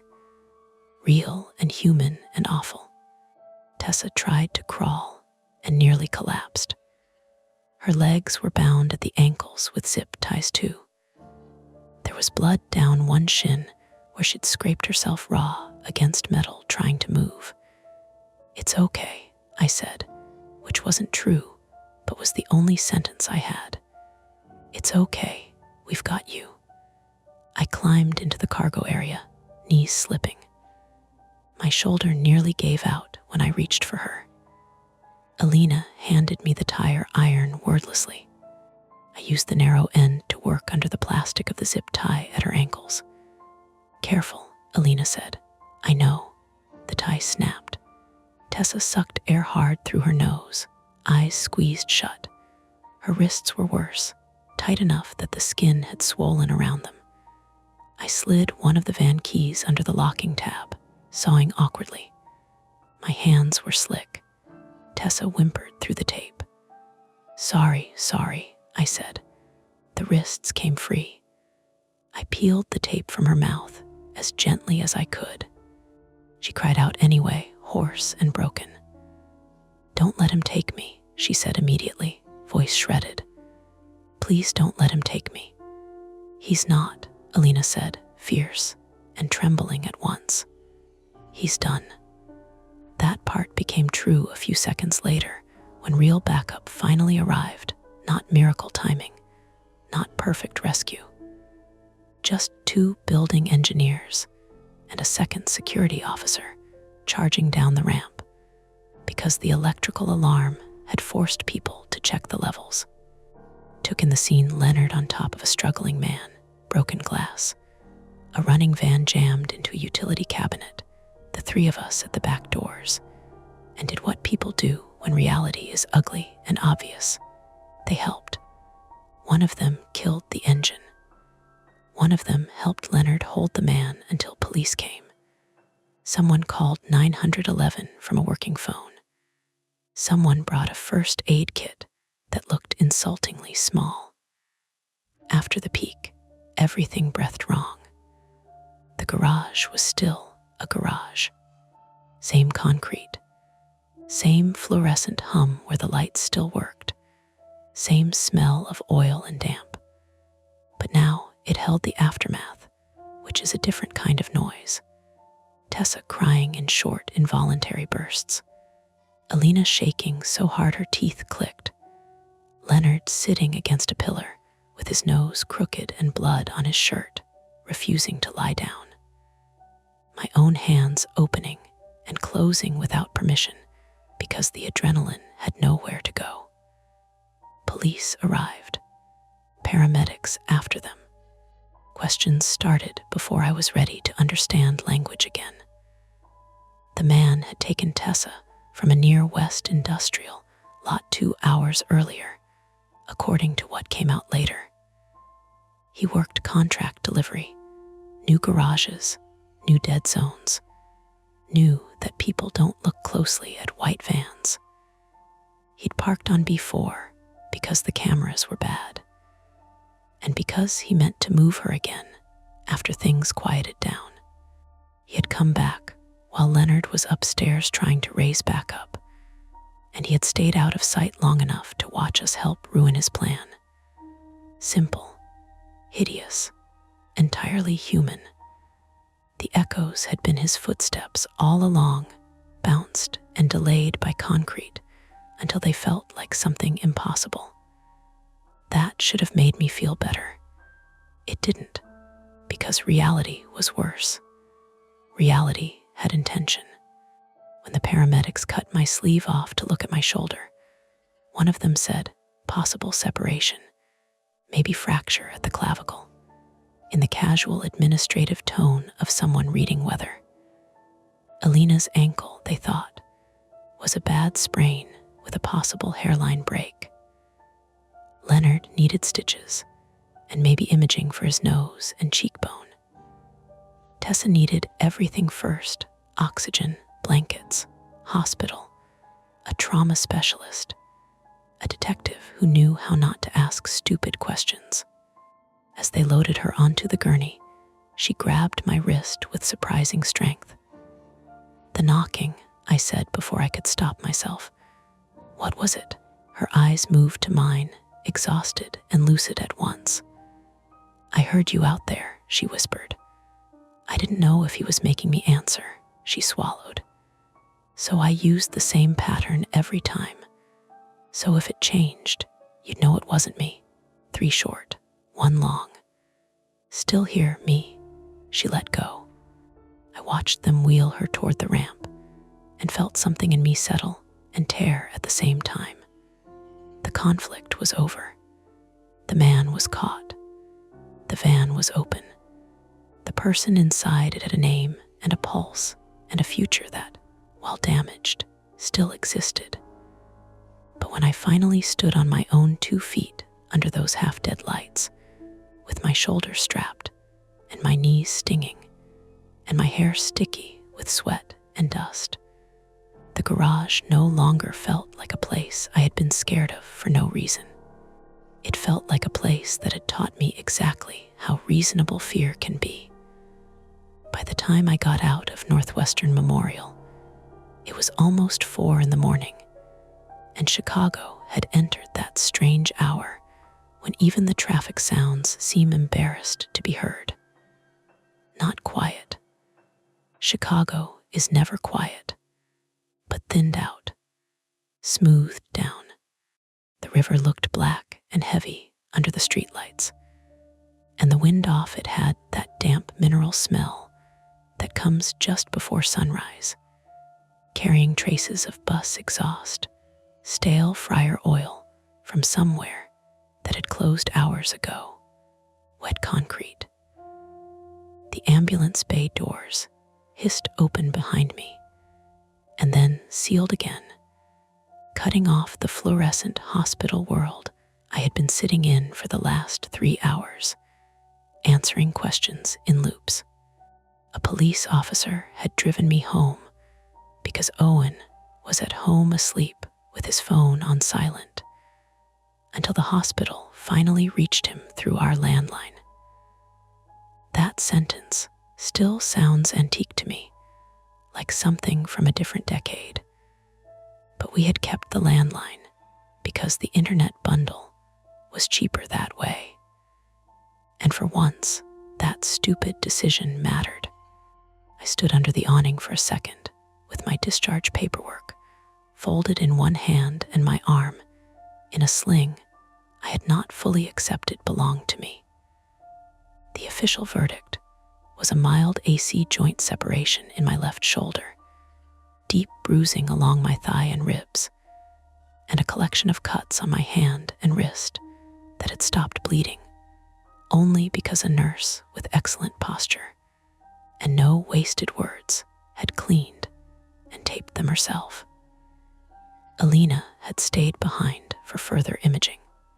Her ankle was fractured after all, not badly enough for surgery, but badly enough for a boot and crutches, and a 6-week interruption to the life she had been running at full speed. Leonard had gotten stitches in his eyebrow, a reset nose, and a stern warning about his blood pressure from a resident young enough to look 16. Tessa had been admitted to a different floor. I didn't see her again that night.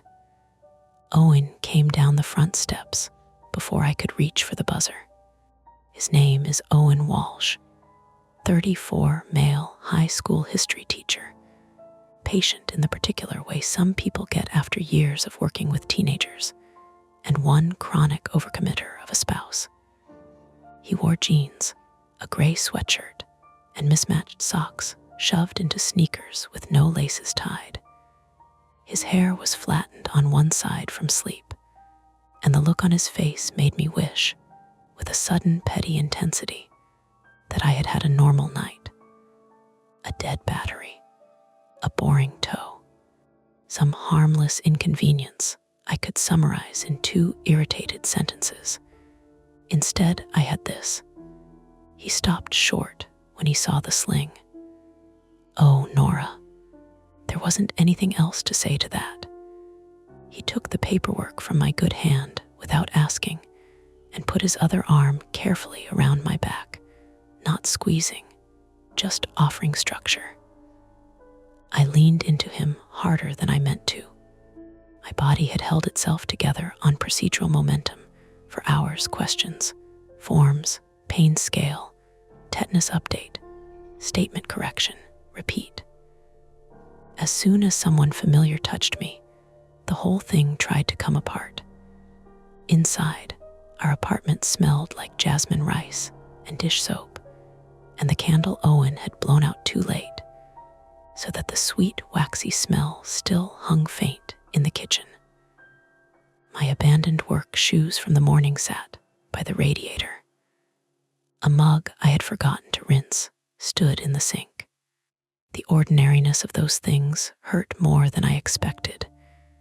He sat me at the kitchen table and reheated soup I did not want until I realized, halfway through the first spoonful, that I was starving. You don't have to tell me tonight, he said. I know. I told him anyway. Not all at once. Not well, in pieces. The echoes first, because that was where it had started for me.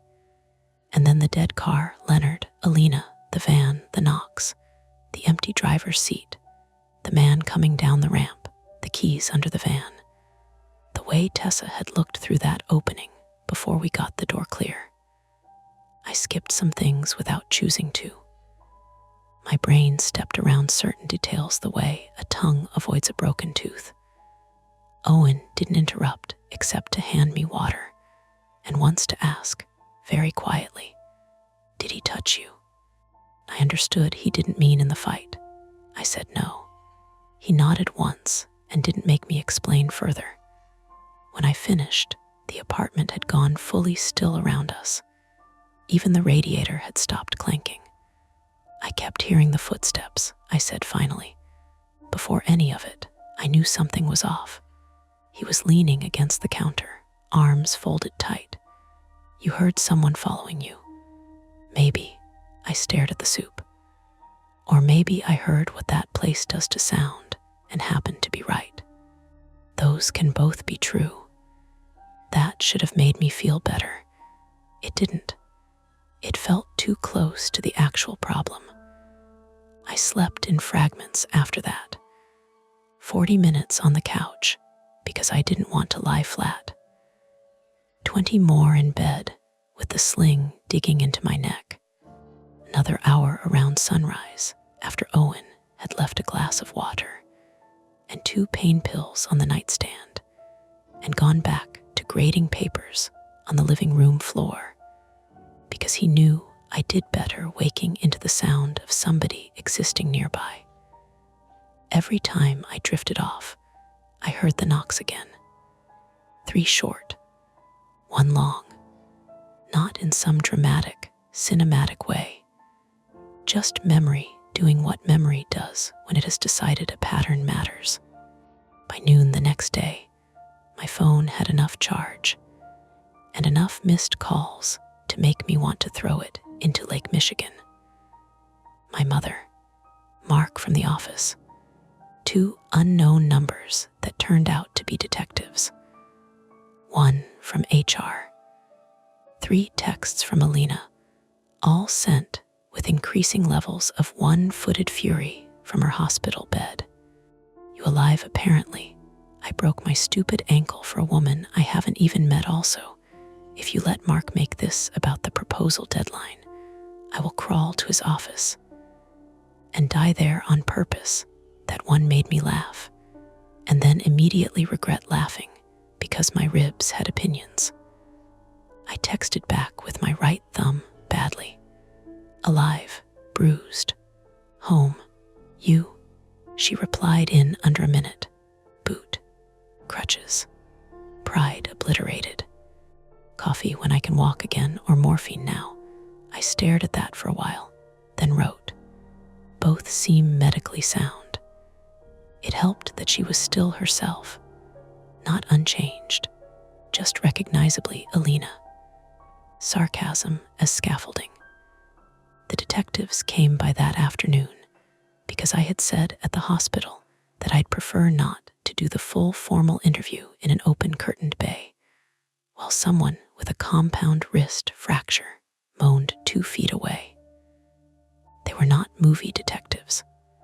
No trench coats, no sharpened insight. One woman in a navy blazer with tired eyes, and one younger man in shirt sleeves, who kept apologizing every time he had to ask me to repeat something difficult. They sat at our kitchen table and went through the night again, slower, more precisely. When did Leonard leave? Which side of the van had the broken window? Could I describe the assailant's clothes? Which hand had held the keys? Did I see a weapon? Did Tessa say anything besides asking us not to let him take her? I answered as best I could, and hated how slippery some of the sequence had become in under 12 hours. Not the important parts. Those stayed hard-edged, but distances blurred. Timing stretched and snapped. The detective in the blazer told me that was normal. The suspect has prior arrests, she said near the end, not offering comfort so much as context. Nothing that rose to this level before. Trespass, theft, assault. We're looking at other open cases now. Other cases. The phrase sat cold in me. Because of the garage, I asked. Because of the vehicle, the route, some items found inside, she said carefully. And because people like this rarely invent a system only once. After they left, I stood at the kitchen window and watched a delivery truck idle across the street while the driver jogged up a brownstone stoop with 2 boxes. White cargo van. No side windows. Entirely normal. My throat went tight anyway. I didn't go into the office that week. No one expected me to. Mark sent an email in a tone so corrected, almost qualified as humane. HR sent forms. One of the principals sent flowers that smelled so aggressively floral, I had to move them to the hallway. Alina and I texted like traumatized interns who had accidentally enrolled in the same elective. Leonard called once from his home phone because he didn't trust that little slab for serious conversations, and asked whether I was sleeping. I said not really. He said, yeah, that tracks, and then told me, in the gruff, practical tone of someone handing over a wrench, that he had done security for 30 years, and there were 2 kinds of fear after something like that. The first kind flares and then goes. The second kind moves furniture around in your head and stays. You don't have to like that it's there, he said, but pretending it isn't won't make it leave. I thanked him because I didn't know what else to do with the sentence. 3 days after the garage, Tessa asked if she could send a message through the detective. Not visit, not call, just a message. I said yes. It was handwritten on hospital stationery, blocky and a little shaky. Thank you for not leaving. That was all. No grand language. No attempt to package suffering into something inspirational for the benefit of bystanders. Just the clean center of it. I kept the note in the kitchen drawer with coupons and spare batteries and takeout menus for a month before I admitted that was ridiculous and moved it to my desk. Alina came over for dinner 2 weeks later with a black walking boot and the kind of exhausted brightness people where when they are determined not to be handled gently. Owen made pasta. She made fun of the flowers still dying in the hallway. At one point, she got quiet in the middle of describing physical therapy and said, "Do you ever feel stupid for what scared you first?" I knew exactly what she meant. "The echoes," I said. She nodded. I took a second. "No," I said finally. "I feel stupid for how hard I worked to talk myself out of listening." She looked at me for a long moment and then pointed her fork at me. "That is deeply annoying," she said, "because it sounds wise." It was not wise at the time. "No, but now it is, which is selfish of you." Owen laughed. Alina did too. It was a good moment. Not happy exactly, but usable, human. The kind you can stand inside for a minute without feeling like the walls are tilting. I went back to work in the third week, not because I was ready, because staying home had started to make every errand feel ceremonial, like I was waiting to rejoin my own life, and no one had told me the re-entry point. Owen drove me downtown the first morning and offered, with more care than subtlety, to come park with me and walk me in. I said no too fast, then softer, said I could do it. That was only partly true. The building management had closed B4 for electrical repairs and security upgrades. That phrasing appeared on a laminated sign near the garage entrance beside 3 orange cones, and a city-issued permit, zip-tied to the chain-link gate. Monthly parkers had been reassigned. My badge now opened a temporary section on B2, much closer to the elevators, brighter, busier, full of enough traffic to make solitude impossible. I still sat in the car for a full minute before getting out. The garage on B2 smelled different. Less damp, more gasoline. A radio was playing faintly from a maintenance cart somewhere. 2 men in suits argued about Cubs tickets near the payment kiosk. My pulse still climbed the moment the overhead concrete lowered into view. I made myself walk at a normal pace. Heel, step, sling gone but shoulder stiff, badge in hand, laptop strap against my side. The echoes were ordinary on B2. Broad, predictable, no strange delay.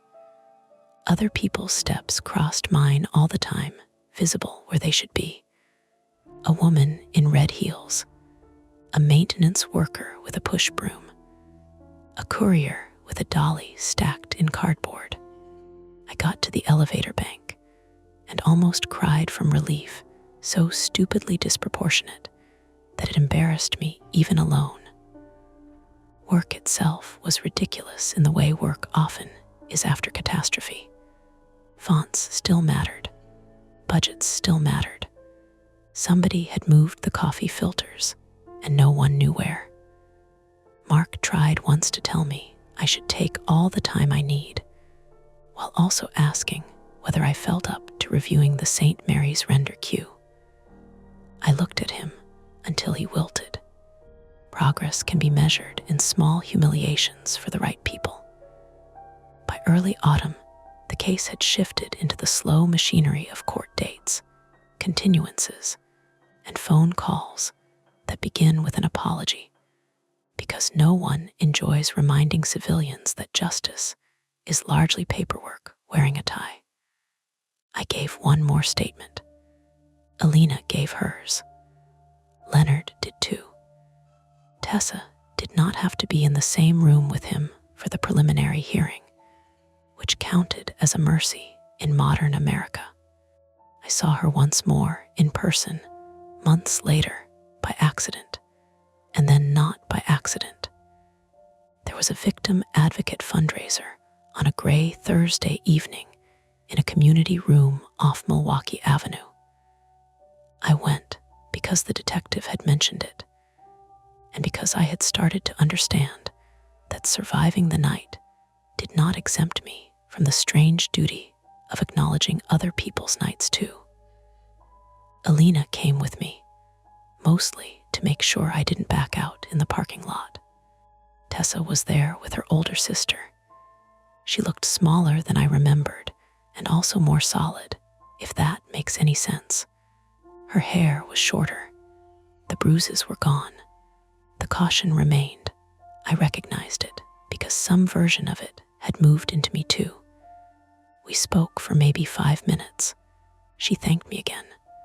I told her she didn't owe me that. She said, "I know," and smiled a little, which I respected more than gratitude. She was not there to heal me by being resilient in public. Before she left, she said, "I still listen for patterns." I knew what she meant. "So do I said. That winter, after a freezing rain that turned the city sidewalks into polished traps, our office reopened before. New cameras, fresh paint on the pillars, brighter LED fixtures, a security mirror at the blind turn by the ramp. The red utility cabinet replaced. Building management sent an email with the subject line "Garage improvements complete," as if better lighting could settle the moral debt of a place. I did not go down there for another month. When I finally did, it was because B2 was full and I was late, and I was tired of handing my life over to avoidance in such tiny, obedient increments. The elevator down to B4 smelled like cold metal and someone's peppermint gum. When the doors opened, the level looked cleaner than it had any right to. Too bright. The concrete had been power washed. The wall slats let in strips of thin winter daylight. Every sound arrived crisp and immediate. I stood there with my keys in my hand and listened. Cars ticked as they cooled. A ventilation fan turned steadily. Somewhere, a phone rang and was answered.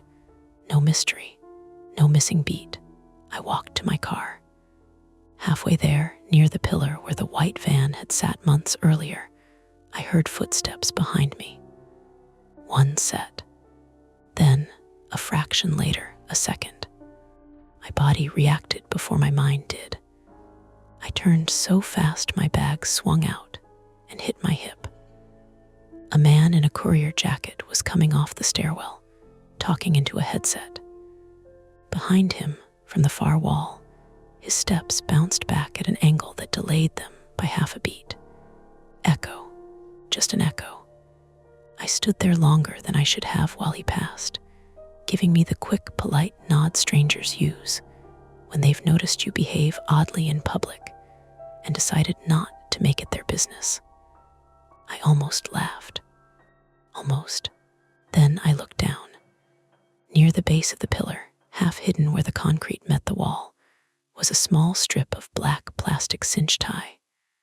Fresh enough not to be brittle. Not proof of anything. Maintenance debris, packaging strap, leftover trash from some repair job, a meaningless thing in a garage full of meaningless things. I left it there. I got in my car, locked the doors, and sat with both hands on the steering wheel until my breathing evened out enough to drive home. Life did come back. Mostly Thai takeout on Wednesdays. Owen grating on the couch with his glasses sliding down his nose. Alina complaining about clients and dating apps in the same tone. My shoulder healed. Leonard retired in March and sent us a photo from a fishing pier in Indiana with the caption, "Fewer idiots here, more fish." Tessa's case moved forward. Winter ended. Spring arrived in that muddy, half-committed way it always does here. The world did not remain transformed in some cinematic sense. It just developed a seam I could feel with my thumb if I pressed at the right place. Now, when I park in a garage, I notice the cameras first, then the sightlines, then the exits. I notice whether footsteps arrive where they should. I notice white vans and utility cabinets and whether my phone battery is low. I do not call that paranoia. I call it information paid for badly. Still, every now and then, in the flat in between hours when a place is too empty and sound has room to wander, I hear my own steps come back at me from concrete and steel. One set, then another. Most of the time, I can place the angle. Most of the time, I can explain it. Most of the time is not the same as always. That's tonight's story. If it gives you chills, make sure to like, subscribe to Mia Horror Stories, and tap the bell so you never miss what's coming next. And if you're still brave enough, there are more dark tales waiting for you right here on the channel. Go watch another if you dare.